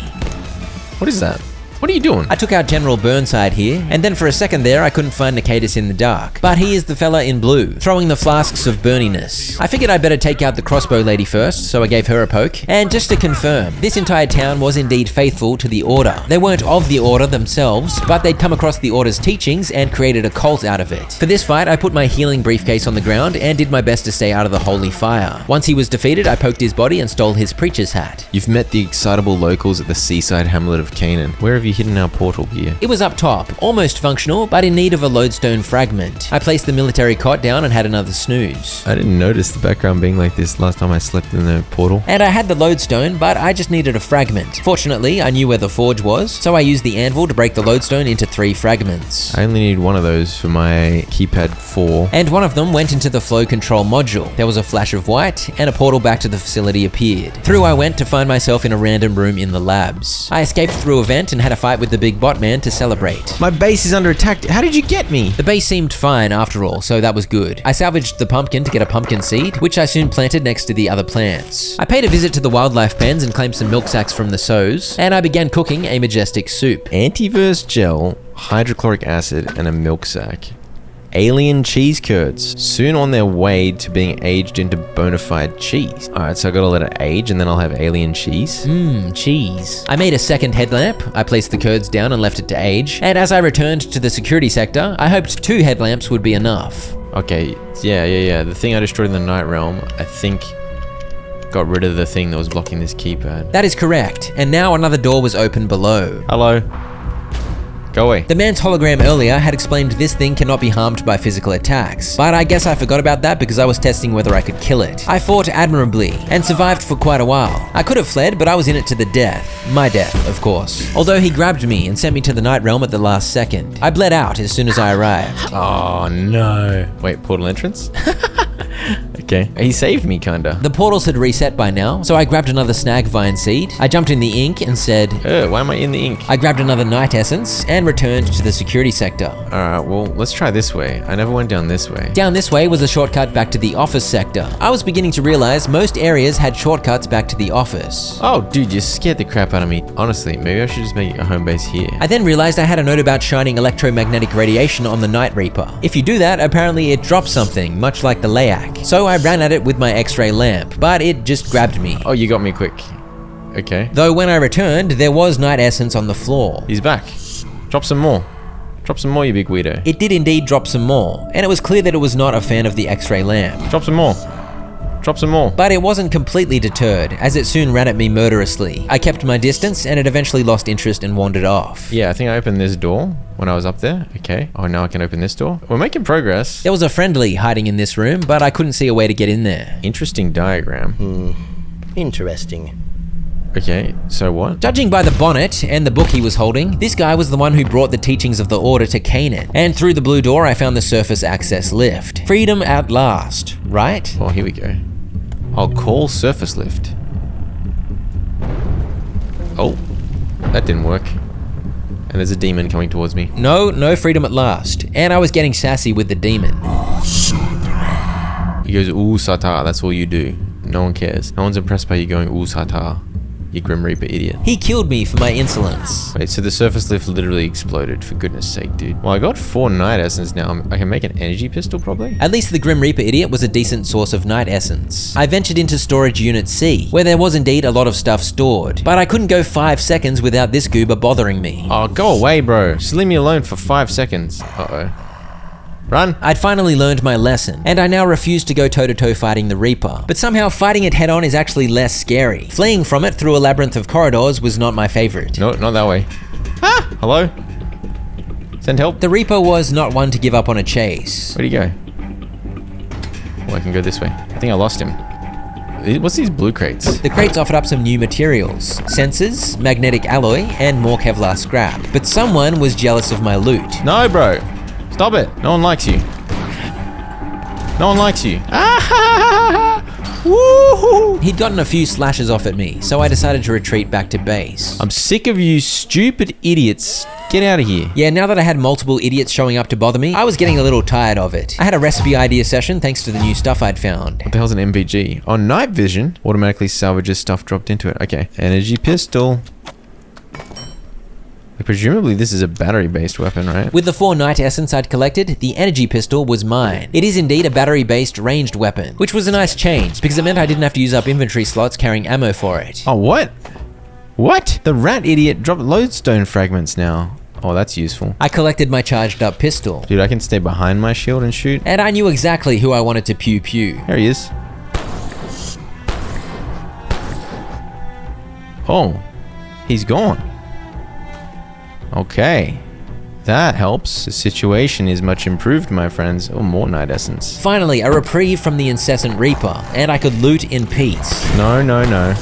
Get out of here. Or not. The energy pistol soon shooted away again, but this time it took longer, and it didn't drop any essence. But if I could just have some peace and time to loot this storage area, that'd be great. This time, I did actually get a decent stretch uninterrupted. Alright, so I need to... Oh, thank you. That's exactly what I was after. That's an abomination. Okay, I've opened up access to this way. Hello, sir. The Night Realm was home to quite a few imprisoned shades, but this cell had some more night essence, which I found generous. What are all you guys locked up for, huh? Been doing too much daytime stuff, clearly illegal in the night? I wandered the dungeon, which was mercifully peaceful. In fact, I now officially liked the Night Realm itself much more than the security sector. Eventually, I found the funky gunky stuff. This time round, it was on a weird ugly statue something rather. Once it was destroyed, I took the portal back, and I wasted no time as I sprinted as fast as I could through the storage area. The black stuff on the keypad was of course now gone, but as I tried to hack it, I realized my hacker wasn't up to standard. Oh wait, what? I need the class 4 now. I need 8 sensors. I only found 1. I've been breaking exclusively blue crates because I thought these brown ones only had old resources, but nope, they held the sensors I needed, and more importantly... Oh, stapler, the rarest loot of all. The Reaper was MIA for some reason, so I was able to break every crate in the area, and I now had the 10 magnetic alloy, 8 sensors, and 1 lodestone fragment needed to upgrade my keypad hacker. I of course kept tending the garden, and as a result I now had a rather full fridge. Some stuff had been in there so long it had gone rotten, so that got salvaged for bioscrap. I also salvaged some potatoes just to make space. This was very handy, as it meant I now had plenty of bioscrap to use making healing syringes. There's that level 4 clearance, baby. Boom, another door open. And I've just got to keep emphasizing how exciting it was to find these crates had random staplers. Oh, the stapler is the highlight, man. I was able to collect a good haul before the Reaper showed up again, but I wasn't even scared of it anymore. I mean, maybe a little. Yeah, that's what I thought, you big dingus. Oh, there's even more. Dude, look how much stuff there is here. This was the Motherload, a generational crate breaking session. Not every crate had staplers, but I got 8 and that felt amazing. I collected 18 sensors and magnetic alloys too. And now we got another area we can go into. There was nowhere to go down this way, except up a dodgy looking lift. I don't know about this one, bro. Nah, the security sector has been a picnic so far. No need to lose confidence now. Is there an insane amount of storage in there? Holy crap. Fitness course, firearms range. I gotta go to the gym, huh? This is one of those times where it felt like this quote-unquote fitness course was just the devs' excuse to make me do some silly-willy jumping. What organization would have a dangerous course like this in their facility? Although considering they also have unhinged monsters, I guess work health and safety oversight is a little lacking. I've changed my mind. This course makes perfect sense. You think I care, you big idiot? What are you gonna do, bro? The fitness course led me to this area, where I found another gunky keypad and a portal to the Night Realm. I was in an even deeper section, and after climbing some vines, I explored a little, but it didn't take long before I found the weird stuff that I needed to poke, and I was done already. I feel like I'm popping off now, man. I feel like I'm just popping off. I was progressing pretty quickly through the security sector, way more quickly than I had previous areas, so I felt good about that. But it wasn't really to my credit. The security sector is just much smaller. I parkoured some more and found the keypad degunkified, so another door opened below. Oh my gosh, we are on the move, bro. I'd completed the semicircle, and all that awaited me was the biggest black gunk of all. Another portal opened up to invite me in. Is that like the next area? Am I almost done with the security sector? I was even deeper in the night realm, and I was able to open some doors backwards. Wait, yellow paint? I knew I was near the end of the area, so I was worried I was going to have to face the boss of the night realm or something. Hello, do you know about yellow paint? Are you a shade or are you like a normal dude? It's almost peaceful here. Whoa, is that the day realm? I like the day realm better. Oh gosh. What the hell? You guys aren't gonna try fight me, are you? I'm gonna achieve it for drifting through the night realm. I poked the blob, and it was time to ascend to my nightly glory. Wait, I gotta sit here, right? Oh yeah. I'm on the night throne, baby. With that, I was done with the night realm. For now, at least. The gunk was gone from the door heading into the hydro plant, but the door itself was still closed. I was confused, so I backtracked. Oh, this is open now. Celine here was understandably shaken, but I left her to it. Good luck, Celine. And I opened up the way to the car park, so I went and had a look. It was pretty empty. Dude, what? Where am I? I was in Vehicular Testing 01, obviously. I think they just made this so you can drive your SUV around if you want. Is that literally what this is? I guess you could make a base here, but I don't even know if it had power. Anyway, fast forward to when I realized I was a big goose. Oh, dude, I'm so dumb. There's a thing right here. I hacked the keypad, and the way through to the hydro plant opened up, and I earned an achievement. I did the security sector so much faster. I did it in like 3 or 4 hours, and that's including going to Canaan, where I think I took like double that in the other zones. Down this way, I found Dr. Khan. And whatever that is in the water, I wouldn't worry about it. Yeah, he mentioned something spooky in the water. I did not like the sound of that. I opened yet another shortcut back to the office sector and admired the view for a second before activating this keypad, which flushed the water and whatever creature was in the water. Dr. Khan claimed that if we could just get through the hydro plant, maybe we could reach the residences, which is close to the surface, relatively speaking. But I'd stopped believing any lie that escape was close. There was now a dry path in the area I'd just drained, so I followed it to gain entry to the hydro plant proper. The hydro plant looks huge. Maybe the hydro plant will be worthy of another base. I found Jonas, the security dude over here, who told me to take cover. I soon understood why when a sniper's bullet whizzed past my ear. I think there's survivors in the electrical station. Maybe they had some kind of plan, but what am I supposed to do? Sit tight, Jonas. I'm a summer intern that showed up literally the day everything went to crap. Therefore, I am the hero. I'll figure out a way to get to the electrical station. Hydro pipe? A yellow variety of pipe. How quaint. This gave me my first rotary pump too, so I was already stocking up on the hydro plant's new materials. It seemed there was a way to go up there, but I decided to run back up the road and check out the tram. The sniper almost got me again, but I managed to get on the tram and take a ride. I was keen to find out where it would take me, and guess what? All roads lead to the office sector. I took the tram straight back and realized there was a door right here. I went in and found a few antiverse creatures to shoot with my laser pistol. This was the first time I'd used it against something other than the Reaper, and it proved effective. This path connected back to where I'd been earlier, and the layak hadn't bothered me at all in the security sector, but it was back being annoying for my hydro plant jaunt. I soon emerged from a yellow door just below the tram station, and below the sniper's line of sight. I made good progress as I arrived at a lower entrance to the electrical station, without getting shot at. This door was locked, and this side room didn't have much happening except a pest and some loot. This seemed like the perfect spot for a workbench, so I crafted one and placed it down, before teleporting back to the lab base to rest. After dumping my loot, tending the farm, cooking my first pumpkin soup, and donning the beekeeper suit so that I could steal some wax, I had an idea session. Consumes water much more efficiently. Oh. I decided to destroy my current farm, because I thought it would return the seeds to me. It did not, and I therefore lost my pumpkin plant. I was gonna have to visit the idiots in Canaan to get another pumpkin seed. I got 2 soups here. I think I got a random soup over here somewhere. There's 2 soups on the floor. There's some curd as well. I don't know what the hell's going on with the curd. I wanted to turn it to cheese. Let's put this in the container. I got a ripening cheese wheel.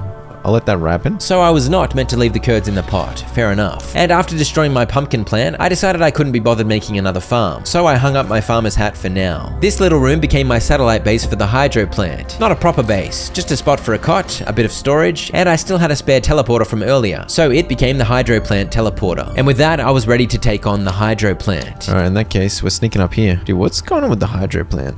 It's like the massive cavern. There was a door here requiring Class 5 clearance, so that was no good. And so, up the ladder I went. I had successfully flanked the sniper pinning down the bridge, and it was time for him to suffer for his cheeky behavior. There was another Class 5 keypad, and some loot to claim, plus a sneaky stairwell down. It seemed this area was firmly in the control of the Order, so I was back in the business of human-on-human combat. I opened up this door, and with the sniper gone, I was a little more free in my movement. Oh, here we go. I was slowly opening up access into the electrical station. It seemed these blokes were having trouble getting through this door, so I gave them assistance in the form of violence. The pistol didn't seem to do crazy high damage, but it was a safe option, allowing me to have my shield up and keep my distance. I found a security vest. I'd somehow never found one of these in the security sector, and it can be salvaged to get carbon plating, so it inspired quite a lengthy idea session. I broke this crate and found a vent, and I broke whatever the heck this thing is and collected my first coil winding, which unleashed even more ideas, including the all-important portal toilet. The most technologically advanced solution to an everyday problem requires lasers to function. The Super Stove 4000 looked like it might be good at making soup. I hear something big walking around, man. I don't like it. The vent was of course my way forward, and I soon popped up to meet those survivors Jonas was talking about. Dr. Newman hit me with the plan. This is going to sound ridiculous, but we need to get down to reactors. With the dark lens gone, it's the only working portal equipment in the facility. A way out. So what if we opened the spillway? All that water ends up in one place. Reactors. So the plan was to go further underground, to the reactors. And Isaiah here hit me with some advice as to how I should go about activating the spillway system so that we could get down there. The first thing to do was to reactivate the electrical station, which I did immediately. But I had some more tricky objectives listed in the top left there. I found the map. So I came from here, I did like a little sneaky loop down here, and I got into here. Okay, so the power's back on, which means those things are spinning. I continued clearing the riffraff out of the electrical station, and I continued looting. As always, with an emphasis on collecting the newly available stuff. As I took on some zappy pests, I realized my satellite base was under attack. Hey, get out of here. Get out of here, idiots. That was a bunch of free capacitors from the pests, so ultimately I wasn't complaining. Thoroughly exploring the electrical station involved finding this thing, which I broke to claim my first cogs and motor. It was new loot galore. The office sector cafeteria base had been pretty much abandoned for a long time by this point, but I decided it was time to restore it a little. I had a crafting session at the lab foyer base, I stole a couple of workstations from there too, and after all this time I'd come full circle. The cafeteria was now the location of my main base once again. There was still some loot in the blacksmith base, so I pilfered from there a little, and at around this time screws became scarce. You can actually craft screws out of metal scrap, but I was too much of a goose to realize this. I thought you had to find them in the wild. This was very stupid. I found enough to make some reinforced hoses, which I traded to the blacksmith for more optic lenses, and bouncing between bases was blissfully easy thanks to the personal teleporters. An optic lens was the last thing I needed to craft a fourth personal teleporter. Now I've got a teleporter.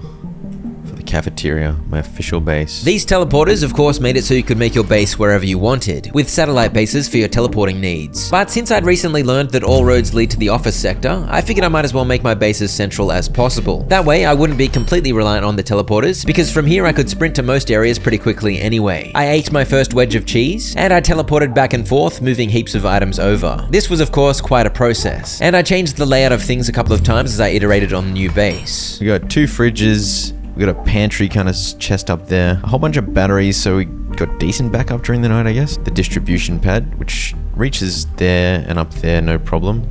I think it even reaches over here. Another benefit of the cafeteria was the infinite tainted water source nearby, which I could put into the filter barrel to get infinite clean water. Hey!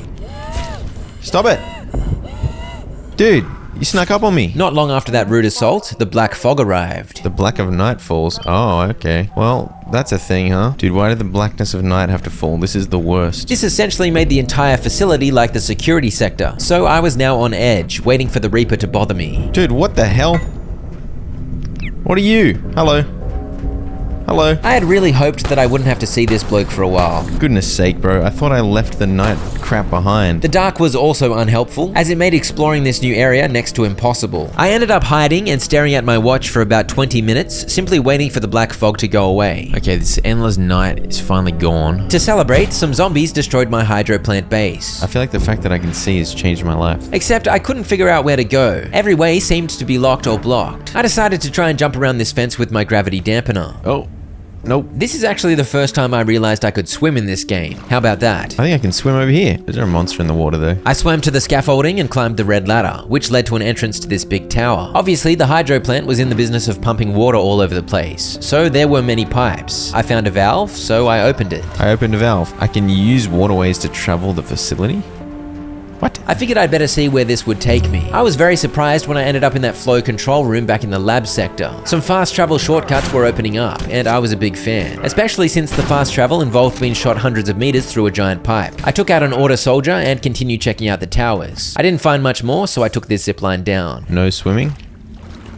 Too late. Level 5 clearance. At least I was able to open up this locked gate. I next tried jumping about on the roof of the electrical station. I think this actually is where I need to go. Good. This was indeed progress, and many more Order goons to fight. I found a Dr. Mance hologram in which he talked about an aquatic beast that ate all its family and showed no signs of ever stopping its growth. Uh-oh, there's a beast. Dark water beast. Oh no, there's a dark water beast. Also, the Layak was showing up too often. I got rid of you like 2 seconds ago. By this point, it had just worn off, but I had eaten some grey ebb chowder, and what I didn't realize is that grey ebb chowder makes the Layak love you even more. I guess you eat it if you want to farm essence, but I'd eaten the chowder purely to fill my belly, so I was raging at the Layak showing up every 5 minutes. I made my way into this shipping area where I ran into an old friend. What is that? What the hell? It's a composer? A composer and an idiot, in a never-ending battle of pointlessness. I saved and quit at this point, and when I next loaded in, it seemed the two had come to an agreement. Are you stuck there, big fella? I did some jumping around, but didn't find anything but a locked door, so I ducked out this way, but then a sniper caught sight of me. Oh, he got me. I backtracked and found some stairs down, and it's fair to say I was quite lost. I ended up in another of those towers, but it seemed I needed a big jump to cross this gap. Alas, the doors at the other side of the jump were all locked, so I had to jump back. No! I was having trouble navigating the hydro plant. I teleported home because I was petrified the dark water beast might eat me. I can make a Shifu cask. Upgrading my bony helmet added 5 armor to it, and I realized I was low on plastic of all things. I also ate some more grey ebb chowder, and finally realized my mistake. I resist a lot of damage, but I'm more alluring to IS-0091. That's why the Layak's been attacking me more. Because I'm eating chowder. The Layak just wants to steal some of the chowder that's already in my belly, which is fair enough. Back in the hydro plant, I headed up these stairs to find I'd finally made my way deeper into the area. Okay. This is intense. As always, I was able to unlock doors back, opening up the sector, and I couldn't shake the feeling that I'd missed something back in the composer's hangout. Oh, here we go.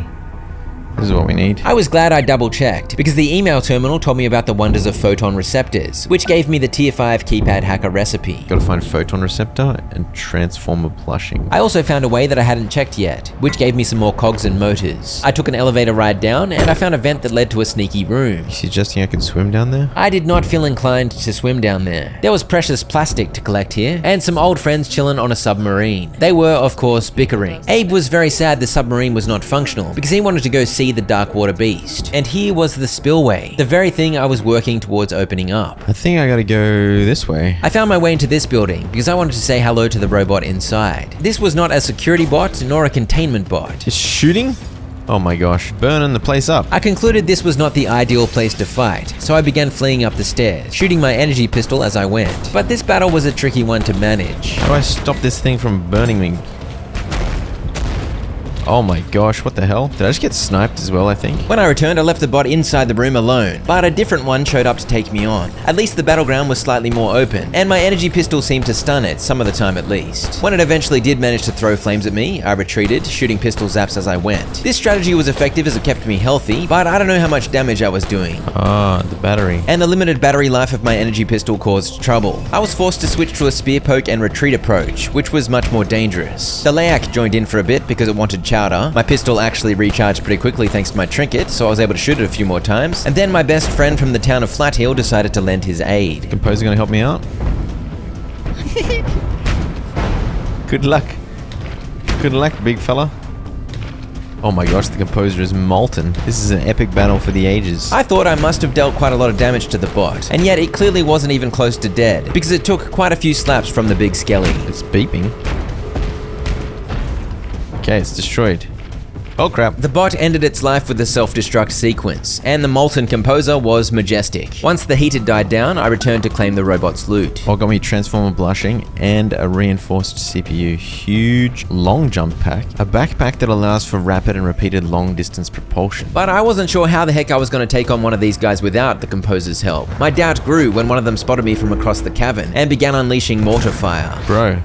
Oh my gosh, what a beast. I fled back to base and expanded my storage instead of dealing with that. The glorious wall of chests. I then spent quite a while organizing those chests, making sure none of them were too full so that the distribution pad would work properly. I also made some wall torches and gave the base some lighting. I returned to the hydro plant with a shotgun this time, and I had no success. I ended up running away and hiding because I definitely should not be fighting in that tiny room. What is down there? I continued across the bridge, and some compendium data popped up informing me these were defense bots. And after one antique shotgun blast to this one's face, I ran away across this bridge that ran perpendicular to the last one. But I was now sandwiched between order zealots and an angry robot. I tried to heal up on the bridge, but I ended up fleeing the area entirely because I'd somehow forgotten bandages again. I was really struggling, but I just needed to be more of a sprinter and less of a fighter. I ran straight into this building on the left, where I took on a rat, and then down a hatch. Oh! Look at this big fella. That is the biggest Exor I'd ever seen. It was like Exor squared. I took it on using my tried and true shield and spear combo, and I was relieved to find some combat in this area that was actually pretty straightforward. A vibrant Exor. That big arm got me the quill rifle recipe. Where am I now? I don't even know how the hell I ended up down here. I don't know where I was, but I ended up somewhere that had distinct sewer vibes, and there's always one of these sneaky dinguses hidden in random corners. It's an obligatory sneaky dingus. I climbed up somewhere else, and by some convoluted path I'd found an entrance to robotics. The path remained convoluted as I descended to some random water and a dead end. Okay, so in the water I had to go, but I of course had limited breath, and it was immediately clear I wasn't going to be able to get far down before I drowned. Find myself back at square one, I feel. Quill rifle, this is what we need. We've got a reinforced CPU. That was an expensive craft, but I was desperate for improved firepower. I had over 60 Exor quills saved up, and combined with tech scrap they became Seeker quills. I crafted 90, and they are indeed Seekers, as they home in on targets, so that was a nice assist to my dodgy aiming skills. But the defense bot had pretty good aim too. I didn't want to use up my limited quill ammo too wildly, so I made use of my pistol, as I employed the classic retreat and shoot approach. I got into a decent rhythm using this corner to bamboozle the angry bot, and then I decided it was time to flex the new weapon. Ah! I thought I was popping off. That was 12 quills straight into its face, but not enough. 12 more was still not enough. And then finally, after yet another reload, 10 more Seeker quills did the job, taking down the absolute unit of a bot. Yes! I defeated him. This one didn't get a chance to self-destruct, so I had to chop it up the old-fashioned way. And that was a great little confidence booster as I continued poking around the sector. I found a walkway under this bridge, and a dirt path that led behind a massive waterfall. And it's of course obligatory for one of these sneaky dinguses to be hiding in a spot like this. In-game me had no real understanding of where I was, but with the benefit of hindsight, I can tell you this is the hydro plant building. It was infested with the Order. Sniper guys, shotgun guys, rifle guys, all of the guys. Even some pistol guys to greet me once I headed inside. Also, quite a nice view. Oh, I'm like in this facility somehow. Yeah, as I said, I had no idea what was going on, but I had indeed circumvented the heavily fortified front door and I was in the hydro plant. This thing here gave me my first toroidal power transformer and another transformer bushing. A great find which led to another cascade armor piece recipe. Also, the fog arrived again. Every time I try to explore a mission critical location for the first time, some poopy weather event comes along to squash my visibility down to 0. I soldiered on, weaving my way between the big machines and even bashing up some of the machines. Most importantly, these transformers. And this place really was quite impressive. I went up and down elevators, and if I was lost before, I was now beyond lost with the fog. Entities immured by Intrados. What are you talking about? This email talked about the gatekeepers and some strange entity they'd caught at a place called Shadowgate. I learned about the armored Exor and another group or entity is attempting to create gateways into our world. Everyone wants to have a crack at portals. Why not? But really, this was basically a giant looting spree, as I found multiple of these massive power thingos. That is, until I drew the attention of a defense bot and it threw a grenade at my face. I'd looted a couple of grenades from its dead friends, so I lobbed one straight back, which helped me reach throwing level 3, a huge achievement. But I couldn't tell you whether it did any damage because if you haven't noticed, it was flamin' foggy. I began unleashing quills, and once again I had to shoot almost 40 to finish it off. But one good thing was the pincushion effect, as I was able to regather quite a lot of the quills. I found my way to the building's entrance, which I unlocked as yet another defense bot tried to attack me, but it was thankfully stuck in that office, and I spun a valve to open up some more fast travel. What a way valve. Where does this go? It took me to the first bridge in the hydro plant sector, accessible just above where my satellite base was, so this was a great shortcut to open up. I returned to the plant and searched around a little more more, but couldn't find anything else. So I began a silly battle with the trapped bot. I ran out of quill ammo, so I unleashed the pistol. I waited for the battery to recharge a bit and unleashed some more. I actually killed it. I broke my way into the office through its ceiling vent, and while these defense bot fights were time-consuming and costly, the reinforced CPUs I was collecting were invaluable. I backtracked through pretty much the whole plant, with a strong sense that I'd missed something in the fog, but I eventually gave up and returned home for some crafting. More Seeker quills, please. And I made the breastplate of Hex using 6 of the evil wood I'd collected in Canaan. It was a 7 armor upgrade over the forged chestplate I was still wearing. Definitely have a very random mixture of pieces. It's always a pleasure to get the jump on a sniper. Oh, hello. Yeah, I need class 5 clearance for like everything. Hello. What am I doing here? The robots are all back, dude. Screw you, I'm too fast. Instead of going left to the hydro plant, I went right down this bridge toward the waterfall apartment building. I didn't know that's what it was at the time, but again, hindsight. And as you can tell, I ignored the bots and just ran past them. And then I decided why not just run past these order idiots too. Aha, I broke in somewhere. You could cook 16 soups at once using these 2 industrial stoves. The order did not have control of this building. The antiverse creatures did, so that was a change of pace. And a word of advice, do not start fighting with the massive red Exor when you've got 0 stamina, because blocking attacks uses stamina, as does sprinting, so it'll make things difficult if you have none. I found the gym, in which I fought more Exors, and a Picari too, and up here I was once again thwarted by a keypad. The tier 5 upgrade was required, but I hadn't managed to find a photon receptor yet. There was strange webbing blocking this way, so I was hitting dead end after dead end, but after taking on another armored Exor, I was at least able to get in here to read some emails. I learned the Darkwater Beast was also sensitive to electromagnetic radiation, and I found an armored Exor figurine hanging out here on this ledge. The computer I needed to reboot was right there, but I was stuck, and I felt like I'd looked everywhere. Have I explored all this crap? I don't even know, dude. The long jump pack. This was an absolutely majestic backpack upgrade. Capacity is 30? Oh, it's huge. Ooh, that's what I'm talking about. It doesn't have the extra battery, but I don't think I need that anymore. I charged it up and gave it a spin. 3 quick jumps in a row. I worked out that the only place I hadn't visited yet was the random tower over in the distance. Surely that had to be where I'd find some photon receptors. But the only way I could think of to get in there was a wild gravity-dampened triple jump using my new backpack. This got me closer than you might have expected. That's as many I can do. No. Okay, I'm in the water. Triple jumping out of the water didn't get me high enough to gain entry, and there was nothing but walls around the perimeter, so it seemed my only option was to try and find an entrance below the water. But as we've established, I cannot breathe underwater, so I swam back to land, anxious the Darkwater Beast might come for me. I even shot my pistol at the water preemptively. Go away, monster. If you exist. I made land and found a building I hadn't visited, but it was nothing except an opportunity to claim some loot. Multiple transformers, which was pretty juicy. Maybe I can get up to there. Can I get up to there? That was a balcony at the top of the waterfall apartments, and I spied a friendly beneath a giant bell. It was worth a shot. Go. Yes. Oh. Oh, I didn't see you there. I made it up to this idiot. Hello. If you want to reach the portal in the neutrino detector, you've got a rather long swim ahead of you. Dr. Hoff here is exactly the man I'd been missing. He gave me the diving suit recipe and solved all of my problems, just like that. I could have just walked up here when I was here earlier. I literally explored these rooms. So I really should have found this bloke and his glorious advice earlier, but better late than never. And I was able to make the diving suit immediately. It looked wonderful on me. After getting fully rested and stocked, I set off to do something that I didn't really want to do. Oh, this is gonna suck. As you can imagine, fear of the Darkwater Beast was the reason for my trepidation. I circled the base of the tower underwater, but once again found no openings. In fact, I couldn't see crap. Can't see crap, dude. There was no way in or down next to the tower, so I swam away from the tower looking for a way lower. As you can see, I still had limited O2, but I had way more to work with now thanks to the diving suit. Oh, hello. What's this? I believe I listened to a man's hologram about this stuff earlier. It's a living machine, and when they brought it into containment, someone accidentally dropped a tiny bit of it in the reservoir, and now it wasn't so tiny. It had spread massively. Reservoir growth? I grabbed any of the red growths that I saw, and I found a big door, but it was locked shut. I surfaced for breath, and I occasionally heard noises like this. What's that noise?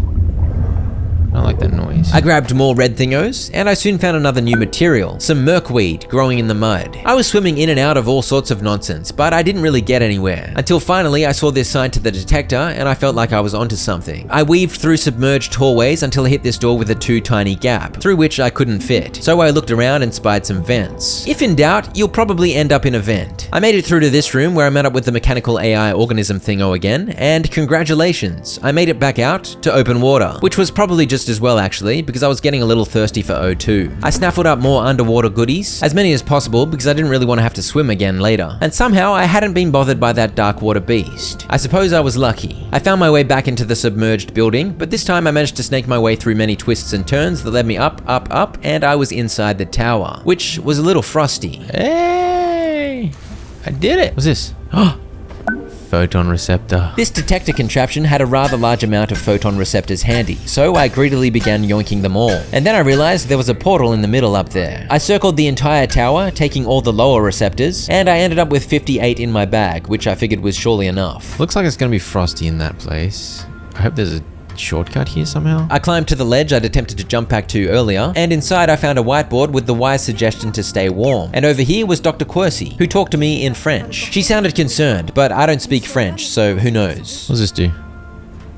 Open dam flow valves. Finally, I had crossed out another of the tasks in the top left there. The flow valves were now open. I worked on some photon receptor ideas. Counteracts the intensity of radiation in a given area. Laser collector, laser emitter, laser power converter, laser prism. If I went back to base, I'd be able to make some snow gear using the merkweed I'd collected, but I really couldn't be bothered swimming back here. So I decided to see how I would cope without weather appropriate clothing. I dropped into the Voussoir portal world, located high in some snowy mountains somewhere. France, I guess. I was ready to teleport out if the freezing temperatures started killing me, but I took no damage. This gate facility was completely overrun by the Order, so I began taking them out. And I soon learned the consequence of being too cold. I occasionally froze solid, locking me out from all movement for a couple of seconds. I decided I could cope with that and continued. I hit sneaking level 4 when I sent this guy flying, and the crowbar was working wonders as I was one-hitting people willy-nilly. I took this giant lift up and continued sneaking through the facility. Out here is where I got my first proper view of my surroundings, and completely freezing every 30 seconds or so was a little bit tiresome. Also, I was carrying too much because all those photon receptors were so heavy. I may be an icicle, but this place is cool. It is a cool place indeed. See what I did there? Old mate with the giant riot shield was a bit of a handful, but I broke through his defenses eventually, and before this place became a hangout for Order idiots, this was of course a gate facility, so the typical research vibes were in full swing. I found my way onto the roof, I looted a bunch, and by far the worst time to freeze over was in the middle of a fight. This guy's owning me. No.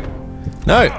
I'm frozen. But in general, the Order soldiers were usually isolated, so I took them out fairly easily one at a time. I found a fancy soccer ball. Neutrino mapper. This was an important find. I also found some more photon receptors, which were irresistible, and I read an email about a monster. 134 is extremely cold resistant, but extremely flammable. I couldn't find a toilet, so I pooped on the floor. What am I doing? I don't know what I'm doing here. Am I just here to get the neutrino mapper? I soon emerged into this large foyer area, and while I'd been taking on the Order pretty much one at a time up until now, that was about to change. I'm sliding around like an ice cube. Oh, I'm getting shot from behind. This is not good. I dropped my healing briefcase and stood my ground for a while, but it's not wise to fight while surrounded, so I retreated back into the offices where I bandaged up, and the doorway served as a funnel to take out the foes more safely. But then I had an absolutely terrible icicle freeze. Oh gosh. This is where I die. I somehow did not die, and finally the enemies were laid low. There was a charging station here, so that was convenient, and then it was time to wander out to the helipad. The problem was, I was getting rather tired, and I hadn't spotted a bed anywhere, so I had to resort to the old sit down to rest a little bit strategy. Alright, I believe I've explored this facility thoroughly, and I only really got 2 neutrino mappers out of it. And now we're ziplining. Oh dude, how big is this area? As it turned out, this portal world was rather large, and it seemed I wasn't going to have many more easy fights here, as this next rumble was against multiple Order men. I was out of healing syringes, but the healing briefcase did a decent job keeping me healthy. I found an Order email. Alert us when you have secured the beast's domain. And I followed the way down to get the jump on these 2 buff heads. I steered clear of the building down there first, and instead wandered into this cave, because I spied a friendly. It was Dr. DuPont, chilling by the fire. There is no way out here. Unless you've got an helicopter, we're stuck on this damn mountain. What's the point of you? I come say hello to you, you just have a whinge. Okay, back to sneaking up on idiots. I have no idea how these guys didn't hear or see their comrades being shellacked, but I guess I am very sneaky. When I was just about to engage these guys, I froze, so that was a bad start, but I managed to take them out, and taking out the guys inside was simpler thanks to the hallway. But when I froze in front of this dude and took a bunch of shotgun blasts to the face, I think I was raging a little. Are you kidding me? There was another charging station here, so that was a relief, and I considered sleeping on this cot, but not only was was I deathly tired, I was also deathly hungry, so I didn't want to solve one problem just to make the other worse. Instead, I just tried to hurry up. The only way to go was further down the mountain, so down I went to find 2 more of the Order, who were looking into a big cave. I took them out, although I nearly died again because of the flame and freeze thing. Goodness sake. It sounds like I may have been regretting coming here without my winter outfit, but finally I had arrived at the main event. This beast they were talking about, wandering about in its lair. I did not feel equipped to fight a massive Yeti. Hungry, tired, low on healing, and out of ammo. That doesn't sound like a good plan. But the portal there was open already, so when the Yeti wasn't looking, I made a run for it. It returned me to the detector tower just as the cut down for death by sheer tiredness began. So now I knew the entire layout of Voussoir. I just needed to regroup and prepare for a fight with the Yeti. Yeah, all my food is spoiling. It's not ideal. Let's make a bunch of soups before this stuff goes off. Trust me to find an excuse to make a bunch of soups instead of completing my mission. I thought up some more recipes, and I could finally make the all-important upgrade. Tier 5 hacker. Huge. I had enough merkweed to make the snow gloves and snow pants, and the Cascade Hauberk also randomly had +1 cold resistance. I made the Cascade Helm too, and those 2 upgrades only provided a 2 armor stat improvement, but I also got the Cascade 2 set bonus, which lets you detect nearby in-combat enemies. So I've officially got a lineup of a lot of soup. What is a hyperdense neural chip? Should I craft one and see what it unlocks? I did so, and it unlocked the Containment Unit 91 recipe. So I can contain the Layak with this thing, but I need constant power to it. And it's quite expensive. I know how to trap you if I want, you idiot. I also used one of these photon receptors to make a laser emitter and laser power converter. I should unlock the deatomizer. Oh. Wait, what? A hefty laser cannon for sustained firing and an alternate mode for massive output. Okay, that's kind of exciting. How do I get more power cells again? That sounds like the weapon for me. I placed down the laser emitter and powered it up, and I placed down the power converter in front of the laser beam that shot out. Send power wherever you want, kind of thing? Is that the idea? Is that the only point of that? Okay, I'm gonna scrap the power converter. I don't care about the power converter, I don't think. I scrapped it to get the power cell back because that allowed me to make the deatomizer. This was a hefty weapon. I'll recharge a laser collector.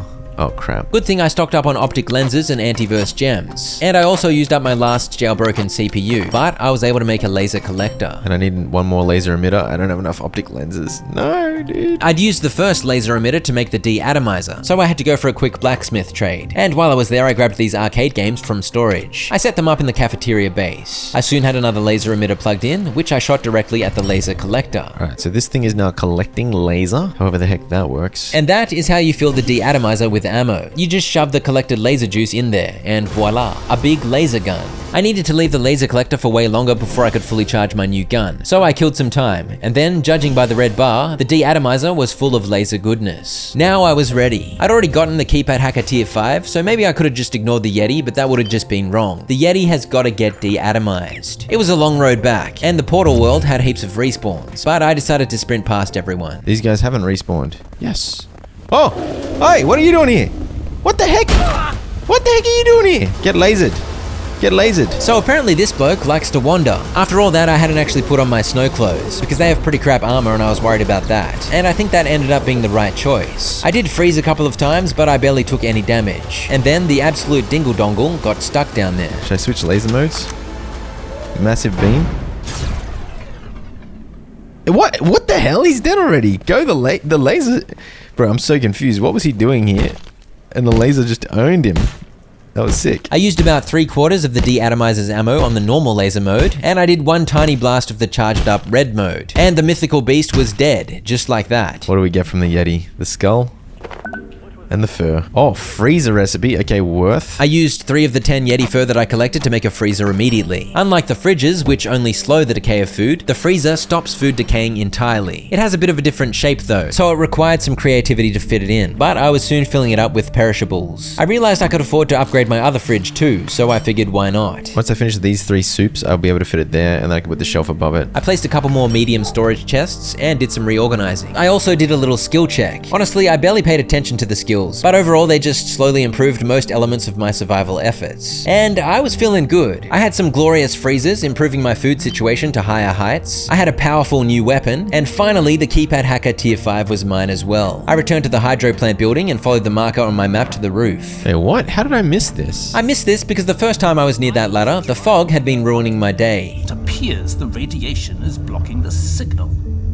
Perhaps you could devise something to shield it? This is where I needed to stop whatever was interfering with the transmission tower. It's not telling me explicitly what I need. It counteracts the intensity of radiation in a given area. This is probably what I need to do, right? I got into a battle down here and died somehow, not my finest hour, and then I made my triumphant return to the wonderful town of Flathill, because I needed more power cells. You may recall from way back when that I'd been intentional about opening all the various shortcuts here, and that paid off now, although I still had trouble finding all 3 cells. I grabbed 2 and decided that was enough for now. These power cells had of course respawned thanks to the perforation reset that happens twice a week, and just as well because that quick farm session allowed me to make a neutrino emitter. I think I want a moisture teleporter, right? In fact, I made 2, and one of them was used up making this thing, which draws water from nearby water sources and automatically waters farms. But I wasn't ready to bother with farming again yet, so I left it unused for the time being. Instead, I got into a fight with another defense bot. I'd of course recharged my deatomizer, and it did a great job dealing damage, but also stunning the bot a fair bit, although I had to use almost all of the charge just for 1 kill. Still, that was by far the most effective defense bot destruction technique I had at my disposal. I placed the neutrino emitter right next to the transmission thingo, but the screen still complained of radioactive interference. I tried placing it on top, but nothing changed. I was too much of a goose to realize what I was missing. For now, I took this zip line and made my way over to the Waterfall Apartments, where I got into a few scraps, and I made use of my new hacker. A crystal dingus and some electro pests awaited me, and these sparky pests are actually brutal if they get their shocks off. But finally, more progress. Reboot spillway computer. Done. Alright, nice. I perceive a distinct lack of snacks. I returned home to recharge the deatomizer, and let's just skip forward to the bit where I finally realize. Oh, this thing's laser powered. Fortunately, the laser emitters aren't crazy expensive, as long as you have optic lenses handy. Also, I accidentally ate grey-ebb chowder again, so this idiot kept annoying me. Luckily, there was a power outlet next to my friend here, so I was able to shoot the laser to power up the neutrino emitter, and... there we go. I'm so smart. At long last, I was able to press the button to open the spillway. I picked up my toys, and before long I returned to where Abe and Janet were chilling at the submarine. And now Dr. Newman was here too. I don't know what you're going to find there, but it has to be better than this. Doesn't it? I hope so. I hope so, but I doubt it. Okay. The spillway spilled me out, somewhere, and I earned an achievement. You've reactivated the hydro plant and are battle hardened as a result. The sister of the Unlost was here with her weird riddles about fate. I didn't need her guidance though, because there was another flowing pipe to enter right here.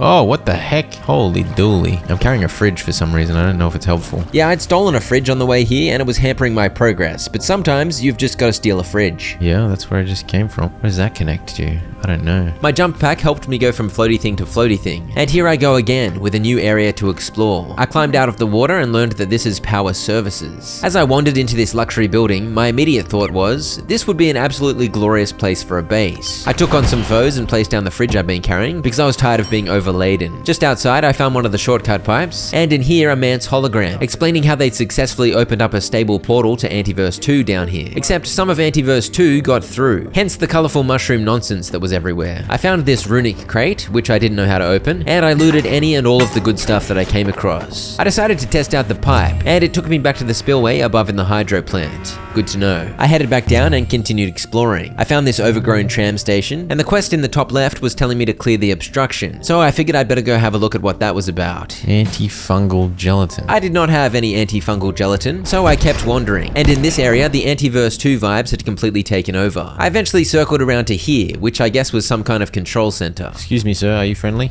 Hello, fellow gate employee. I am K18.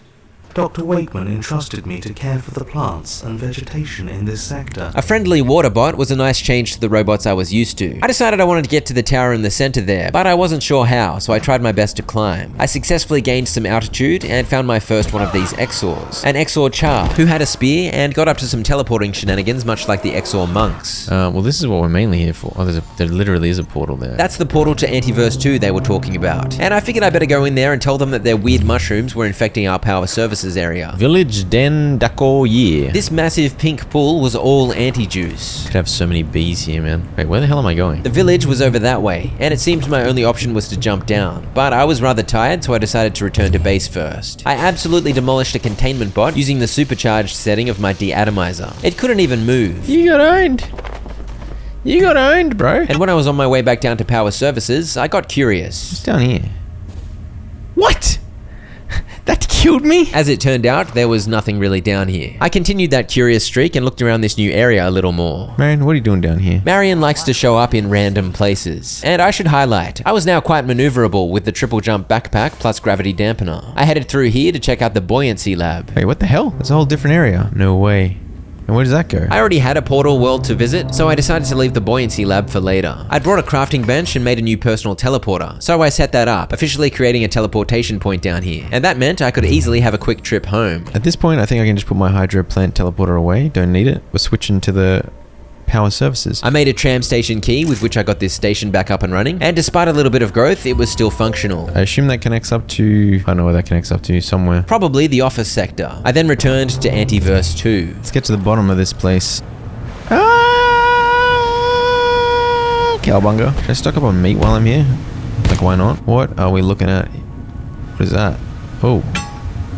What the hell is this? This required some bashing up, but the strange material soon broke and I picked up 3 Transcendium. And this is indeed an Exor village, so I was destined to fight quite a lot of Exors, and their weird antiverse pets. Exor wind chime. Yeah, give me one of those. Can make a flail out of a wind chime. The Exor chars were in abundance, and when you fight more than one of them, their teleportation tricks become a little overwhelming. Oh, there's 3 of you.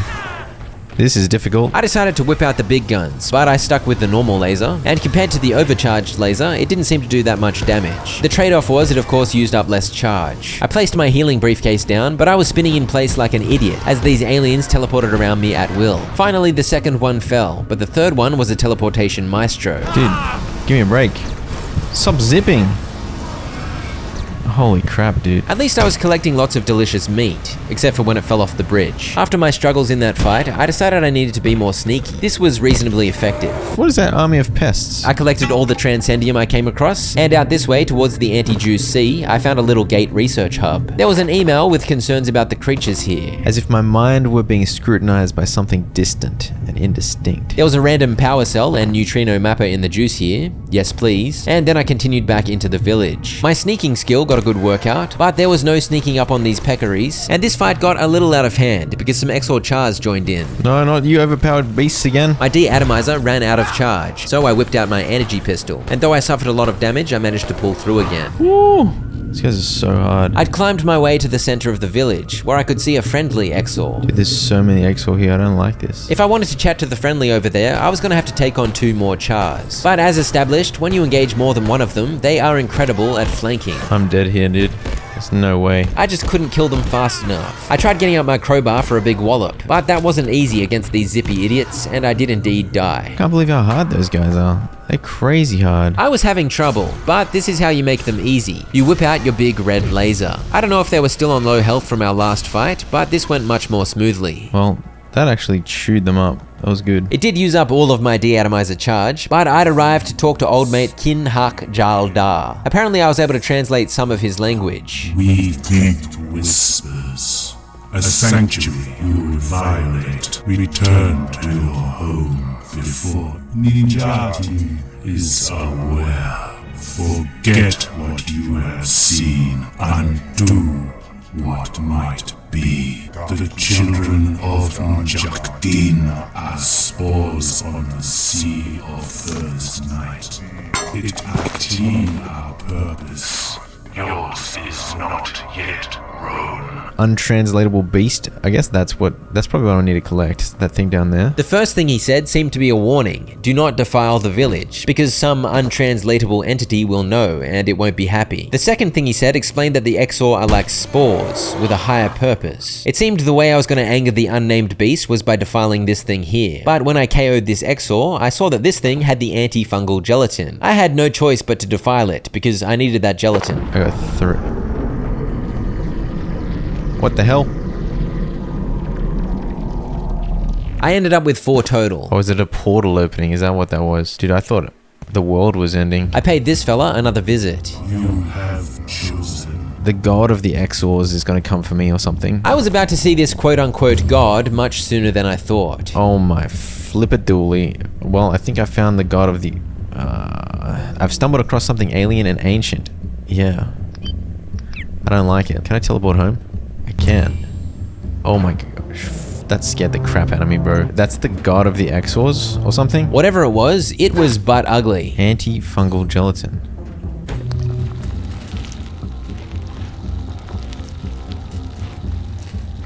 Okay. The gelatin did its good work, and the obstruction dematerialized, leaving a big old pool of lovely blue water. Oh, I can swim down to reactor now? Well, I got a bag full of crap. Let me just go home first. I had my pit stop where I realized I could upgrade my carapace gauntlets to scarab gauntlets, increasing their armor stat by 2. And I made a carapace helm because I figured if I was able to upgrade it, it would be better than the cascade helm. How do I get more carbon plating? The only way I knew of to get carbon plating was salvaging certain items, so I had now run out. I stuck with the cascade helm and returned for a swim. I'd even brought my diving suit for the occasion, but it turned out there was a big door right there, above the water. I just realized I don't think I need my diving suit after all. This little room had some interesting insight into the gatekeepers. The gatekeepers are indispensable, I do not deny it.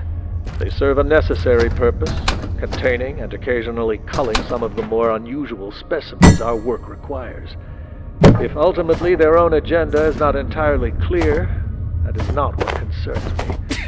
It is their hocus pocus, their willingness to harness forces we have not analyzed or assessed. This is what I fear. The gatekeepers are the rogue contractors alluded to in earlier emails that I found. They technically worked for Gate as a force to contain wild entities, but by the sound of it, they were a bit wild themselves. Sagat detests you. Really? This seems like we're going deep, man.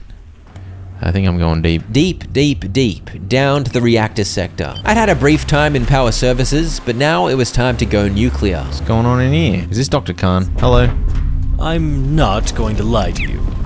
This is worse than I expected. This sector is swarming with gatekeepers, which can only mean one thing. Gate is cleaning house, and we are the dirt. They were using a waygate in the center to come and go from this facility. But now those scoundrels have shut down the nuclear reactors that power it. I presume to prevent the invaders from using it. We rather need that waygate to not be closed. So Dr. Khan was suggesting that the gatekeepers hadn't necessarily gone rogue. Perhaps they had been commanded by upper management to stop the order, but to also wipe out the facility in its entirety. Maybe they just wanted to erase any evidence of this disaster. Another day, another zone. I opened up the big door using this keypad, and in order to reactivate the portal Dr. Khan was talking about, I needed to turn a few nuclear reactors back on. Dusk, Gale, Mist, and Cloud. I guess Wave and Rain weren't necessary. I headed through here and found a couple of valves to open. So this is obviously back to labs. Honestly, I should set up a table here. Goes to reactor and hydro plant. I wasted no time, yoinking the satellite base from the hydro plant and putting it in the flow room instead. Alright, so now I gotta fast travel to both hydro plant and reactor. That's quite convenient. I then returned to the reactor sector to realize I just wasted my time. Now, where does this go?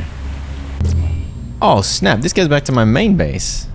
Wait, what? I was so surprised by this revelation that I said, "Oh snap," for the first time in about 15 years. That's when you know it is some serious surprise. This of course made the bench I'd set up completely redundant, so I took it down and kept it and its paired teleporter as a spare. This cafeteria base location was even better than I'd thought, with the pipe taking me straight to both reactors and the hydro plant. The keypad over here didn't work right now, and this one over here required level 6 clearance. Down below I found a save check-in point and the local tram. I guess I'm going this way. There were some cars here that I could have repaired to get around, but I never did. One of the gatekeeper mystagogues made a request to my department today. At first I could not understand a word it was saying, until I realized they were incanting something. Slowly the words, "Deliver us weapons," appeared on the wall behind me. Written, I later realized, in blood. What the heck? Could someone not show these animals how to use the email system?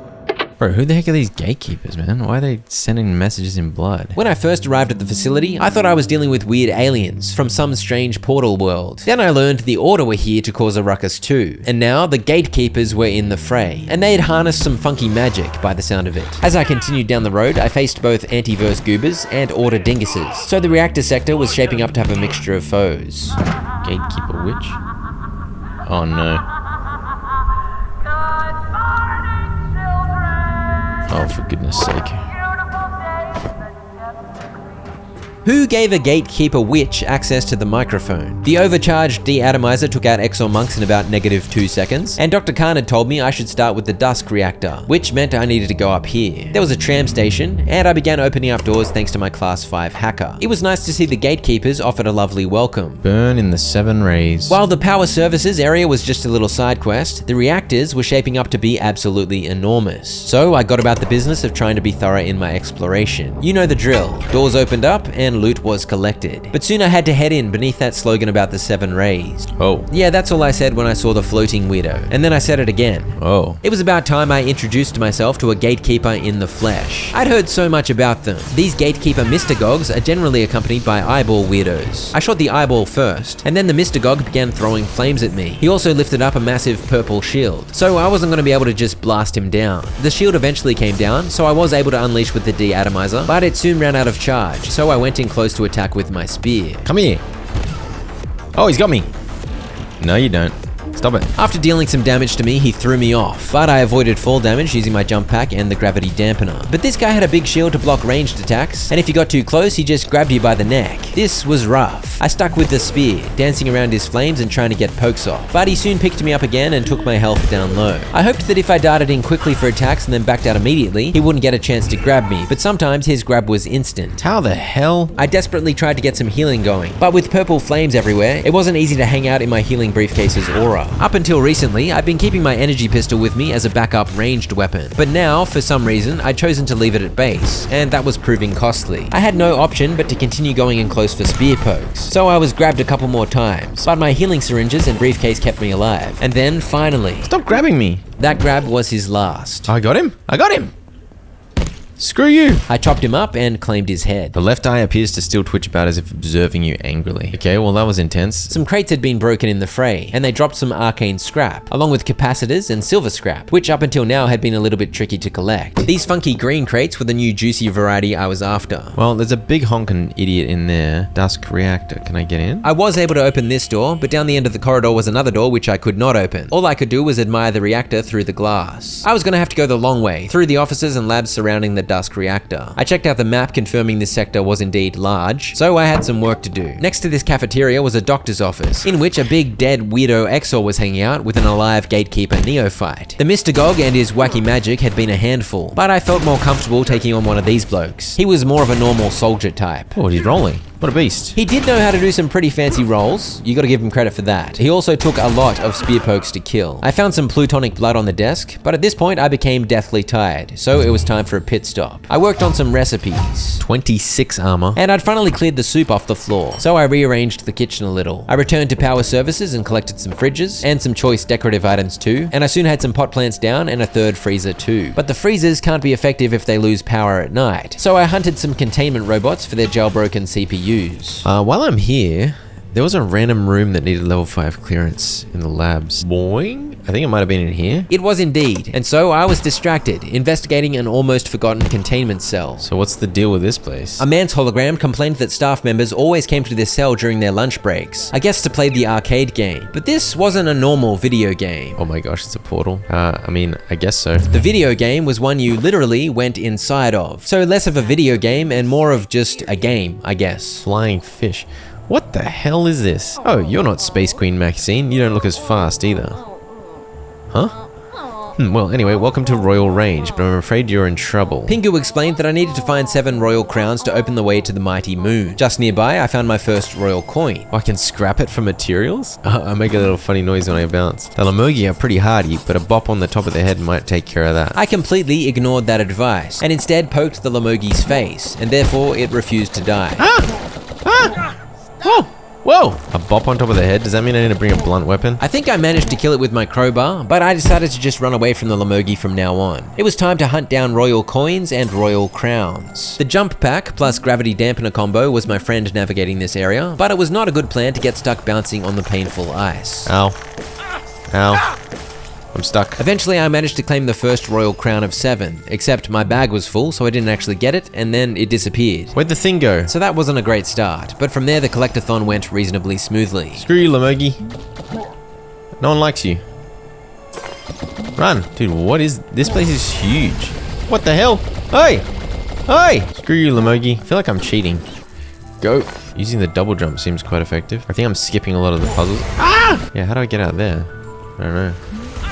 Oh dear, oh dear, in the hole I go. Thankfully, this hole showed mercy and didn't kill me, because I fell in at least twice. I explored the caves, and I explored the high places. I fled from many Lamogi, and as I said, my jump pack was of huge benefit dealing with the platforming. This Lamogi was quite large, and this is what happens if you play too many video games. Oh, hello. The target pad thingos were bouncy, so they helped me get a royal crown at the highest height, and by this point I had 18 coins and 5 crowns. Apparently, I would get a reward if I got all 25 coins, and I of course needed the 7 royal crowns to finish the quest in here. I grabbed number 6, but I'm pretty sure I made one bug out earlier.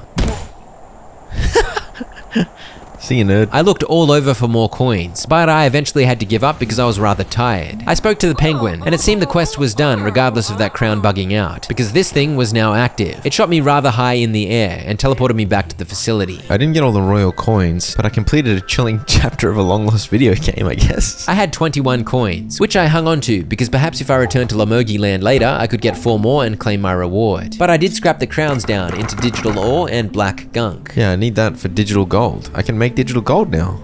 What? And so I made my first digital gold, out of the ore and gunk plus transcendium and hydrochloric acid. Digital gold can be used in quite a few juicy recipes. I salvaged the Mr. Gog's head and got a lovely flickering eyeball, and then I got back to what I was doing before I was distracted by that random video game portal world. I made my first very expensive carbon battery, along with a bunch of little makeshift batteries. Alright, that's 6 new makeshift batteries and a big old carbon battery. I plugged all of those in, and obviously the goal here was to keep the base, and in particular my 3 freezers powered all night long. 11 makeshift batteries total, plus 1 industrial, plus 1 carbon battery. So I think I've more than doubled my battery power now. Yep, and long story short, this was indeed enough to last through the entire night. I stole the arcade rug from that containment cell, so I placed it in its proper spot, and check out this great painting. Clearly that guy's an important addition to the base. Look at him. He looks very happy. And I guess I was still in the mood to follow loose ends, because I made a pest trap using some nachos. I saw that I could make a trinket that made pets stronger, so I knew pets were in the game somehow, and I guessed this was that somehow. This was not a good spot to place the trap though. My next experiment involved farming. It watered it. Alright, well, that inspires me. I don't have enough screws, dude. There aren't enough screws in the universe. You can literally see on the screen right now that I can craft my own screws, but I was still too dumb to realize. I moved the pest trap near some actual pests because that seemed smart. And then it was time to return to the reactor sector. You guys fight each other.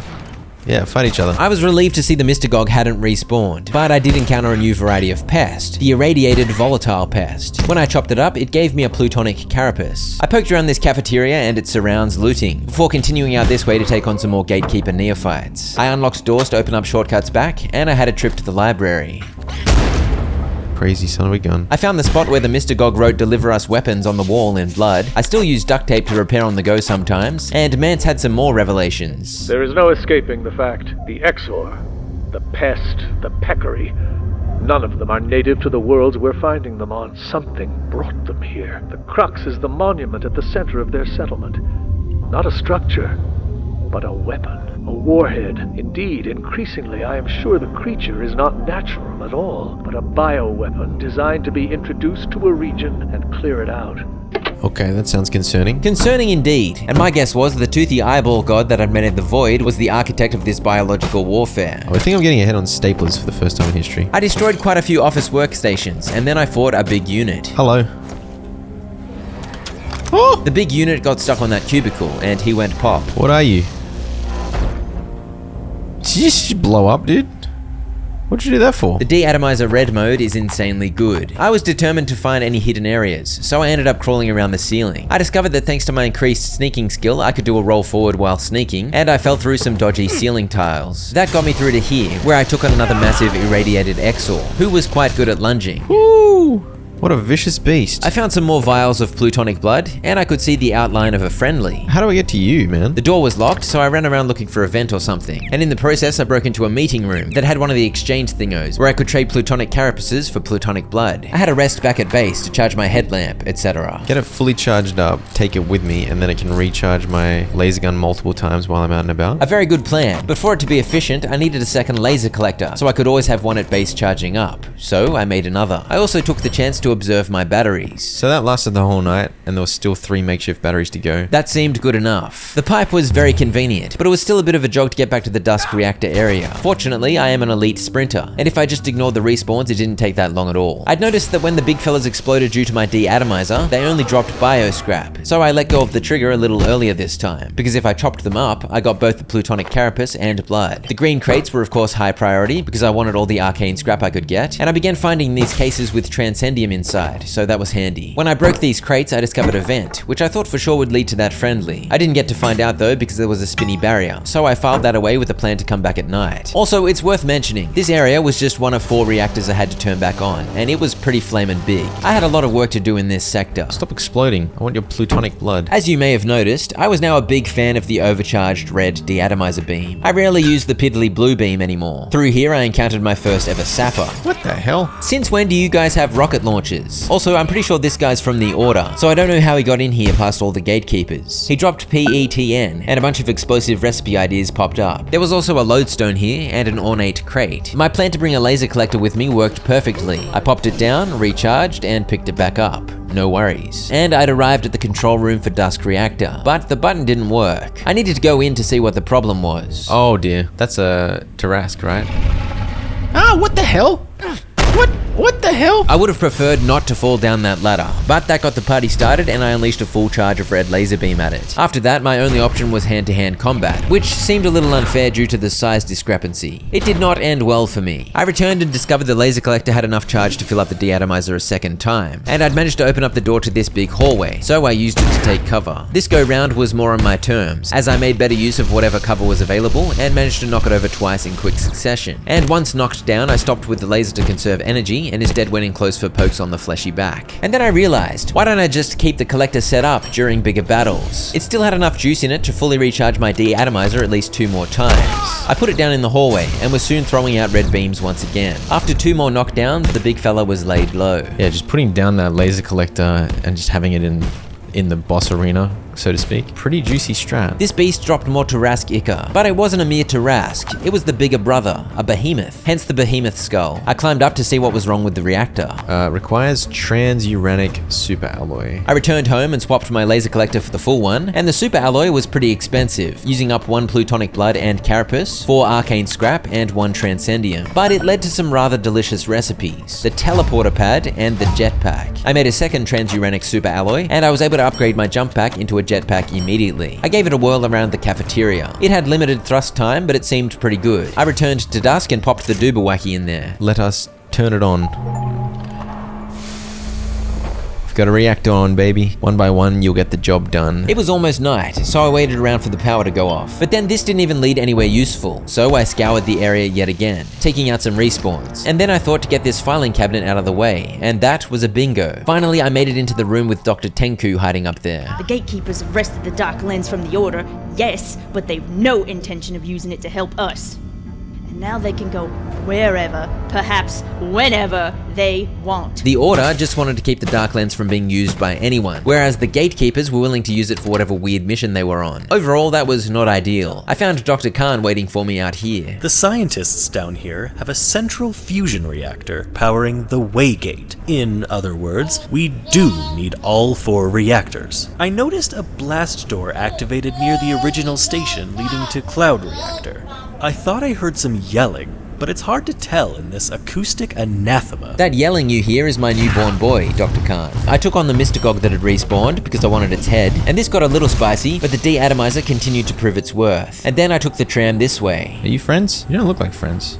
Oh, I think I should probably go back. I'll talk to those guys later. For now, I was off to Cloud Reactor. This keypad now worked, so I opened the massive door and I poked my head around the corner to see an absolute lunatic hanging out amongst some radioactive goop. The hell are you doing? But I needed a pit stop back at base, so I left him to it. On top of the usual restocking and recharging, I was also distracted by the glory of farming. I made one of these large garden plots in which you can plant 8 things, and they become thirsty for water much slower than the smaller plots. I placed the moisture teleporter next to it, and then I realized I could upgrade my beloved spear using a transuranic superalloy. Yeah, do it. Do it, bro.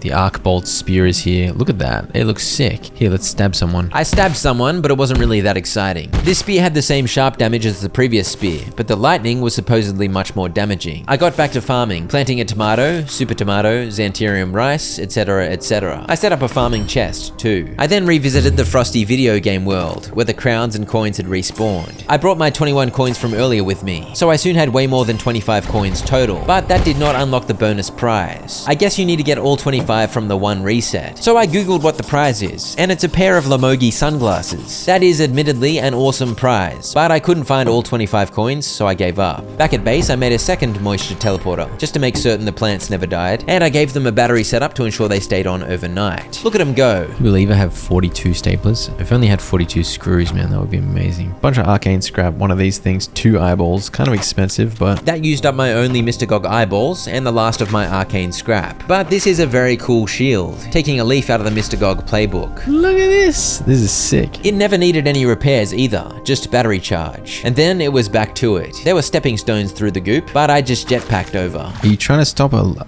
radiation from leaking? Hey, good to see you. And just wait. I know how it looks. Look, normally I'm all about the gatekeepers. Love those guys, especially when they're around. But they did shut down the fusion generator and caused a bit of a mess. Up until this point in the story, I've been the hero. But this was a turning point. Dr. Hill is clearly the hero now. What an absolute legend. Also, he gave me the tier 6 hacker recipe. Oh dude, I can almost make that. Heart of Corruption. I zoomed over this way, opened the door back for convenience, but then I remembered something I wanted to do back in the Dusk reactor area. An ornate key had dropped off an order idiot at some point, so I wanted to open a crate. What the hell is all this stuff? Sigil of the Hearth. You move faster in combat and your foes drop more ammo. That is quite a nice trinket, but I was more of a laser guy, so the ammo perk wasn't much use to me. And at this point in the playthrough, there were so many things to be distracted by, and I guess I couldn't help myself. I next googled how to get carapaces, and I learned that you gotta sneak up on these guys. Simple as that. I snuck around hunting, and I claimed some other loot while I was here because why not? Look at that pest. Look at that pest extermination. I actually love this. This deatomizer is insanely strong, dude. And just switching out the laser collectors. Oof! I found 14 carapaces total, which when combined with refined carbon give carbon plating. I also made some more digital gold, and now that I finally knew how to make my own carbon plating, I had a bit of a crafting spree. I soon put on the Radiant arm plates and Cherenkov leg plates. These were massive armor upgrades, but also... When I'm not wearing a suit, which is this, items with radioactivity are weightless, and the more radioactivity carried, the faster you move.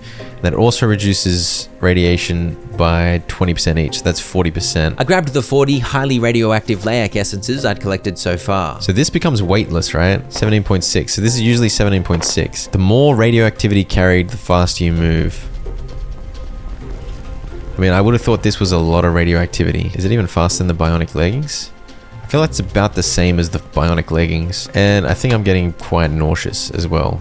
So long story short, I valued speed highly, and also not dying to radiation exposure. Maybe with 4 pieces of the nuclear set I'd be effectively immune to radiation, but with just 2 it seemed to be a bit of a worry. I decided to stick with the bionic leggings, but the arm plates were a 6 armor upgrade, so that was still a big improvement. I next used some carbon plating to make a large crate, which was indeed large, but it was quite costly. I decided I was happy with medium crates because they're so cheap, and they could fit a workable amount of items. I'd also found some more anti-verse gel in the Exor village, so I was able to make some more anti-thermite. My crops were thriving, so that was nice for my prospective soups. And I decided to make Spuddy, a trinket that increases item drop rates. It replaced my employee locator, because I figured I could just pop the locator on when exploring new areas to make sure I didn't miss anything. Although I'm not sure I even used the Spuddy for that long because it wasn't that good. Anyway, I paid a visit to Flathill and grabbed some power cells. But the main reason for my visit was to destroy this thing with the anti-thermite that I'd made. But I'd remembered wrong. It could only be destroyed by anti-fungal gelatin. A different anti. I got my antis mixed up. I stole a magazine stand from the streets of Flathill, which I used to make a hazard crate. This thing blocks radiation, so I stored all my radioactive stuff in it, including the Laic essence that I previously left at a safe distance. I took a bunch of silver scrap to the lab sector and traded it for a restock of refined carbon, and then I came across the laser lab again. This needs the antimite, whatever it's called. What the hell's in there? Yeah, use the Vegemite to get into the lasers. I then rearranged my base a little because I was sick of having only one charger. I had to charge my headlamp, personal teleporters, spear, shield, and healing briefcase pretty much every time I came back to base. So I needed a better solution than just one at a time. I managed to get 2 extra down. Oh dude, I need more pipes. I'm low on pipes, of all things. How can this be? It is a hallmark of something I really like in a sandbox survival game is there's great reasons to return to old areas and it doesn't feel tedious or annoying. It feels like, oh, now I can access that extra thing or I can open that chest because I've got new items. That feels real good. That's not the right way. I used the anti-thermite on the laser lab gunk. Only class 3 clearance, so I could have come in here quite a while ago. After dispensing with the riffraff, I concluded I was looking at a laser puzzle. Reflection prism heat sink.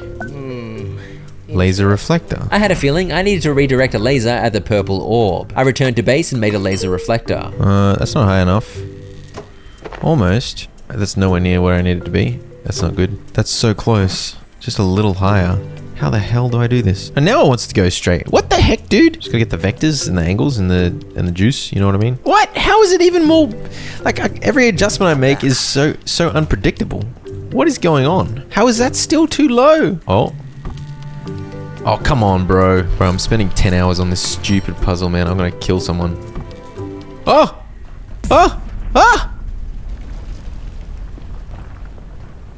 Finally! It's a miracle! I mean, what did it do? It destroyed the little thing? Okay, so I've googled it. Apparently this is what happened. Yep, there's a portal here now because of that laser shenanigan. So that was a bit of a saga, but yes, all those laser silly willies opened up a portal where the dark lens used to be, and it took me to the Rise Cascade facility. This place had also been attacked by the Order, judging by the carnage. As a result, there was plenty of chaos to behold and some Order fellas to fight, but my weaponry was pretty advanced now, so I didn't have too much trouble. The Endless Night event had triggered back in the facility just before I took the portal here, and apparently this shade was no respecter of distance. What am I supposed to do about this idiot? Oh, you showed up, huh? How about you have some of this, you idiot? Go away. This Reaper bloke and his bothersome behavior. He eventually got stuck on the desk and dematerialized, but when I next saw a shade, I fled in fear. I think if you let the shades touch you, the Reaper comes. And I was keen for no more Reapers, please. You better not know how to open doors. No, you do! Ah! There wasn't really too much here. Just an opportunity to loot certain items and listen to a couple of Mance holograms. And then I took the elevator to the roof. Oh, dude, what the hell? That's rude. I ran out shield up and managed to sneak across the roof behind cover to take on the goons over here without being blasted by a machine gun. And I was happy that these crates had a lot of screws. That seemed to be all there was, but I googled to make sure and learned that I'd missed something crucial. Oh, here it is. Egg. This is the only place in the game where you can get the otherworldly egg, and I needed it for some soups, so this was a huge find. This area had an achievement, so that was crucial. And other than that, you get the egg. I headed out, but the flamin' annoying, stupid, stinky night event was still going, and I could not be bothered dealing with it. So I went back in and sat on top of the helicopter to wait it out. I then returned to Flat Hill, with antifungal gelatin this time, and I opened up the all-important corn syrup factory. Am I just gonna get corn? Dodgy corn gets me corn. How do you even get dodgy corn? Yeah, that was the only thing in here, a corn cleaner. I next had a collecting and crafting session to make the containment unit for IS-0091. This was a bit of a mission to craft, but it was about time I stopped the balloon idiot from bothering me. I'd scared it away more than 50 times by this point. I ate some graham chowder and waited for it to show up. It's gonna get stuck. How is he not stuck? How is he not stuck? How is he not stuck? How does it work? Screw you.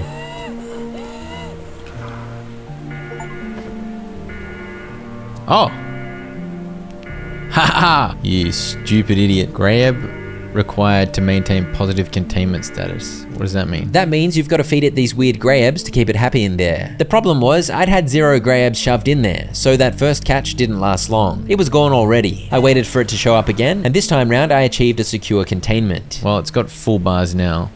So I guess you're stuck here, you stupid, ugly idiot. I was growing grabs in my farm, so all I needed to do was top it up occasionally, and the layak would no longer bother me in the wild. Great news. I then finally returned to the reactors, but instead of going right to the cloud reactor, I decided to explore to the left. And so I scouted out the road that loops around the entire area, looting and fighting as I went. I don't know if I mentioned it, but this was quite a big area. This is where my supposed friends are. These are the Unlost. I'd already met the sister of the Unlost a couple of times, but a few of her brothers were here too. Yes, we have heard that music and dance no further, but for you the dance remains. Apparently the dance remains. I don't know, but it seems these guys were once gatekeepers, but I guess they decided to defect or something. You what, mate? Oi! What the hell, dude? I got a recipe though. You deal more damage to foes larger than yourself. Oh, that's pretty cool. Do we grasp all she says? We do not. Yeah, honestly, I don't either. Those guys were pretty weird, but I like them a lot. Dude, the jetpack is so good. Gatekeepers are friends. Are you sure about that though? Hey Brainiac, remember where you are. Over this way, some anti-verse flora had broken through, and I found the entrance to one of the other reactors. Oh my gosh, who are you? But I was getting ahead of myself. Well, I did a big loop of the roadway. I didn't quite see everything there is to see, but I think I should probably just go do Cloud Reactor. Holy crap, this is enormous. I popped my employee locator on to verify if that person over there was a friendly. And yes indeed, it was my old friend Frake. Haven't had much luck getting my team to the surface. Tried digging, but the rock kept collapsing. She had the same story. I needed to get the reactors on so that we could get the portals down here back in action. Look at all these dead nerds. Look at these guys. Look at these guys on the high ground like a bunch of gangsters. He's got 2 robots with him. That's terrifying. This area was a war zone. Clearly the gatekeepers were fortified up that way, but the Order were here too. A few of them held this tram station, for example. I cleared them out and opened this door. So now I had access to a tram that would take me back to the entrance of the sector. I continued exploring the low ground here, where I took on a couple of sappers and a noodle face too. What the hell are you? Whoa! Whoa! He went in there. What? I can't get in that way. What's the bet I can't go in the front door? Didn't think so. I think it's gonna make me go up there and fight those big bullheads. Yeah, none of the doors around here were welcoming. You think we are savages, bent on destroying you. We will show you what savage means. You will understand as the truth runs from your veins. We will flay you, then dance in your ashes. Tiamat rejoices. Arceus laughs. This reactor is ours. Turn back or suffer the fate of the so-called Order. We sent them to the abyss. But there is room yet for you. Proceed and die. Okay, well that's exciting. I can see light up there, man. We can escape. Darth Vader here does not seem to want me to continue. If in doubt, whip your big laser out and just let loose. It doesn't matter if the robots shoot rockets at you. And don't mind the minigun that the big Jotun fella is shooting at you. I probably should have set up my laser collector before engaging, but now that it was down, I re-engaged. And the Jotun had come down the hill and was now isolated. So I felt good about my chances. I feel like mine should do more damage. But I don't think it does. I retreated to my laser collector and he followed. Oh crap, he's right there. Hello. Die. Die. Die.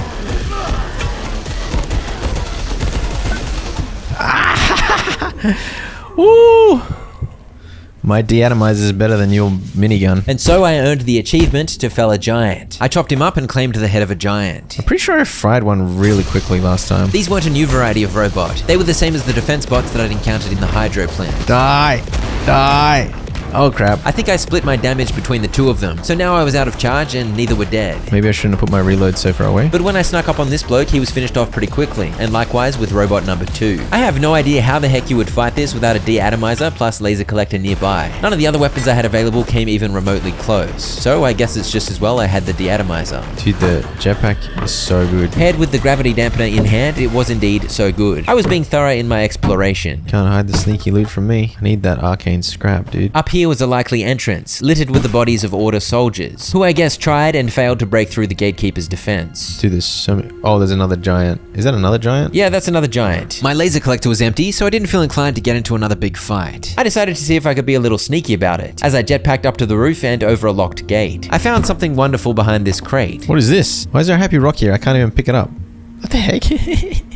It's so random. But there wasn't much beyond some loot up here. No sneaky entrance. I thought perhaps I could drop down safely somewhere, but then this happened. Oh, dude. Who's that shooting at me? Oh my gosh. This far over, the sniper was quick to spot me pretty much any time I went near the edge. But back where I'd seen the giant, it seemed maybe I could get away with dropping down. But as soon as I tried, someone got angry. He heard me? I threw some grenades down, but soon a handful of gatekeepers were fighting me. I fled and managed to lose their interest, and I decided it was time for a trip home. And this was the moment, finally. Wait, I can make... Oh my gosh, I can make screws out of metal scrap. No wonder they're kind of rare. Alright, I can make a transuranic super alloy now. And then we upgrade this pistol. 30 damage instead of 10.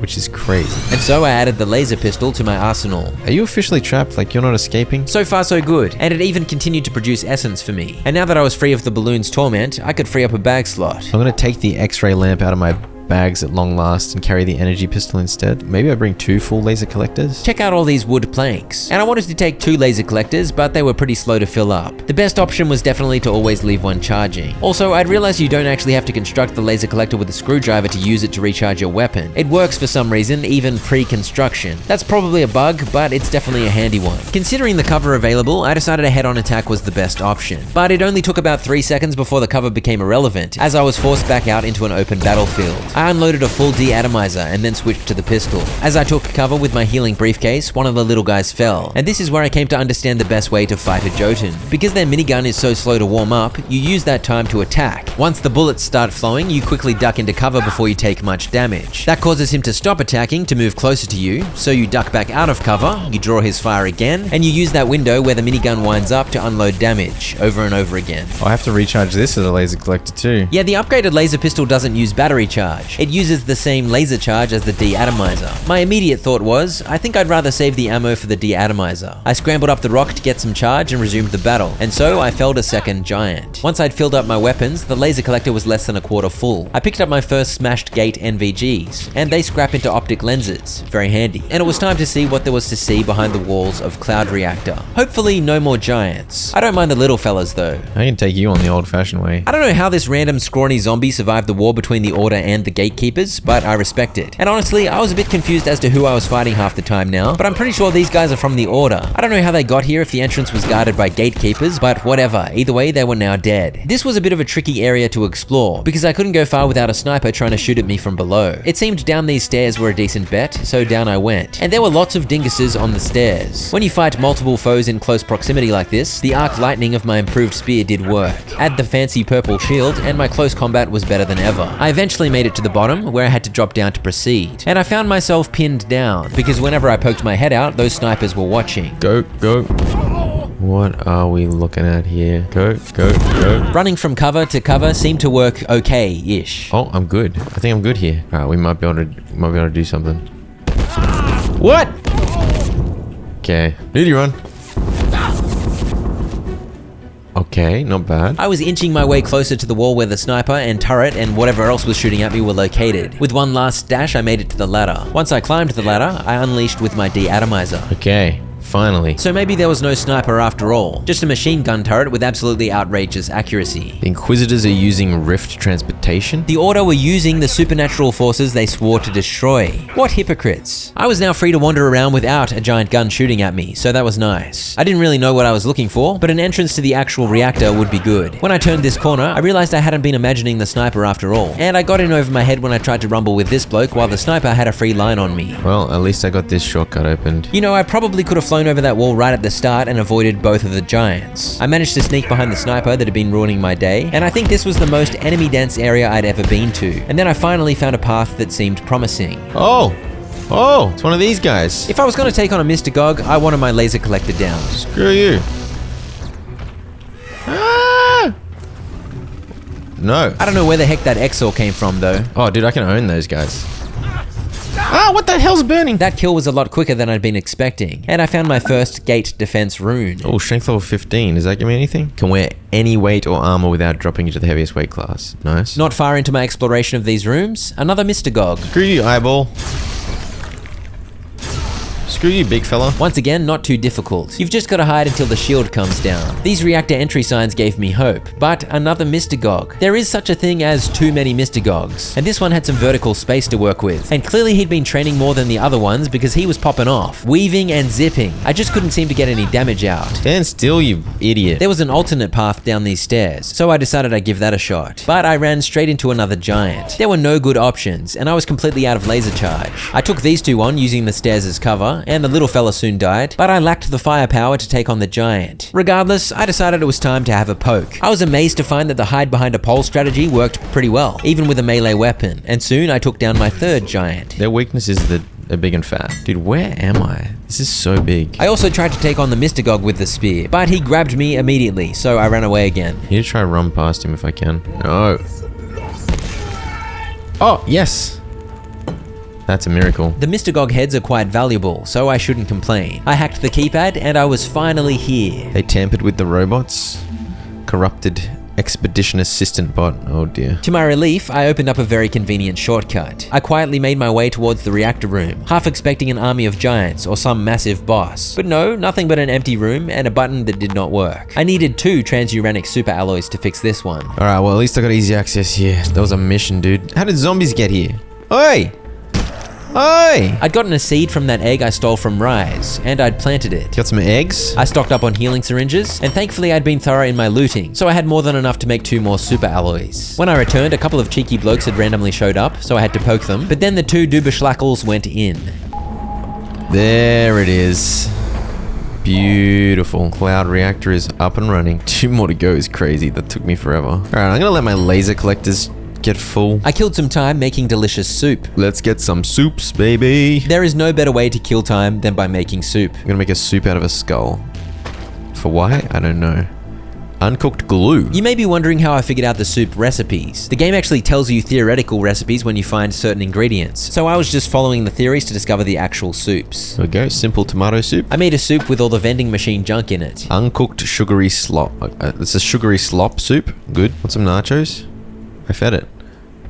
Want some rice? It likes nachos. I'd successfully caught a pest, but I couldn't figure out how to make it my pet. Before long, I returned to reactors and made my way to the place with all the antiverse mushroomy crap, where I got in a few fights before wandering in here. This is the way to Mist Reactor. I poked this overgrown bot, but he was out of commission. Gonna have to fight one of these things though. And it was rather hot in here, so I wondered if I'd start vomiting. Oh, Dr. Hill's here now. Hey, big fella. You're gonna have this sorted in no time. I mean, it's nuclear power, not rocket science. Anyone would think that you do this for a job.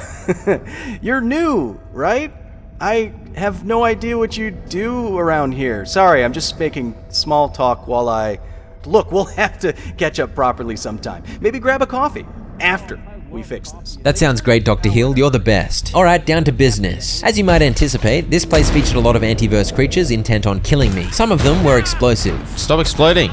Stop exploding! Some bouncy pads helped me progress through the overgrown nonsense as I followed signs pointing to the control room. I really would have liked the plutonic carapaces from these volatile pests, but most of them just exploded into nothing. So I had my shield up a lot as I explored. I found the button I needed to press quite quickly, so that was a change, but it of course wasn't working. I needed to find the actual reactor itself and get some repairs going. When I hopped out of this lift, I was greeted by a new friend. Oh dear. I immediately fled back down the lift, but I soon returned ready for a fight. This thing threw flames at me, but the elevator gave me cover, and I soon re-emerged to blast it in the face. It got stun locked and didn't do a thing in retaliation. I ran out of charge, but I placed a collector down, so I was able to just keep lasering, and boom. Dead. Oh bro, the deatomizer is too strong. That's crazy how much I just owned that nerd. I claimed my first Heart of Corruption, the highest tier robot CPU in the game, and I was able to open the door back to reception. I love the way you open up shortcuts to get that sense of progression. I've mentioned it a few times now, but shout out to the level design in this game. It is very good. I fell down to find zombies and a pool of water, and when I bounced back up, I noticed another bot waiting silently. So I whipped out the deatomizer for another clean kill. This one also attempted to throw some flames at me, but this was almost too easy. It felt illegal. These are the hardest bots in the game and they were just exploding. I of course looted a bunch, and where the cloud reactor had been massively open, this was all tight and convoluted, requiring trips through broken toilet walls to progress, and some vent navigation too. I ran into a big fella up here, but as tough as a giant Exor is, they've got nothing on giant gatekeepers. And I must admit, I was pretty lost. But eventually, through some vents, I found random grubs. What are these guys? Hey, grubs. What the hell? More importantly, Abe and Janet were here. They didn't have much to say, except to observe that things in the reactor sector were not good. True. These guys just show up everywhere and they're not really doing anything. They're just kind of like being smelly dinguses. I bounced up this way and ran into another bot, and a compendium entry popped up, teaching me these are expedition assistant bots, but obviously they'd been corrupted. I took this one out easily, and I had found the reactor. Yeah, well that's a portal world. I jumped across to the other side of where Abe and Janet were chilling and found a big fella, and also a spot where I needed to put a transuranic super alloy. I returned to the reactor to see there were a bunch of goobies attached to it. What are those big eyeball things? I mean, do I go in here? What is this? I'm going in. This was a shortcut back to power services for some reason. While I was here, I randomly got inspired to test the portal in the buoyancy lab. Takes me back here? Yeah, it took me to the tutorial area. I had whiplash from all the random locations I was ending up in. I returned to Mist Reactor, jetted over, and began shooting at the weird pimples. I'd soon destroyed them all. There's so many of these big guys here. I really don't want to fight them. But I did want to open the door down there, so I took on this one. Oh my gosh. I managed to slip away from him and tap at the keypad to open up another shortcut back to reception, and then I took him out. I'd cleared the stuff growing growing on the reactor, and now I just needed a super alloy. This reactor had taken way less time than the last one, for which I was grateful. I'd killed so many irradiated enemies by this point that I had heaps of plutonic blood and carapaces, so I made a few super alloys. And with a Heart of Corruption, I was able to make this. Is the gate key. Tier 6 keypads. Huge. As I made my way back to Mist Reactor, the flame and fog showed up again. Oh, there's one up here. I'm not in the mood for you, big fella. Run! Run! Despite the reduced visibility, I somehow found a room I'd missed, in which Hologram Mance had much to say. He admitted that it appeared the antiverse creatures were indeed essentially biological weapons. Designed to colonize and overrun areas they are introduced to. Literally designed to invade and overtake. I guess the question was, did we find them by accident, or were they trying to overtake Earth on behalf of the weird eyeball tooth god? I bumbled through the fog and managed to find the Abe and Janet room, where I fixed the device with the super alloy, but then I could not find the button. I ran around for ages looking, and while looking, I accidentally found a second spot that needed a super alloy up these bouncy pads. Thankfully, I'd brought one extra, and when I began seeing those control room signs again, I knew I was close. It's gotta be here somewhere, right? There we go. Yeah, it's spinning. It's on. Another reactor knocked over. Beautiful. Just got the Gale reactor to go. I took my new tier 6 keypad hacker, which had a glorious eyeball on it by the way, and tried to hack this keypad back near the entrance to reactors. It did not work, because I still needed to turn Gale reactor on, but I didn't actually know where the heck Gale was. Thankfully, I had a marker, which I attempted to follow. Oh, there's one of these guys here. That's not the one I can kill. That's a composer. It's him. Those are invincible. I don't know where I'm going, by the way.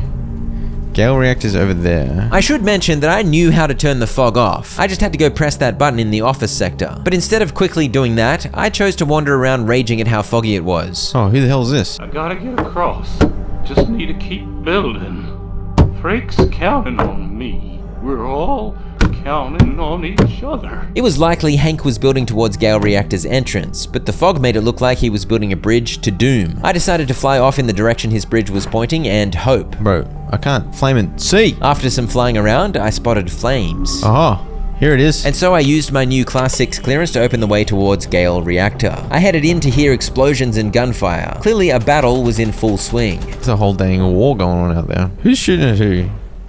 Gatekeepers versus the Order? Yep, that guess was correct. It was hard to tell, but it seemed they were shooting at each other from across a big gap in the middle there. It looked like this side belonged to the Gatekeepers. Preferably these idiots would take each other out, but I wanted to speed up the process. So I popped up from behind the barrier and unleashed some laser goodness. I had my laser collector down for quick refills, and I don't know if they just dispersed or died or what, but I soon ran in there and found there were only 3 left, and they weren't in good shape, and so I managed to clear this side of the bridge. I discovered a path away from the central area, deeper into the Gatekeeper's territory, so I headed that way and got in a couple more fights. This guy almost knocked me down somewhere scary. Oh, what the hell? There's an abyss down there. Clearly the war going on had caused some structural damage. As I made my way into this office area, I ran into another Mystagog. I decided to run away, and soon ended up down here to see the entire area was split. The concrete somehow ripped apart, revealing a big crack down the center. I jumped across that gap, and suddenly I was in the Order's territory. On average, the Order enemies I'd encountered in the game so far were much easier to defeat than the Gatekeepers, so I wasn't complaining. And I definitely wasn't complaining when the fog finally lifted. Fog's gone, I may have... Yeah, okay, so now I'm on the other side. Gotcha. That side's full of Gatekeepers, this side's full of the Order. And down below it all was a lot of water. Oh, is there a... Oh, dude, what is that? Can you see that? Some kind of beast down there, dude. That's actually the Dark Water Beast. It somehow ended up here after I finished the hydro plant. I never caught sight of it earlier, but at least I got a glimpse here. There was no way I was going to jump in the water though. Not to be left out, there were also some random antiverse biological weapons lurking down here. I proceeded through this area probably less thoroughly than I usually would. Partly because there were so many enemies about, but mainly because I was disoriented. I'd begun exploring while it was foggy, and this area was rather large, so I didn't really know where I was exactly. I found an email talking about the Order's Hail Marys that they could pull out if things got too hard in the fight against the Gatekeepers. They got some artifacts that they can pull out? The Interfectors? And it appeared I'd made it quite deep into this reactor area, because this room looked serious. There were plenty of side passages and rooms to check out, so I did, but this massive thing in the center seemed important. I don't even know what all this is. Like, what? There's nothing essential here. Okay, maybe it wasn't that important. I ended up back down below where the rift was visible, and I jumped back over to the Gatekeeper side, I guess, because I ran into a Mystagog. I had very little laser charge left, so I decided it was time for a pit stop. Holy dooly. No, no, no. That wasn't the most peaceful start to my pit stop, but I was able to quickly charge up my deatomizer and take them out easily. Alright, let's go back. Oh, should I bring my diving suit? Probably. Because I hadn't been able to figure out where I needed to go, I was thinking maybe I was going to have to swim. But at least the entrance to Gale Reactor is easy to find without the flame and fog. Exploring with unfogged eyes helped me see things afresh, and I soon found somewhere unfamiliar. Oh, look at this. Hello. I crept through this big yellow pipe, and I was in gatekeeper territory, so it was going to be a challenge. As established, the neophytes aren't too bad, but this guy on the other hand... Oh, this guy's got a... What has he got on his head? Why you got a skull on your head? The fellow with horns is a gatekeeper chieftain. They are pretty scary. What? What? Since when can you do that? After many bandages and a ton of healing, I managed to defeat the absolute unit. There was a whole lot more for me to explore over here, so perhaps I wouldn't have to go for a swim after all. And I take back what I said about the neophytes. When you have to take on 2 of them, they're not that easy. Perhaps if I'd been willing to unleash my deatomizer on them, it would have been quick, but I wanted to conserve charge. I was beginning to feel like this was a little bit too much to handle. 1 million guys that take 500 hits to kill. Like, look at all these guys. What the hell's going on? Oh, and one of you're here now, are you? As soon as I whipped out the deatomizer, things felt easy again. Funny that. On the other hand, I was wishing I'd brought way more healing syringes. I was out, and I had barely any healing briefcase charge. Nonetheless, I managed to take down another Mystagog, and then I got in a rumble with another chieftain. I had to play very defensively, backing away and relying on cover. But once again, the deatomizer proved how ridiculously strong it is. I can still own. And this confirmed it. No swimming was going to be required, because I'd finally arrived at the reactor itself. I hacked a door and then looked a few meters to my right. Oh gosh, there's another chieftain. That was my cue to flee and find a better battlefield. I only had a half-charged deatomizer and about 0 health, but the chieftain lost interest for some reason. I tried a different direction. He's one of those big guys. This area is absolutely insanely hard. Down this way, I spied a friendly. It's crazy, I'm using the weird eyeball to do the retinal scan. Hello, Douglas. Reminds me of the time the GKs wiped out that horde from Antiverse 83, but it's an army of religious cuckoos rather than a bunch of those water bat clone things. I'm starting to feel like the gatekeepers aren't all that interested in helping out either. I'm getting the same vibe, Douglas. I should mention, I was getting lots of delicious arcane scrap in this area, and I guess I somehow circumvented that chieftain, because I'd arrived right next to the reactor. This man's hologram was interesting. While this is unusual, I see no reason, at this stage, not to grant him a small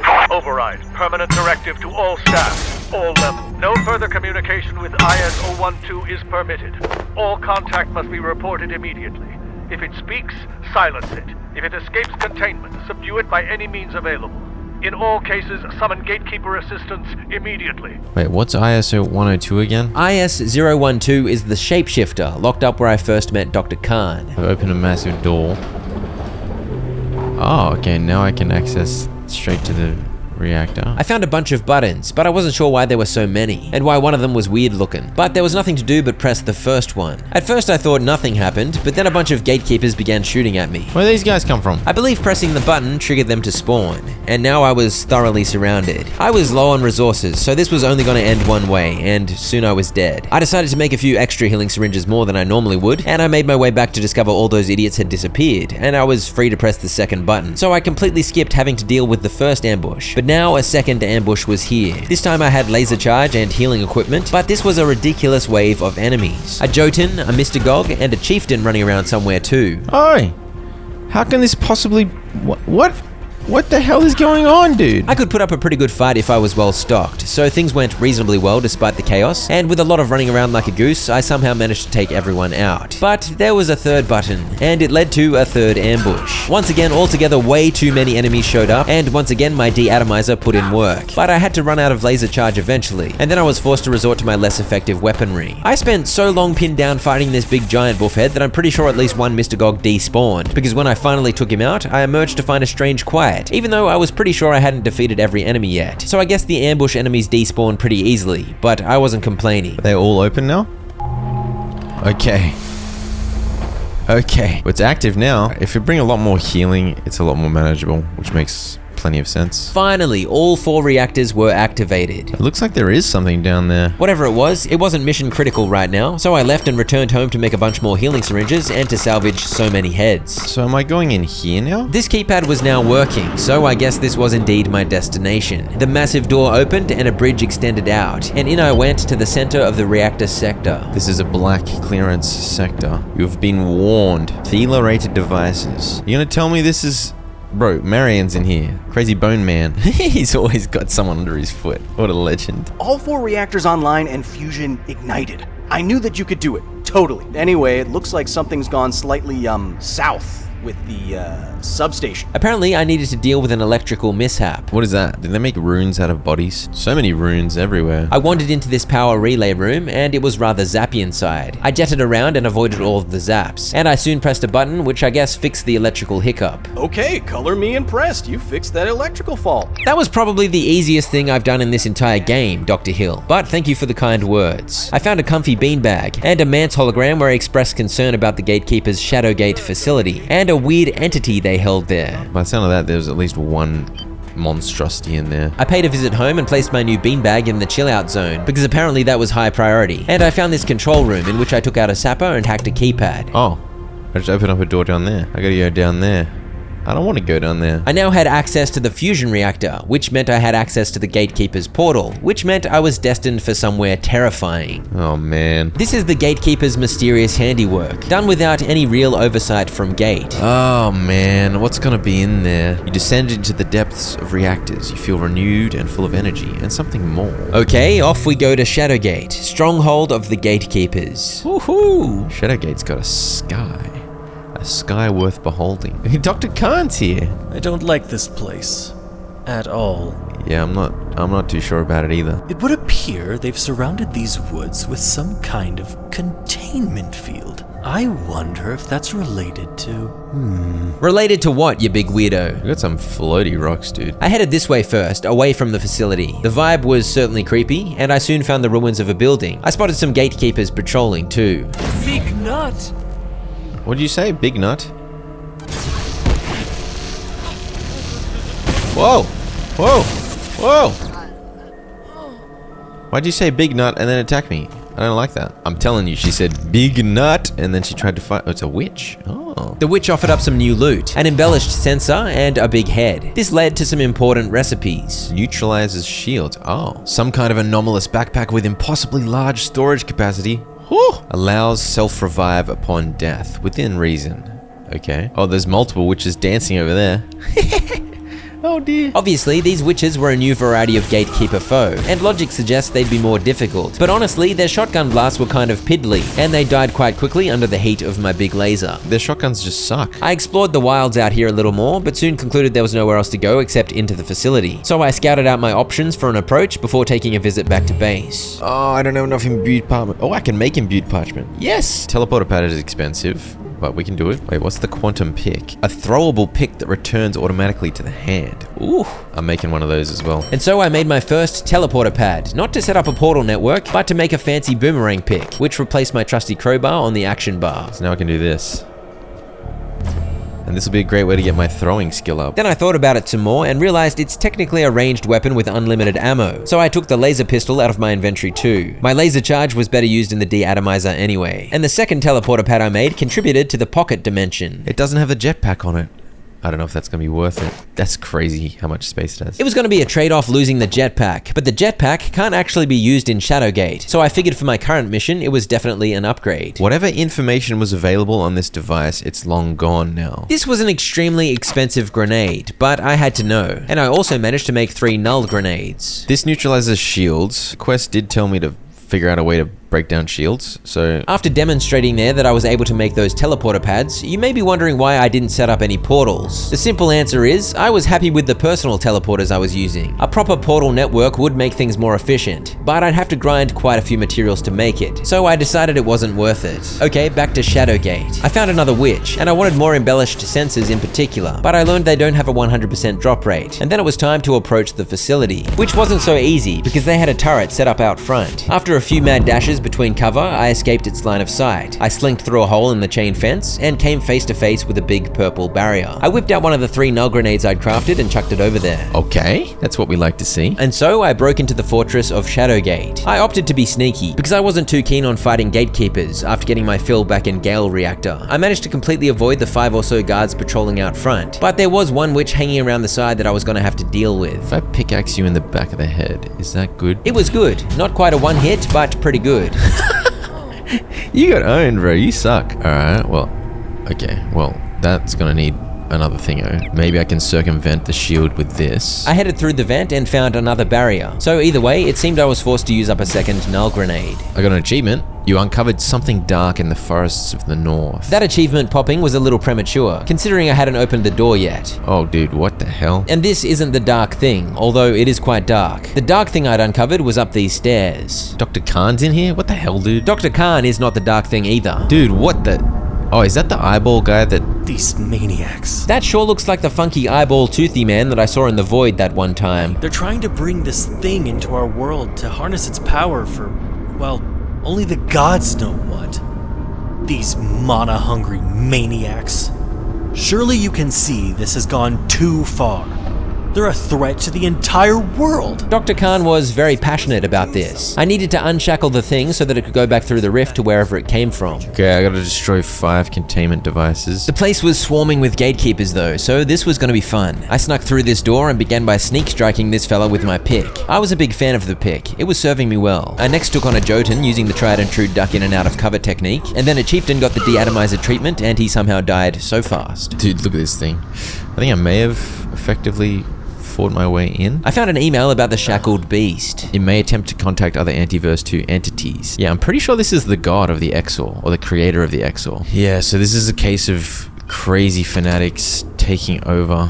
Can't get in there. Over here was one of 5 containment devices, but it was protected by a shield that I had to take down with a null grenade. So that was progress towards freeing the monster, but it seemed I was gonna need more nulls, probably at least 4 more. But I only had enough embellished sensors to make 3. I soon snuck back in with a vague hope that maybe 3 would be enough. I went to the left this time and used up another null grenade to take out a second containment device, and I got into a scrap with a chieftain and a neophyte. I blasted down a witch too, and this overall was going surprisingly smoothly. I used up a 3rd null grenade to take out the 3rd device, and then things got a little spicy as I drew the attention of a couple more gatekeepers. I pulled through after using up pretty much all of my healing, and with that I'd cleared this entire lower area. And I used my last null grenade to access a witch to hack up, and the 4th containment device. I took on yet another witch. You, come here. Come here. The Wayseeker. And all the witch kills were great because I needed more embellished sensors. This Mystagog fight was not so great, as I ran out of laser charge and was forced to continue the fight relying on quantum pick throws, which were quite hard to land. Finally. You're so annoying, bro. I found the final containment device, but as expected, I was gonna need another null. So I returned home and managed to craft 6, one of which I used to bring down the shield. This is it. I'm gonna free you, fella. And I have concerns you're gonna come this way and try and eat me.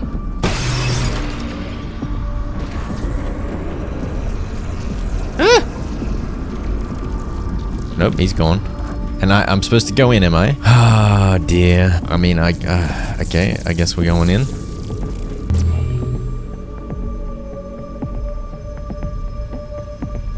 Hello? Far Garden. Oh. Wait. Yeah. Far Garden. Isn't this the very, very, very first portal I went through? Explore the Rift destination. Well, this is my only option, isn't it? And so I went from one portal world to another, and then through a golden portal. But where the heck? Where am I? This place had a distinct vibe, that's for sure. And I recognized the runes. They belong to the Order. I saw a friendly over this way, so I followed the hallway down. Are you my friend? You my friend. Wait, Promethean. Do not attack. Our paths converge once more. By some fathomless twist of circumstance, you arrive at the sanctum of my brethren at a critical moment. Hastatria is a bit of a rambler, so I'll summarize. Basically, some gatekeepers were holed up in the residential sector of the facility, attempting to activate the Dark Lens, but if they succeeded, they would essentially take over the world. Unfortunately, the residential sector was deathly cold for some reason, so I'd only be able to get there if I stole the sun disk from the Order. Reach the sun disk to survive the abyssal cold of residences. Confront the gatekeepers. Remove the Dark Lens from their possession by any means. Dude, what the heck? So this is the Praetorium, the lair of the Order. I kind of felt like the reactor was going to be the final area, but nope, I'm going to the residences, I think. I should need the sun disk. Hastatria had sworn a covenant. He wasn't allowed to touch any of the artifacts the Order held, including the sun disk. But for the sake of the world, he was willing to help me steal the sun disk. Is this the Order's cafeteria? It actually is. What are you aiming at, you big dingus? Check out the Order's bespoke first aid kit, and say what you want about them. At least the Order know how to make a grand base of operations. In this loading bay area, I destroyed a green crate, and found my first ever bit of tactical scrap. And as I made my way through the facility, I tried to be somewhat sneaky. But that didn't really work when I ran into multiple enemies. Thankfully, a triple rat deluxe doesn't scare me. Why you guys got so many wrenches? And a reinforced CPU? The rats deliver better and better. I of course broke any green crates I saw. They had heaps of ammo in addition to the tactical scrap, and I opened doors this way and that as I tried to explore thoroughly. I fought my way up to this control room, where some emails shed more light on the Order's history. For one, they called the Reaper in the security sector the enemy of old. And also, it seems the Order knew more about what the gatekeepers were doing than... I stopped speaking for some reason, but I was gonna say, the Order seemed to know the gatekeepers were pushing the boundaries with Shadowgate, so perhaps that was the biggest reason for their chaotic attack on the facility. I soon ended out in a more open area, and my intention was to at least try to be sneaky. But when I ended up chasing this idiot, I lost all hope of that, and I ended up in a massive battle. Dude, where are you? Oh, you're up there. And so I ran around like a maniac, shield up, poking with my zappy spear. By the time I'd killed 8 or 9 fellas, I was about to die from exhaustion, but I'd spotted a military cot in the back of a truck, so I wasn't forced to teleport home. Random snooze in the Praetorium. I've cleared so many enemies here, surely we're close. But there were more enemies yet, including a sniper who nearly took my head clean off. And this area was massive. I'm not sure I even managed to explore all of it. I just did an insane Shadowgate campaign. I'm like, cool, we're done, we're nearly done, and then boom. Into the Praetorium. I crept down the hallway and soon saw books, lots of books, and some kind of scholar. Oh, who is this? The archivist received a quantum pick to the cranium, and he dropped very juicy loot. These purported grimoires are crafted using the witch's embellished senses, so they were a great find. Also, staplers. I snuck around, knocking over more archivists, resulting in a juicy haul of loot, and then I moved on from the area across this bridge. Oh, flamethrower. Flamethrower. What a beast. I guess it was about time I met some new Order enemies. The fella with the flamethrower was a bit of a handful, but that wasn't his only party trick. Hi! He's gonna blow himself up?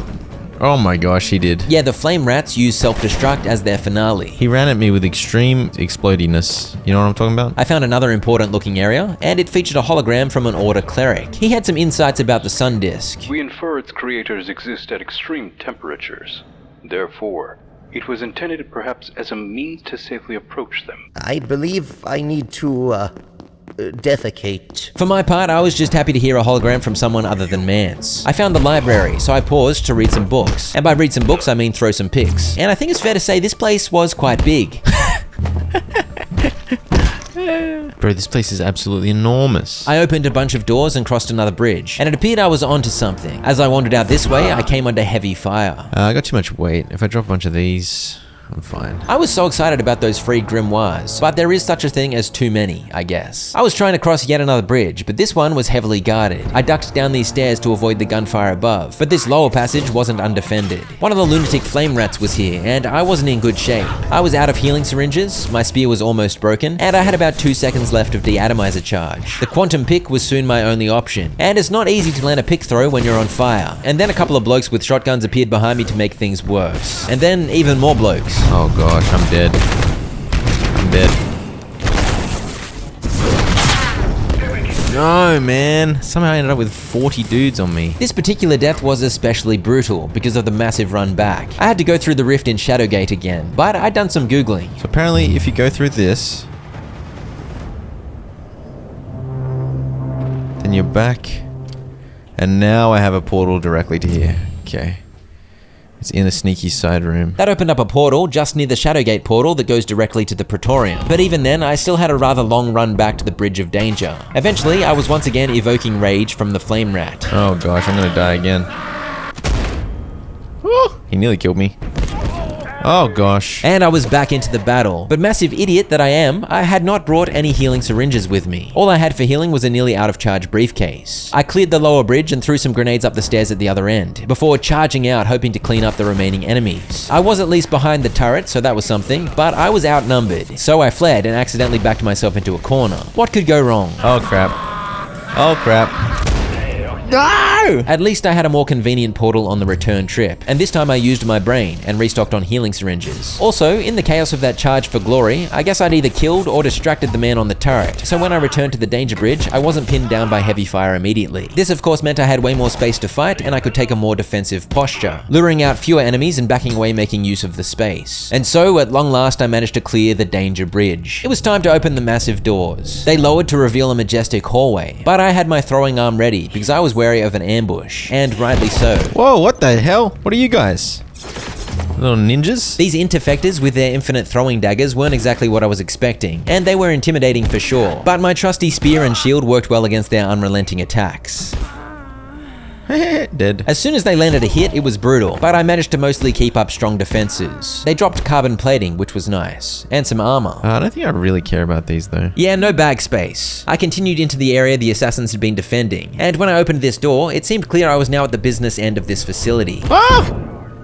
For goodness sake, dude, another position where they're just hunkered down. I was getting a little annoyed having to breach their defensive positions. Hello, are you reception or? I threw a pick at the receptionist and soon realized this was an armory. I also learned there were at least 3 assassins hanging out in here. Oh dude, there's like a million assassins in the armory. But the spear and shield served me well again, and soon one was down. This locker was open, and a full Triari set of gear was available to yoink. Doors will be kicked open anytime you hit them while sprinting. That's so random, including locked doors? Yeah, that's a very random 3-set bonus. I then got pinned down by the 2 remaining assassins, and I think I got too fancy with it trying to hit them with my quantum pick as they danced around, because one of them sliced me and I began bleeding. But I couldn't afford to spend time bandaging myself, because that would leave me vulnerable to their zippy attacks. I was in a bit of a pickle, and here comes yet another death. This is just not going well for me, you know? I do know. And when I returned, I got pinned down in the exact same position, except I played it smarter and took them out almost unscathed. The third one dropped an ornate knife, and I found the Egulum armor set, in which you can't sprint, but you do become a tanky unit. That was it for the armory, and it was time to charge into some sniper fire. I ducked behind some boxes, I ran up the stairs and hid behind more boxes, but the sniper was too far away. He's all the way up there. My best option was to run down below, out of his line of sight, so down I went. There were mostly easy enemies down here, and I encountered a medic. I'm pretty sure that's the first one I'd seen. A medic? No healing.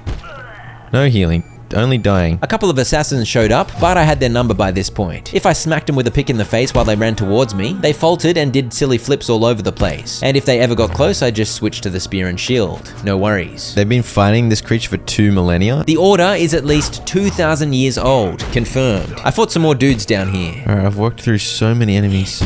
Oh, you're here too, are you? And then another assassin. Is that the Earth? That is the Earth. I can see Australia. There's a facility in Australia based on that. I don't know what planet I was expecting, but that is indeed the Earth. And I finally got the jump on that sniper. Screw you, sniper. I had a closer look at the globe hologram, and I mounted the big stairs to at long last reach my objective. IS-0101, the Sun Disk. Finally. Please, the glorious Sun Disk. Are there gonna be more assassins? The Sun Disk. Touch. I gave the Bernie disc a touch, and it did something to me. You've made your way through the ancient halls and taken a piece of it with you. So what did that do to me? It made my head sunny? What does that mean? I guess I'm resistant to cold? Oh, hello. You have gained something within. We do not understand it ourselves, but it will remain with you for the rest of your existence. With it, you can survive the impossible cold of your residence sector. Hustatria told me he'd meet me there, and together we'd take back the Dark Lens from the gatekeepers. The portal took me to a tram stop in a previously inaccessible area of the office sector. I called the tram, hopped on, and I was off towards a new frontier, the residential sector. As I approached, the extreme cold became evident, and even with the sun disk, I was apparently on the verge of freezing. Some of my equipment refused to calibrate, too. But I had made it. The chaos of the reactors and its many portal worlds was now behind me. I hacked the door, and I could see 2 friendlies just up ahead. Hello. I am here. The sun disk protects you. Excellent. But you remain impeded from entry, and in this I can assist you. The way is not yet clear for us to assail the gatekeepers, retrieve the Dark Lens, and put a stop to this calamity once and for...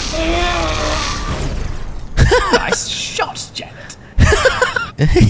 Janet got him. Well, the laser cannon works. When we saw you were in a hostage situation, we had to act. Rat bastard. Anyway, you're welcome.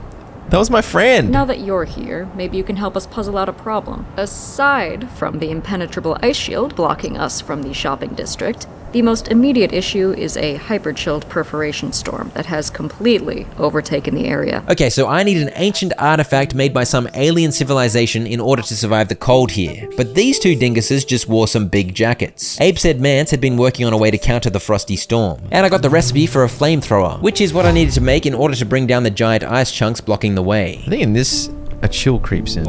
Oh, what the hell? No, not one. No. What? How could they do this to me again, man? They put another Layak in the game, except this one's so much... Wait, what? Yeah, I think I'd best set up a tornado. What the heck? I teleported back to base to empty my overfull bags and catch up on some chores. And I did some crafting too, upgrading my chest piece to the ionized core plate, which was an 8 armor improvement. I also put the behemoth helm on, because I hoped a bit of cold resistance would help in the residential sector. I don't think it did, but at least it looked amazing. I soon returned to the frosty lands, and the new Layak showed up again, but I'd come prepared with my X-ray lamp. However, I soon learned the X-ray lamp was not particularly effective, and I got slashed up by some sharp tentacle teeth. I set up a crafting bench right next to Abe and Janet, and attempted to set up a new personal teleporter, but it was nighttime, so I couldn't just yet. Instead, I began exploring. The athletics area was over this way, but the door was locked, and around this corner I found a gatekeeper giant. I avoided his attention for now and headed up these stairs, where I caught sight of the freezing storm that Janet had referred to. I could see a Yeti up there too. I forgot to bring a laser collector with me, so I ran out of juice rather quickly and ended up killing this big fella with my quantum pick, which took quite a while, and it seemed this lower area was unaffected by the storm, so this is where I could investigate. Day arrived, and with it power, so I synced the teleporter at the bench, securing fast travel to the residential sector. And I checked out this way, where the sign said shopping district. I ended up in a massive open area, where I found some gatekeepers who hadn't been able to withstand the cold. Dr. Khan, why, how are you... Huh? Ah, you did so well in Shadowgate. I was mightily impressed. But now, it seems we have a different sort of problem. But now we have a different problem, don't we, Dr. Khan? The gatekeepers were holding the dark lens in the shopping district, but the entrance was blocked by a giant ice block. I had a quick trip home, during which gatekeepers assaulted my base, which was very rude because chieftains and witches do not belong here. Xantherium rice bowls were one of my most favored quote-unquote soups at this point, and I made sure to pick up a full laser collector. Oh no, it's found me here. This time I kept my distance and just looked at it, the old-fashioned way to deal with the original Layak. Thankfully, that did the trick. I returned to the residences and found the sushi restaurant, and I ran into a new variety of pest, a very hairy, cold-resistant pest. I killed a couple of them, and one dropped some Yeti fur. There were, of course, gatekeepers hanging around too, for example, this witch. But I wasn't expecting this from the sushi kitchen. The hell's that? What the? Apparently the sushi chef was a corrupted robot, but that was no problem thanks to my de-atomizer. And overall, the amount of enemies here felt very relaxing, compared to the chaos of the last few places I'd visited. I took a shine to these vintage chairs in the dining area, and so I picked up a few, and I crept through some vents which led me to more anti-verse foes, including a very hairy peccary. I followed through to this yellow door, which opened up to an assassin and a sniper. Oh, what the hell? After taking out the assassin, I concluded that carrying several antique chairs around was not practical, and I soon had to stare at this idiot again. I backtracked away from that sniper, and my creeping around helped me open up some shortcuts. I blasted the face off another robot, and opened up another big door, and another. But all that did was give the pesky sniper a lovely open view, by which he was able to shoot at me. I had a pit stop and returned when it was light again. Oh, what the hell?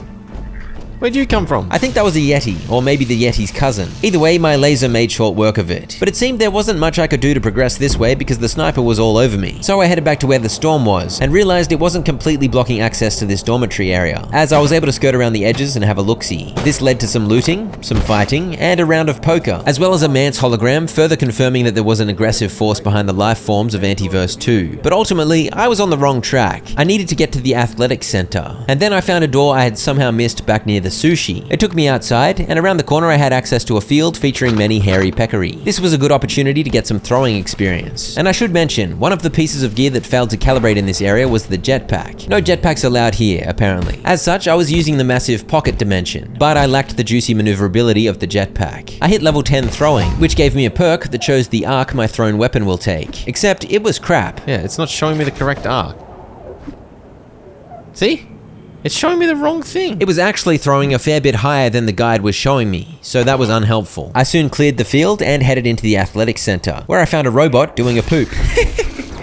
What are you doing in here? When I lured it outside, it got into a fight with a carbuncle. I noticed a broken wall over here, so I jumped over with the gravity dampener and found myself at the bottom of the pool. In the middle was a rather impressive contraption. Storm containment device. Oh, you guys can't even see me? What are you guys doing? You're gonna dive? How the hell do I make a storm containment device? How did I get in here unseen? I'm so confused. Yeah, so this was a big goose on the loose moment. I thought it required a storm containment device, but it is the storm containment device, and it needed a heart of corruption. I knocked this assassin off the edge, which was hilarious, and I wound up in a cave that led me essentially nowhere. I was on the hunt trying to figure out how to make a storm containment device, so this was not a good situation. I opened up a shortcut to the athletics area, so that was something, and I got into a fight with a giant and its pet robot. Once they were felled, I made it back to the pool again, but from a different angle. I hopped in the spa for a bit, but there was no reason for me to check the pool again. I already knew that I clearly needed a storm containment device, and so I ended up way off the trail again, checking out some of the living quarters back in the dorm area. I found an email that told me that the frosty balloon idiot is called the Krasu, and Dr. Wakeman's room had a strange red glow shining from it. That's what I need, dude. I need that thermal thing.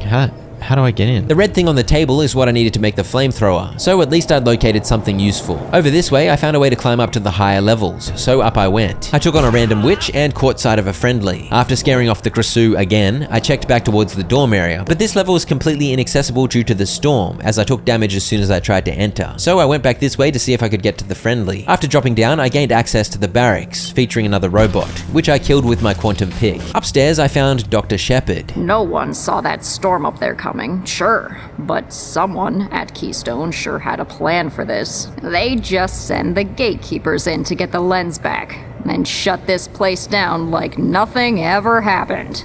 Great thing about a secret facility, you hit an iceberg, no one will ever know. More recently, I've been getting the impression that the gatekeepers had gone fully rogue, but this seemed to be confirmation that they were doing exactly what this Keystone wanted them to do. Sadly, there wasn't really anything here of consequence to my mission, just another path that I couldn't use due to the storm. Now let's fast forward past the next 10 minutes of bumbling around. Oh, I didn't read this properly. True! After a quick trip home, I returned with a transuranic super alloy and a heart of corruption. And just like that, the storm was suppressed. That was really easy, not complicated at all. On the plus side, I had earned myself a pretty good understanding of the area's layout, so I headed straight back to the dorm area to find whatever the storm had been hiding. This began with Bigfoot getting some laser hair removal, because he was tired of getting bikini waxes every other Sunday, and I had some more rooms to explore. Strange top hat. Why is it strange? Ah, I can drop down, maybe. Oh, am I supposed to go outside somehow? How the hell do I get in there? No. You don't get to freeze me. No one likes you. Go away. Oh, here we go. I wandered through this frozen area, which took me up another level, where I gave Bigfoot's brother the laser treatment, and found some helpful doors and ladders and stairs. This allowed me to drop down into one of the locked rooms, and from there I crawled through vents and climbed my way around while listening to Mance talk about the strange top hat I'd picked up. Basically, when you put it on, it makes you take it off immediately. I put it on, and it immediately was taken off. A strange top hat indeed. Alright, have I made it though? I had, as I soon made my way into Dr. Wakeman's room. The first thing to do was to talk to the friendly box that I could see in here. Where cheese? Hungry. You cheese? Queijo? No, I'm not cheese. Fromage. Fromage. Please cheese. I sadly did not have any cheese for nibbles. No. Cheese. I sleep. Dream. Cheese. Well, this is a blissful bed. Give me the blissful bed, bro. And I, of course, analyzed the incomplete thermocell, which gave me the thermocell recipe idea. I awake. Oh, Nibbles is awake. Cheese. Playtime. Hungry. You cheese. I got rid of this merely pleasant bed and replaced it with the blissful double. The better the bed, the quicker you rest up, so it was a genuine upgrade. I was running low on plutonic blood, but I had enough for a super alloy, which contributed to crafting a thermocell. This is basically a juiced up power cell. I made an electro thrower, a few lab burners, and soon the flamethrower was mine. I gave it a whirl, and it did exactly what you'd expect it to do. This thing is pretty much the keypad hacker of the residences, as it helped me open up some doors.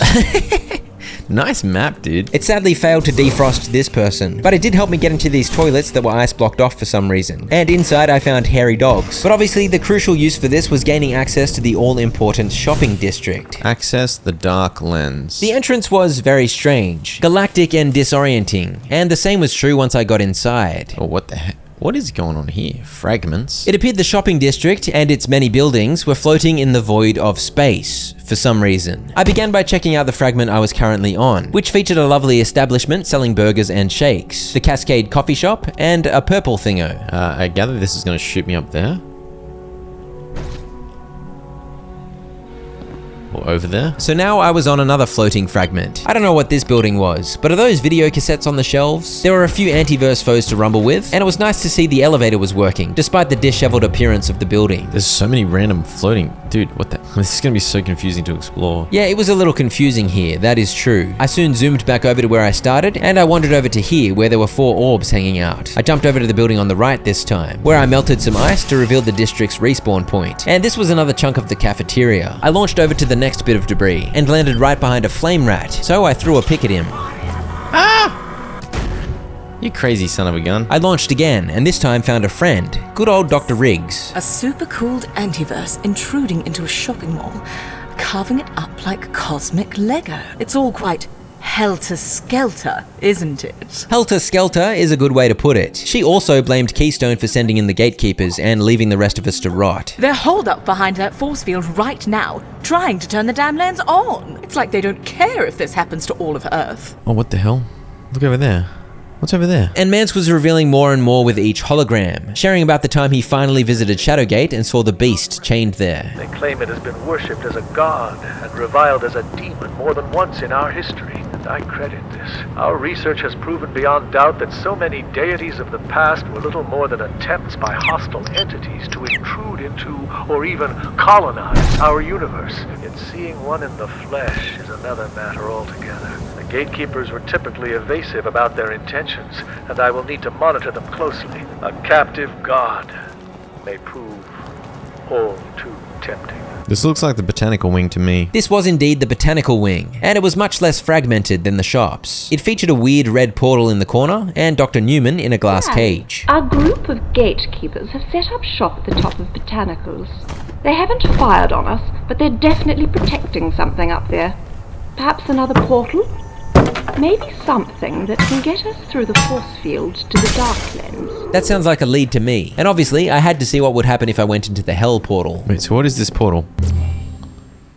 What? Divarication? I was in an alternate version of the botanical wing. Future, past, upside down, I don't know. But it had one of these little guys. I spotted one of the tree shambler things from the swamp over there too. I wandered out here, and I hadn't quite worked out what was happening. What the heck is going on? There was a big door here blocking the way, so this was my only option for a way forward. After a quick crawl through some rubble, I found a room with a funky green portal. And it was good the big chunky Exor were roaming around here, because I needed to stock up on plutonic carapaces and blood. And into the green portal I went. I came through in the exact same spot, but back in the original version of the botanical wing. While the red portal version was infested with Antiverse 2 creatures, the green version had gatekeepers. I now properly understood what was going on with the red and green portals, and it seemed the different versions of the wing had different accessible areas. In the green version, there was a way open down here, and it led to Jimmy. I was just making tacos. Next minute I'm over here. The pub's in space. Everything's freezing. There's portals everywhere. What the hell happened, man?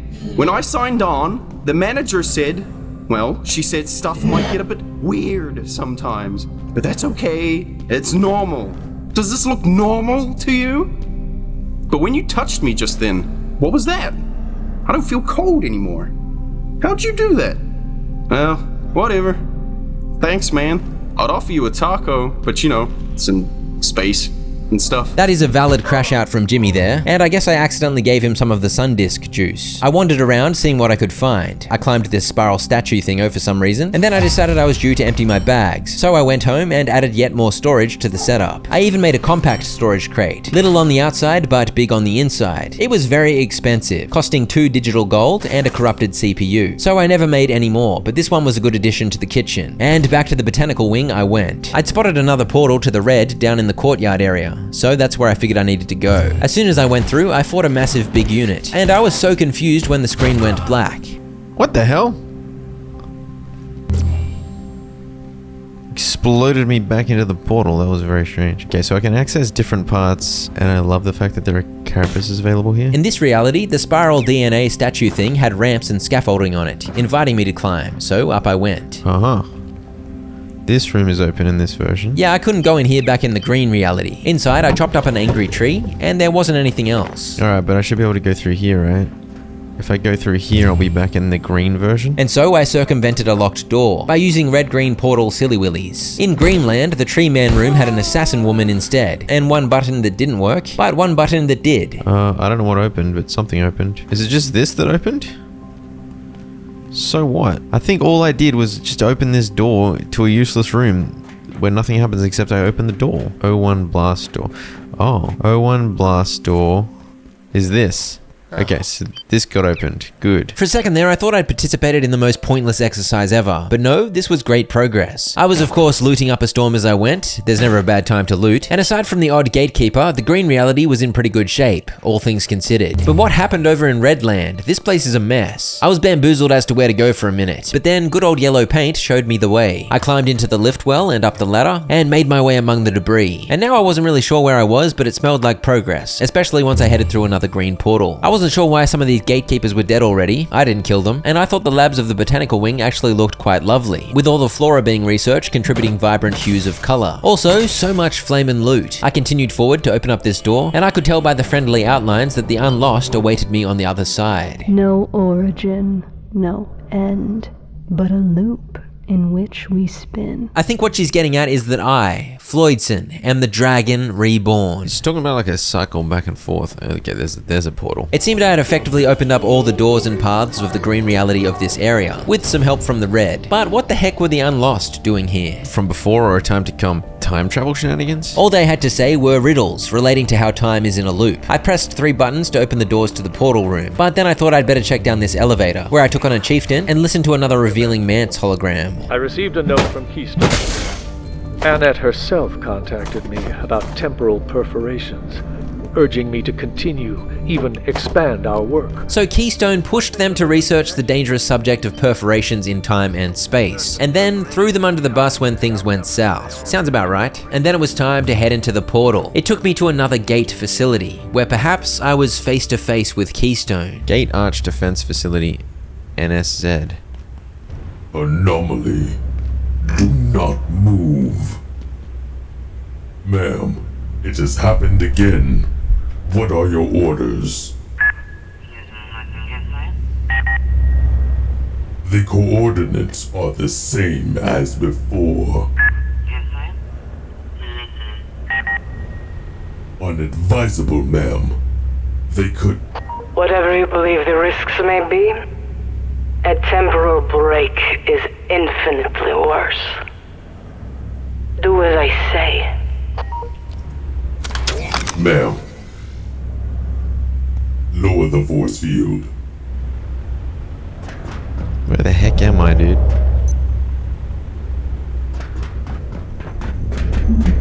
Whew. Gate Arch Defense Facility. Who were you just talking to? Proceed to the gateway.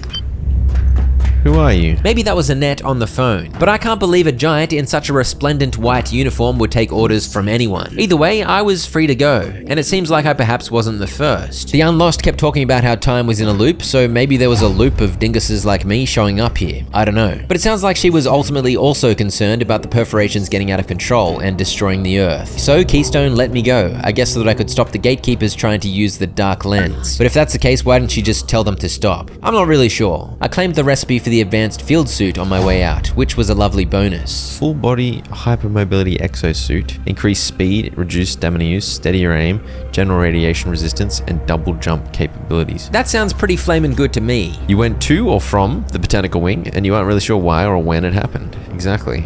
Now where am I going to go? I returned to listen to the Sister of the Unlost offer her wisdom. What you saw, others have seen, and emerged no wiser.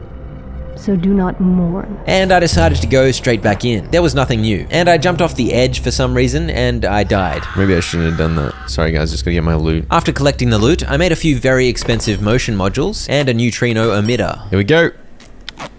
Excursion suit, huge. There we go. But now I'm not resistant to airborne viruses. Like that's That's my concern, I guess. That is the one thing the hazmat has over the excursion suit. True, but overall this was an outrageous upgrade. Faster, better aim, less stamina use, and a cheeky double jump. I returned to the shopping district and continued floating around between the fragments. I jumped over to this rocky area that looked like it had been ripped out of Shadowgate somehow, and from there I shot over to this office building. There was plenty to loot should I be hungry for goodies, but for once I wasn't. Through this door I found some uglies, and I don't know if leveling up my throwing skill a bit meant I was doing more damage with my flying pick, but sneak throws onto neophytes were now one hit and dead. These chieftains were still a bit of a handful though. Stop picking me up, you big head butter. Once he was dead, I inspected the device out here, and it required a motion module. By the look of the pink beam, I figured that maybe once it was repaired, it would shoot me off that way. There's an email address here that should be inactive. Who's ever using the A. Khan address, get in touch with me. Are you saying that Dr. Khan, who I've been talking to, shouldn't exist? Well, I had a feeling. He is indeed a very weird bloke that was once locked in a shapeshifter's containment cell. Over this way was a chunk of the Frosty video game, and over this way, all sorts of nonsense. What is going on, dude?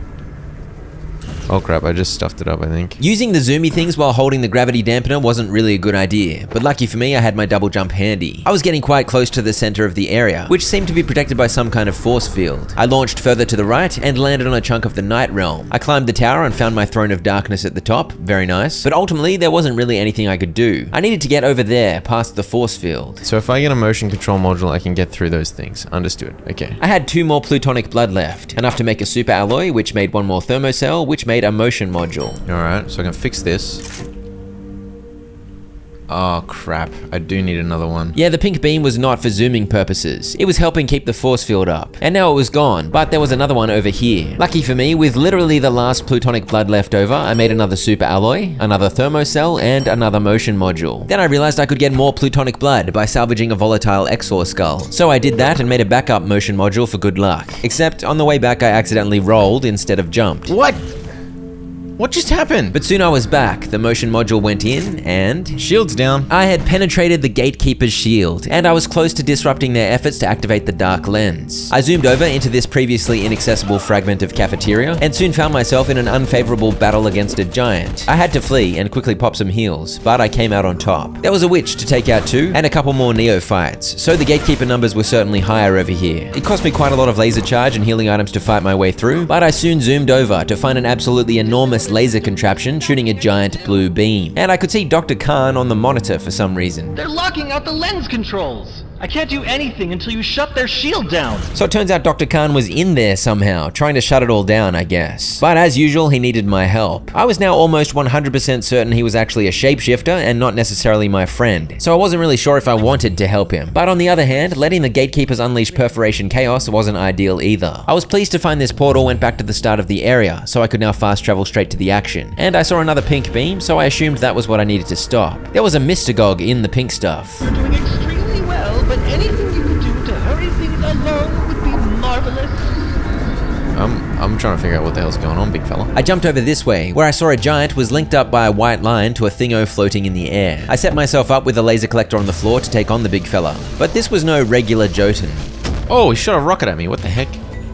Oi! He also had one of the fancy purple shields, so he was definitely a next level giant. He looked even taller too. This guy's insane. The bigger they are, the harder they fall, and old mate soon fell. I don't need you getting in the middle of this. This guy dropped a detonation cord and a bobblehead, some top tier loot, but I still wasn't really sure what was going on. When the giant died, the white line connecting him to the drone flying up there had disappeared, and now I was free to throw a pick at it. One pick hit and dead. Was that contributing to the shield? I think it was. There was more white line business over here, so I jumped over to take on a chieftain and 2 neophytes. The office cubicles served well as cover as I unleashed the red laser, and soon there was just 1 neophyte left to chase down with my spear, and the contraption was now vulnerable, so it got a poke too. There was 1 more white line over this way, so it seemed that was 2 down, 1 to go. Is that the dark lens? I guess that's the dark lens.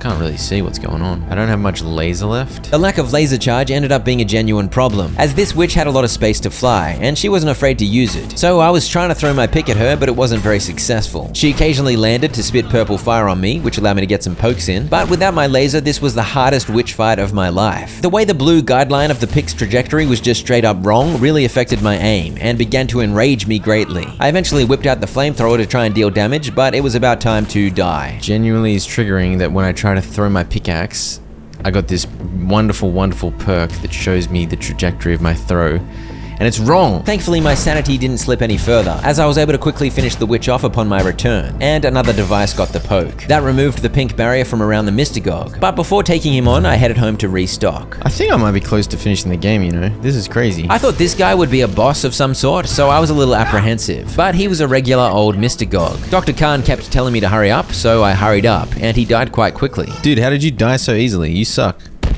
I thought you were the final boss. And with his death, the Gatekeeper's shield was down, and Dr. Khan's giant beam had done something. Wait, so wait, my quest is to leave the facility? A giant portal was open, although I thought we were trying to stop any more portal shenanigans. But I guess I was finally going to escape the facility. I'm done? Okay.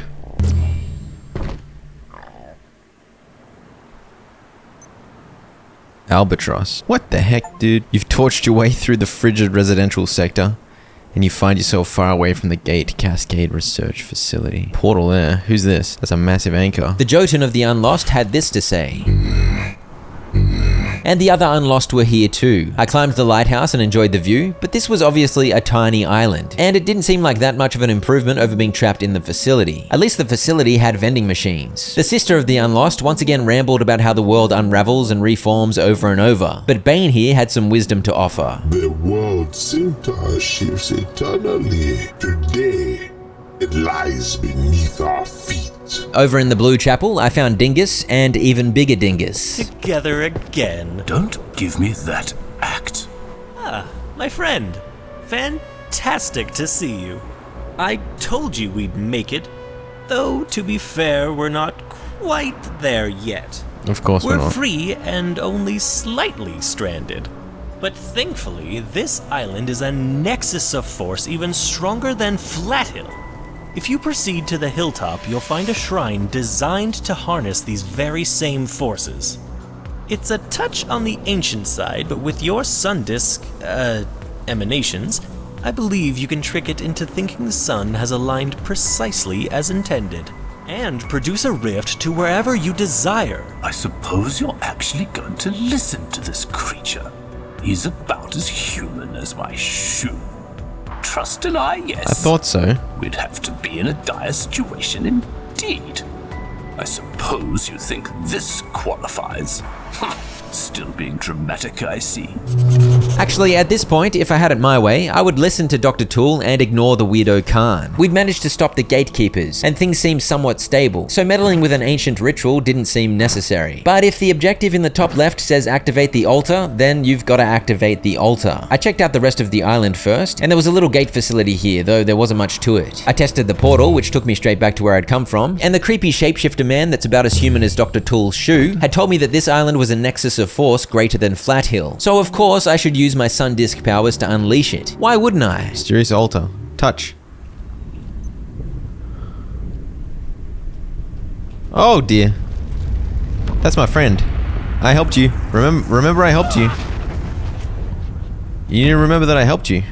I feel like you're not remembering. I'd seen and heard various tidbits suggesting that this ugly thing had shown up throughout history and had been worshipped by humans at certain points. So I guess the random altar was a relic of one of those religions. And I have a feeling that Dr. Khan knew that. By the look of it, the unlost Mystagog was helping me out with some heals. So that was nice. And when I blasted the hideous thing's face for a bit, it slunk back into the sea. I helped release you. I felt betrayed. After all, I did help release it. What the hell's going on? Imagine trying to kill someone who released you from captivity. How rude. Oh my gosh, tentacles.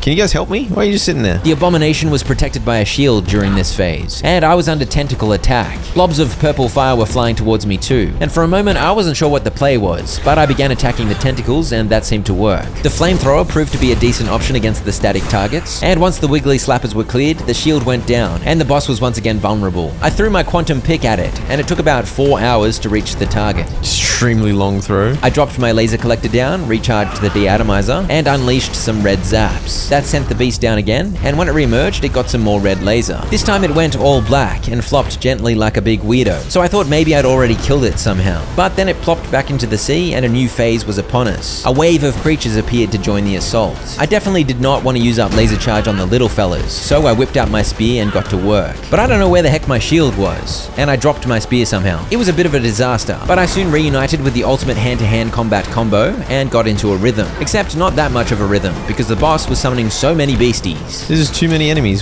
How the hell am I supposed to do this? The unlost Mystagog had paused his healing efforts, and I really needed those heals. Right on cue, the pulses of green reappeared and the heals were back. So his healing uptime wasn't 100%, but it was very helpful nonetheless. Even still, I had to put down my healing briefcase, because this was a lot. Finally, I took out the last two foes and the summoning phase was over. The abomination reappeared and the laser shot forth. But it was only a few seconds before we'd cycled back to the tentacle phase. So out came the flamethrower. Oh, what the hell is that? Stop that. Ow! Now it appeared the boss had a laser beam of its own, and I think I tanked about 5 seconds of it because I was out in the open. But the boss's shield was still up. I needed to take out more tentacles before I'd even get another chance to chip away at the boss's health. But I guess one summon actually survived, and it was shooting quills at me, so I kept bleeding. It's hard to burn tentacles when you're bleeding. A giant purple laser beam also makes things difficult. But it seemed the length of this phase was up to me. The faster I took out the tentacles, the faster his shield would drop and the fight would go from there. Finally, the last tentacle died, and I was able to unleash my laser once again. Stop that. Stop that. The one thing I had going for me was that when I did manage to laser its face, it seemed to do a lot of damage, as it took only a few seconds to send it hiding in the water each time. Oh, he's got the shield up again, not the shield! I now had a decent grasp on the flow of this fight and its different phases, but I had limited resources. I would run out of laser and flamethrower charge soon, and I was down to just 5 bandages. During this tentacle phase, I discovered my quantum pick got rid of the slappers in one hit, so that might be the superior option over the flames where possible. And I needed to be quick to get cover when the big purple beam came out. I don't see any more tentacles. How do I get his shield? Oh, his shield's off. Good. 2 more times in a row, the de-atomizer quickly forced it into the sea. But then the summons phase triggered again. I pushed through this phase much quicker this time, dispensing with most of the summons reasonably quickly. Then once again, the laser sent him down into the sea. 3 times in a row this time. I keep sending him down, but I'm gonna run out of ammo now. Oh, he's got his shield up. I have no ammo. I'm screwed. The tentacle phase was manageable as I took cover and threw my quantum pick to play Whack-A-Tentacle, but once the shield was gone, I was a bit pathetic without any de-atomizer charge. I was down to just 1 ranged weapon, and it wasn't exactly quick to reload when thrown so far. All I can do is throw my pickaxe. But I was at full health, and I thought perhaps I could play a defensive long game and maybe I was close to victory. Surely I brought the beast low with all those red laser blasts. But then I ate a purple laser. Oh dude, I just stood in that. That probably wasn't the best time to try and pick up my laser collector, but the boss's purple beam did so much damage. I feel like it wasn't doing that much earlier. Rail rifle. I can upgrade this as well. It's kind of sick. After that loss, it was finally time to use the ammo I'd been hoarding since forever. I put on the Egulum bindings, which gave me the biomimic buff, which allowed me to bypass the bio locks on some of the weapons I'd stolen from the Order, including the sniper and one of the machine guns. Basically, I was going to use bullets instead of lasers for once. But I improved my laser situation too. I did some quick farming and made a 3rd laser collector. And I grabbed this full one and returned to the battlefield where I placed it down. And I picked up my empty and the briefcase too. It was low on charge, but I had 9 healing syringes in my dropped loot, so I hoped that would be enough. And I touched the mysterious altar again. Except this time, I of course knew exactly what to expect. I had the same amount of laser charge available, so the de-atomizer was going to last quite a while. But I of course also had hundreds of bullets and 2 new guns with me as backup. The boss was blasted back into the sea a few times before I got a chance to do anything, and I pushed it straight into the summons phase. Last time the tentacle shield phase came first, so I don't know if I dealt so much damage that it got skipped, or if it's just random. And there's not much to say about this phase, except it was a spear and shield affair, as I was determined to conserve ammo for the boss. Also, I got a lung infection from one of the stinky creatures. Now, if I was wearing a hazmat, that would not have happened. See, this is why I kept the hazmat suit on for 10 years. Heal me, Mr. Gog. This many summons was definitely a handful, but soon the ugly god popped up again, and I immediately switched to my laser and dealt as much damage as I could. This pushed it into the tentacle phase rather quickly, way quicker than I'd managed in my first attempt. And I was also way quicker at taking out the tentacles. A little bit of fight experience makes a massive difference, I guess. The boss's shield was down in record pace, and I once again shot my red laser. Alright. We got him to the summon phase again already. But no summons came, and the boss just kept swaying. Wait, what's he doing? I guess this was an opportunity to deal some damage. Better take it. Once the boss ate some more laser, the summons phase kicked in again. And I guess because I was now on my A game, I didn't have to use any healing items at all. The Mystagog's pulses of green kept me topped up, and I pushed past the phase soon enough. Except the boss returned before all the little nerds were dead. Oh, I gotta shoot at the boss. Leave me alone. I decided boss damage was definitely the priority. I didn't want to leave it alone to shoot fire or purple beams at me. As I pushed into the tentacle phase again, my laser collector ran out of juice. This time the tentacles were a bit rough because the boss was relentless with its laser, and I was forced to hide behind these black rocks. But I got there eventually. Unfortunately, it popped up behind the church, and then somehow rushed back into the shield phase again before I had a chance to deal much damage. Oh, he's got his shield up again. More tentacles, and you know the drill. As long as I took cover, this phase wasn't too dangerous. Although this sneaky tentacle was rude. There's one tentacle like clipped in the flaming thing. I can't hit this tentacle, dude. I eventually defeated the near invincible tentacle, and the boss popped up behind the church again, so I whipped out the sniper to get in some damage. Sniper's so slow though. Oh, now I gotta deal with the tentacles again. After an extremely fast start to the fight, things had slowed down to a bit of a crawl, but I wasn't really taking much damage. I should mention, I'd taken my bionic legs off and put the Cherenkov leggings on instead, so that was a bonus 26 armor that was making me tankier than ever. I pushed through the tentacle phase and whipped out the sniper once again. I did have a little bit of deatomizer charge left, but I guess I was worried the sniper rifle was feeling left out. Oh, I did it in 2 that time. The bolt action was very slow, and then when I had to reload, that was even slower. And I accidentally interrupted the reload, making things even slower. Reload, bro. Reload's so slow. Oh, he died. Wait, what? He died. So I had to deal with like 3 waves, I think, of summons. Holy moly.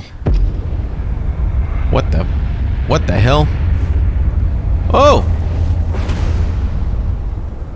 Goodness gracious me. I think that's a roll credits moment. Yep. Holy moly. Bro, I helped free that crazy guy. I helped free him, and then he wants to kill me. How rude. You think with that many eyeballs, he would have seen how helpful I was? Massive shout out to these developers, man. That's a phenomenal video game. Holy dooly. Big plays, well played, amazing, glorious. She's still here? She just sat here the whole time. 1,000,000 beings from 1,000 worlds pour forth, emerging from these ruptures to engulf the world in its slumber. Save your regret, for it could never have been otherwise. From the blazing start of all things to now, the path was set. When all is change, behold the fixedness of all things. Is she saying that more enemies than ever are gonna pour forth because of that? At last. My friend, this is the most incredible day. That grin is a bit scary. Not what you were expecting, I know, but rather more significant, wouldn't you say? What a day. I'd be remiss not to thank you for all your help. You've really been an incredible asset. A little unwitting, yes. Ignorant to the point of absurdity, perhaps. But we couldn't have done this without you. That is such a disturbing grin, bro. I believe I've just helped them unleash endless demons upon the world. That appears to be the case, yes. It seems the destruction of the ugly god boss thing meant a portal opened, and I suppose more antiverse creatures than you could possibly imagine were gonna pour through to claim the Earth. But I don't appreciate Dr. Khan's tone. I knew he wasn't to be trusted, but the video game forced me to help him. What do you want from me? Look, as utterly awful as this is, it's hardly the only universe around here. She's gonna go find a new universe, I think is probably wise. This looks bad. I don't suppose you've seen Abe. I didn't think so. One moment he's muttering about submarines. The next, he's vanished. I'm fairly confident he wouldn't just abandon me, but I haven't heard a word from him, and I suppose it could be worse. I'm just struggling to imagine how. Oh, Thule made it here? And the shapeshifter? Well, there you go. It's the worst it possibly could be. Wish Abe were here. Maybe Abe finally got the submarine working so that he could have a look at the Dark Water Beast. Should I jump in? I feel like I should. I jumped in, and I don't think I should have. The galactic goop left behind by the boss caused me pain. I'd somehow brought my residential sector teleporter with me, and not my home base one, so I had to take the tram home. That gave me time to think about how I had contributed to the world ending. You survived the way you always have. You can't say you didn't make an impact. Yeah, Apocalypse now. I think I just ruined the world. I think the Order had been defending the world against that big boss for literally 2 millenniums, and then the gatekeepers were trying to enslave it and steal the power of a god. And in the end, the big ugly god wins, I guess. A happy ending. According to the Unlost, an inevitable ending. I don't know if that's meta commentary on how the video game made me do that, or if it's just hinting at the cosmic forces of this strange universe. Anyway, now it was time to turn my attention to knocking over the 100% completion. I had compendium entries to unlock, soups to discover, 12 more Steam achievements, tons of fish to catch, and I needed to level all of my skills to max too. Spoiler alert, this took me 30 more hours. I spent about 60 hours beating the game, but I still had plenty of work to do. I began by going to an area in the hydro plant that I'd missed because I hadn't had the diving suit when I first found it. A quick swim took me into the flooded robotics area, where clicking on this guy gave me some new cosmetic options and an achievement. Collect the full hydro plant uniform. And in here was the robot factory where I found a brain in a jar. It was an Aussie brain of someone named Kylie. Don't leave me here, please. If you can complete the neural bridge, I can transfer to hardware, finally. I brought a chip with me, so I was able to put Kylie's consciousness on it. Apparently this thing gives a 10% experience gain, which is why it was my first priority. Yep, a very nice trinket to have. I was also on the hunt for holograms and emails I'd missed, because they were the main source of compendium entries. Dr. Thule showed up. I know a megalomaniac when I see one. What the heck? He was standing on the pulpit of a church, for crying out loud. Yeah, Dr. Khan is not a good creature. We know Dr. Tool. Dr. Tool here offered goods in exchange for coffee. I began carrying around a bunch of rebar, purely to get my weight load up into the yellow so that I'd farm strength experience while moving around. I need more night essence, dude. Great. And I was researching to figure out what stuff I needed to collect. This included CPUs, so many robots died. I was also throwing my pick a lot to farm throwing experience. I made a database terminal. I didn't strictly need it for 100%, but I wanted one. This thing lets you search for and withdraw specific items from nearby chests and freezers. It was actually very handy for finding stuff, because I had about 20 containers. I began farming the Night Realm, and making the Grim Reaper poop night essence, and I returned to the red chair. The first time I'd been here, I'd given up finding the exit and just teleported out. But this time, I was on the hunt for a tiny button. Oh, here we go. Lovely. Huh? Is this it? I was confused as to what the button actually did, and then I got distracted trying to hit the invisible monster with my pick. But I eventually worked out the button had opened this way up, and I successfully escaped the red chair's domain to earn an achievement. I went up here to a spot I'd missed in Manufacturing West to get the full manufacturing uniform for another achievement. I need a most glorious device for this achievement, a portal toilet. The majestic portal toilet was important for a couple of my completionist goals, because there's a small chance when you use it, you get teleported to an interesting location. I made sure to poop on it from now on to maximize my chance of that happening. Now I can make the nucleus helm. Okay. This secured me the full reactor armor set. I tested my run speed carrying radioactive stuff again, but still found it uninspiring. I just stuck with the bionic legs. I used a gate defense rune to open up a runic crate, which earned an achievement and got me a defunct shield generator, which I used to make a very cool sword. This thing's nuts. I opened that door requiring class 5 clearance, the one right at the top of the lab sector. Inside was a mirror, into which I walked. It took me to a hallway with locked doors and a ladder. The world in the mirror. Up the ladder was an endless field of green, plus a compendium entry and another achievement. You've wandered into a reflection of another reality. I then had a session tracking down compendium entries I'd missed. I stopped off at the wildlife pens to farm some agricultural experience, and I returned to Canaan where I grabbed some pumpkins and corrupted corn. My sharp weapon skill level was almost 19, so for now I exclusively used the lightsaber to try and push it up to 20. I hadn't fished for ages, so I had to remember how, but I managed to catch a codfish while in Flat Hill. You can get all the composer stuff from these things. Okay. I also cleansed my corn. Purified corn. Yes. I used the codfish meat to make a new soup, and some corn to make another, and then I began experimenting with a way to farm construction experience. I wondered if breaking and rebuilding tables over and over would be effective. It wasn't too bad, but my electric drill was too quick. Yeah, it's definitely way better experience with a normal screwdriver because it takes way longer. Either way, I was beginning to understand how much of a slog getting these skill levels up was going to be. I claimed another night essence, which allowed me to craft a Nyx Shade Seed, which I traded to Warren for a gate security key. I used the key to open a gate crate, which earned an achievement and some not very good loot. And this wasn't a completionist thing, I just felt it needed to be done. I made some skellies to dress up with all the armor I'd collected. Clearly, this is absolutely beautiful. This particular throw got me a whopping 405 throwing experience, and I managed to catch one of those noodle-faced cats. I named it McSlurpin. When I picked McSlurpin up, I discovered you can make a weapon out of skinks. I then had a fish in the green and caught a radfish, which of course led to another soup. I had another session tracking down compendium entries, which was a bit of a headache because it was hard to narrow down exactly exactly where to find them. And one of the big revelations during this process was that I'd actually missed quite a big part of the residential sector. I'd totally missed the hallway to the luxury apartments for the executives. The best part of finding this was the artwork. Piggy. And some more compendium entries. But by this point, I'd realized it was going to be impossible to get all of them. You're supposed to get one of the things from talking to someone here, but I missed out on that as well. Some compendium entries are indeed missable. When you progress the story, certain people move or disappear. Therefore, you miss some of their dialogue, and therefore you miss some of the compendium entries. I guess I could replay the entire game, but the compendium was definitely the least important element of my 100%, so I wasn't really too bothered. I caught a moonfish and did my best to get all the compendium entries that I could get. This one's bugged. There's 2 that are bugged, so I can't get them at all, and there's some like additional information that I could get for various ones, but I'm not going to be able to do them because I progressed past the story and then the people that I needed to talk to moved. Yeah, so the only things left in the registry that I can do are to kill. I gotta kill 5 Tarask. That's not too bad, but then there's some ridiculous ones.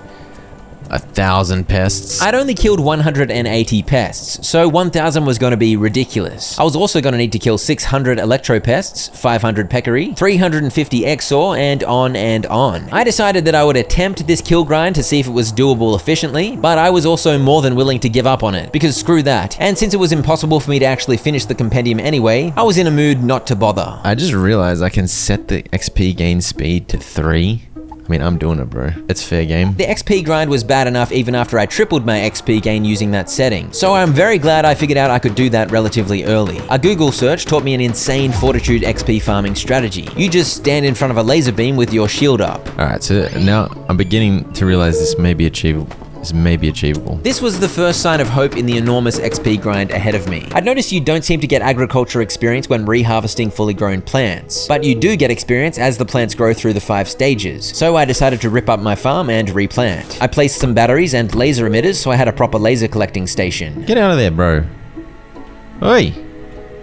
Go away, you idiot. Yeah, I really should start eating brains. It will make me vomit. By this point, I'd learned that eating human brains gives you a whopping plus 15% XP gain buff for about 10 minutes. So I became a cannibal, or perhaps a zombie. I don't know, I just ate lots of brains because the vomiting was worth speeding up the grind. And at this point, I got into the habit of constantly reloading, and then emptying, and then reloading, both my crossbow and pistol as I ran around, to farm reloading experience, obviously. I had a spree deconstructing crap, and as I did that, strength hit level 20. Then all the deconstructing paid off as construction hit level 20 too. Everything weighs less in my inventory, that's nice. Construction's suddenly done.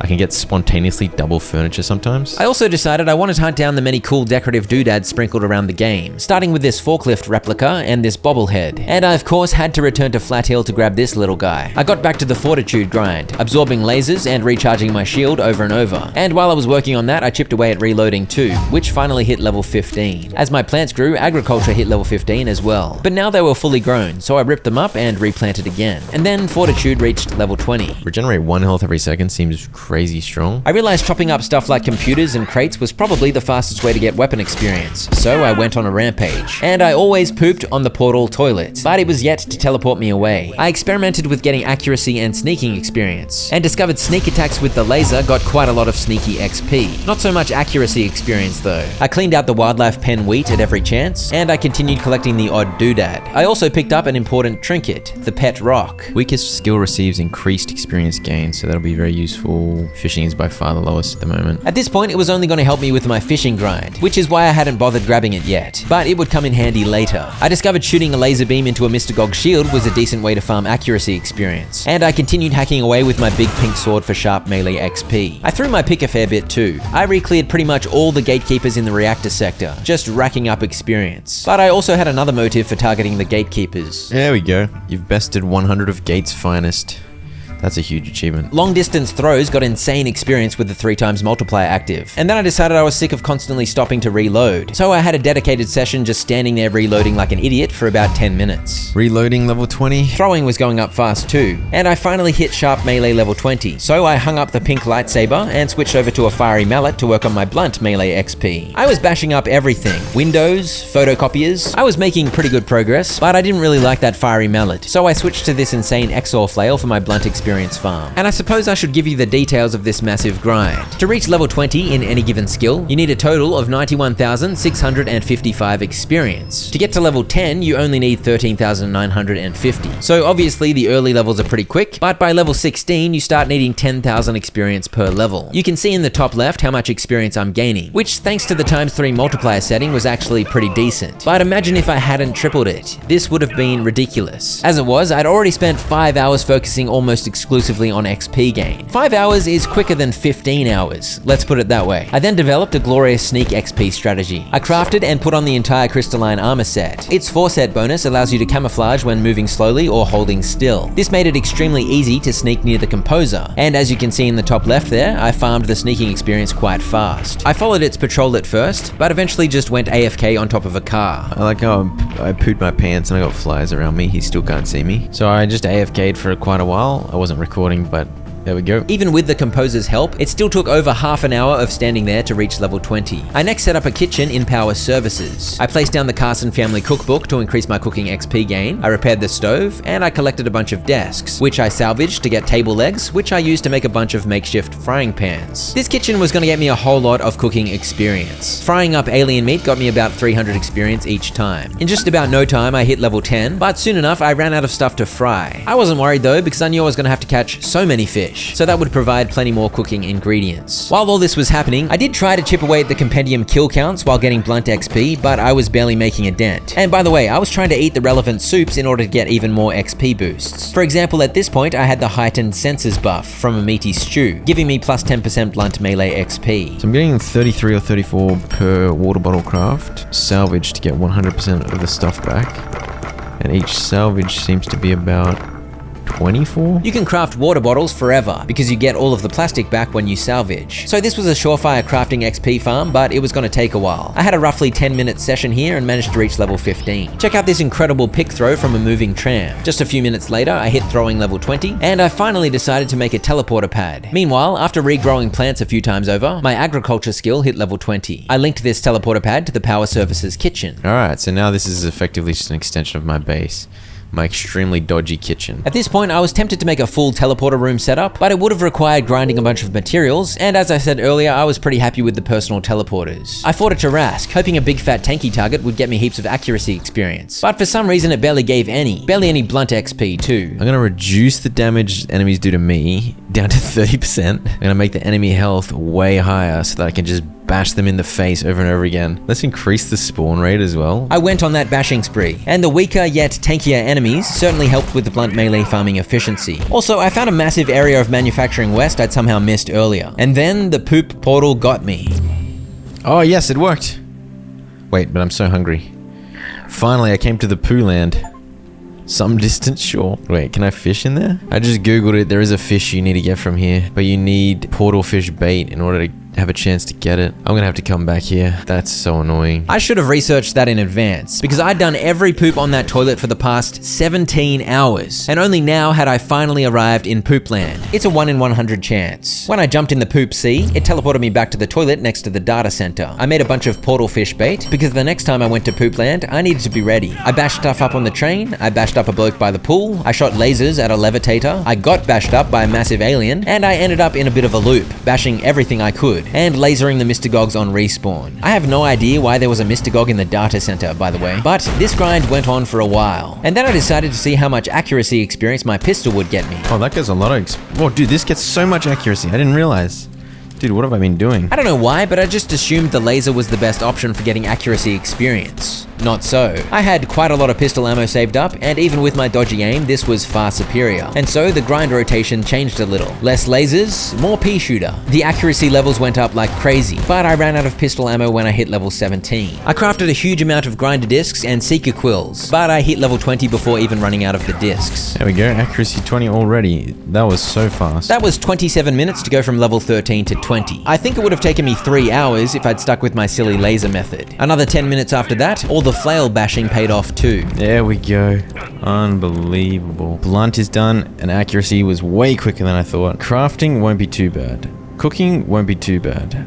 Fishing I don't know. I don't really know yet. I think fishing's gonna suck. And that's not to mention first aid. I decided it was time to get the ball rolling on fishing. There are 14 common fish and 17 rare fish. Common can be caught without bait, and what you catch just depends on the location and sometimes the time of day. But the rare fish do require bait. What I didn't know at this point is that some of the bait you have to get is kinda hard to craft. Oh, I got 750 experience for that? Yeah, the fishing XP grind wasn't actually that bad. The hard part was catching every fish. When you catch the common version of a fish, you get the recipe for the bait needed to catch the rare versions. Reaching level 5 fishing taught me how to craft a tackle box, which you can sit on while fishing. It makes the fish tire out faster, so the minigame goes by a little quicker. By the way, because I was constantly eating human brains, I was constantly vomiting. But I had heaps of food thanks to my cooking spree, so I just kept refilling my belly. RIP to my teeth, though. The early fishing levels went by very fast, but I did not manage to catch the rare portal fish I was after here in Japan. And I decided I better stop using my portal fish bait because it's also used to catch the rare poop fish, so I didn't want to use it all up. You don't need bait to catch the rare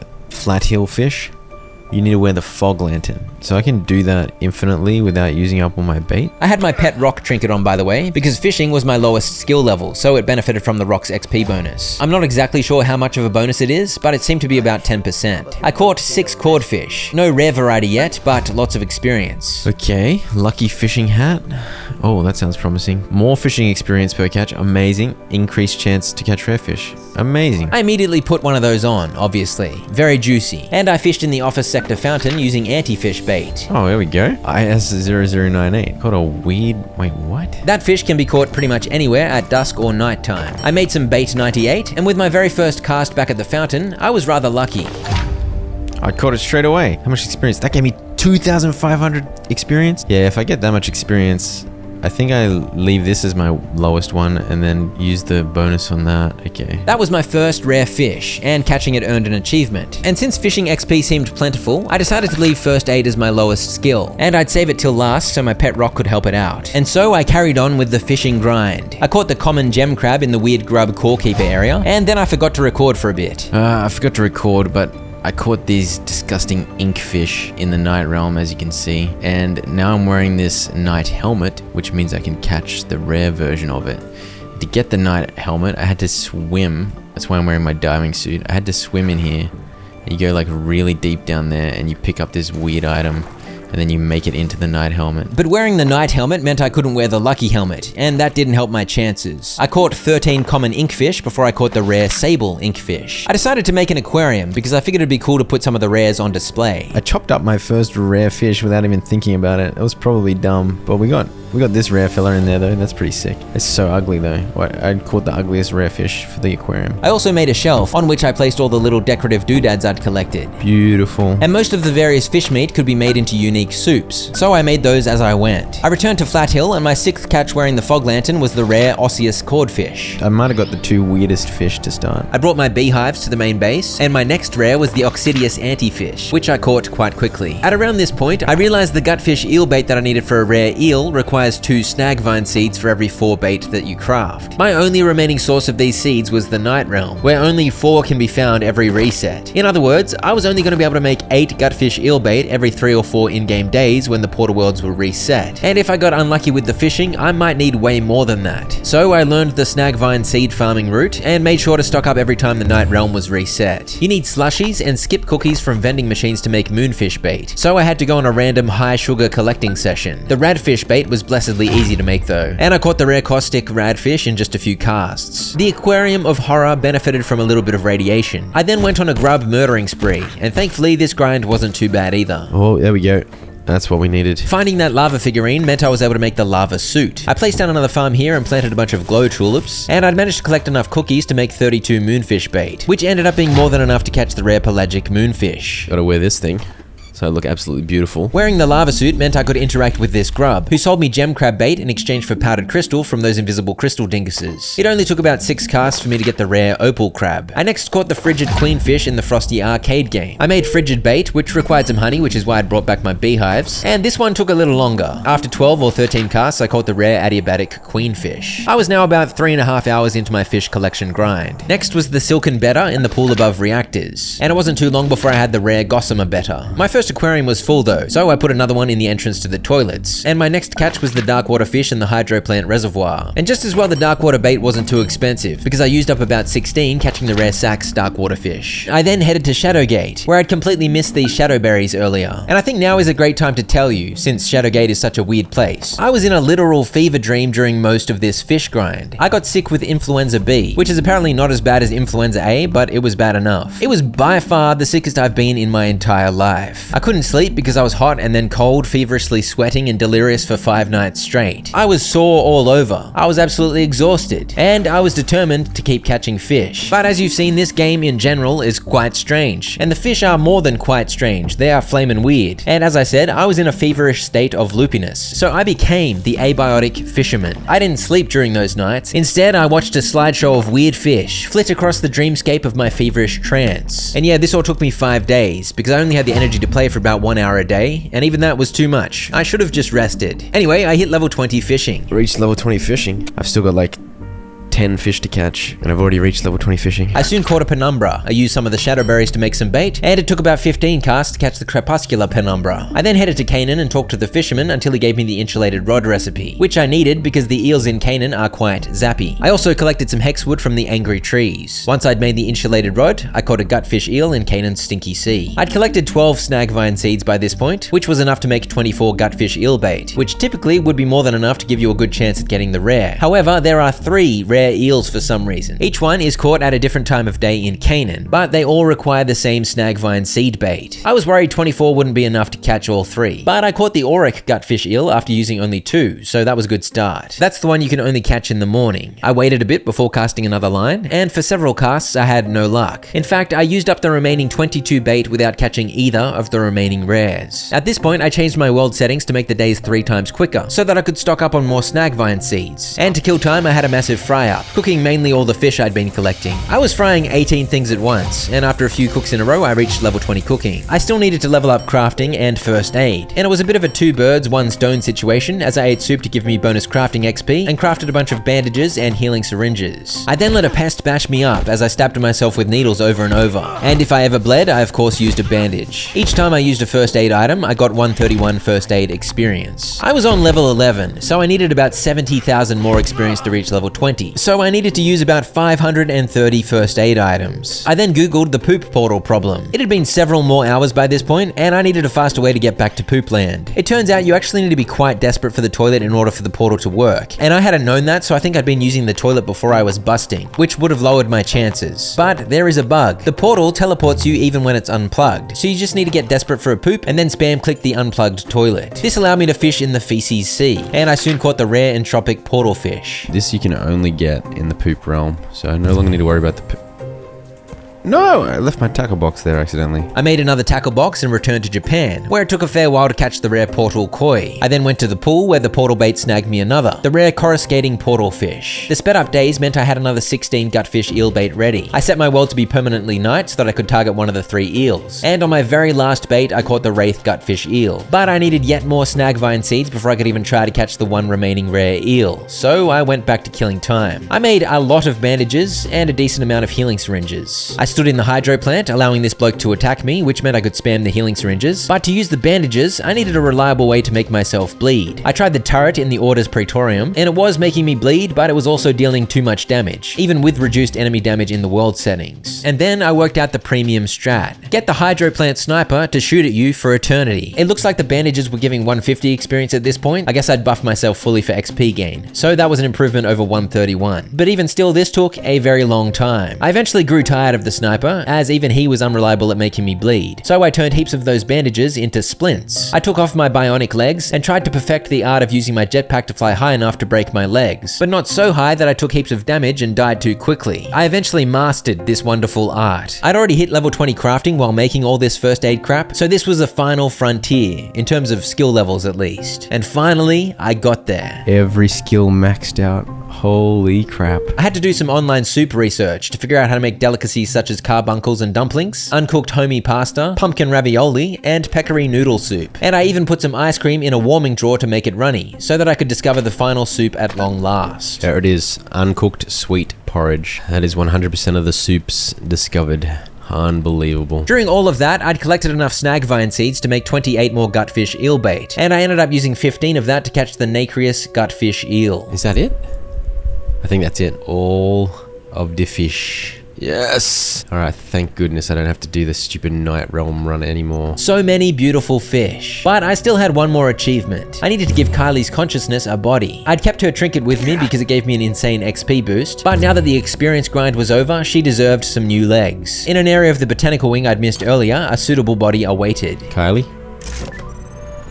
Kylie? Thank you, friend, for this body. I feel strange, like a crab in a new shell. It will take some time to get used to these circuits. She certainly sounds like a robot, so I guess it's a perfect fit. Now that I'd given her a new body, she showed up at the end on the island of Albatross, and when I chatted to her there, I earned the 53rd and final achievement. Took Kylie Muir to the end as promised. It's not a happy ending by any means, but it is an ending. Enjoy, Kylie. Now, I had tried to hunt down lots of the required enemies while farming the skill levels, and yet I was still very, very far away, so I vetoed that crap. For example, I had discovered that barely any normal Exors even spawn once you get to the late game, and I needed to kill 311 more. And so between that and the bugged/locked out compendium entries, I didn't quite fill out the registry, but I think that's forgivable. I did reach level 20 in all 14 skills, I made all 36 soups, caught all 30 fish, I made a pretty good base if I may say so myself, and in the process of trying to save the world but accidentally ending the world, I completed all 53 achievements. This is a phenomenal game, by the way.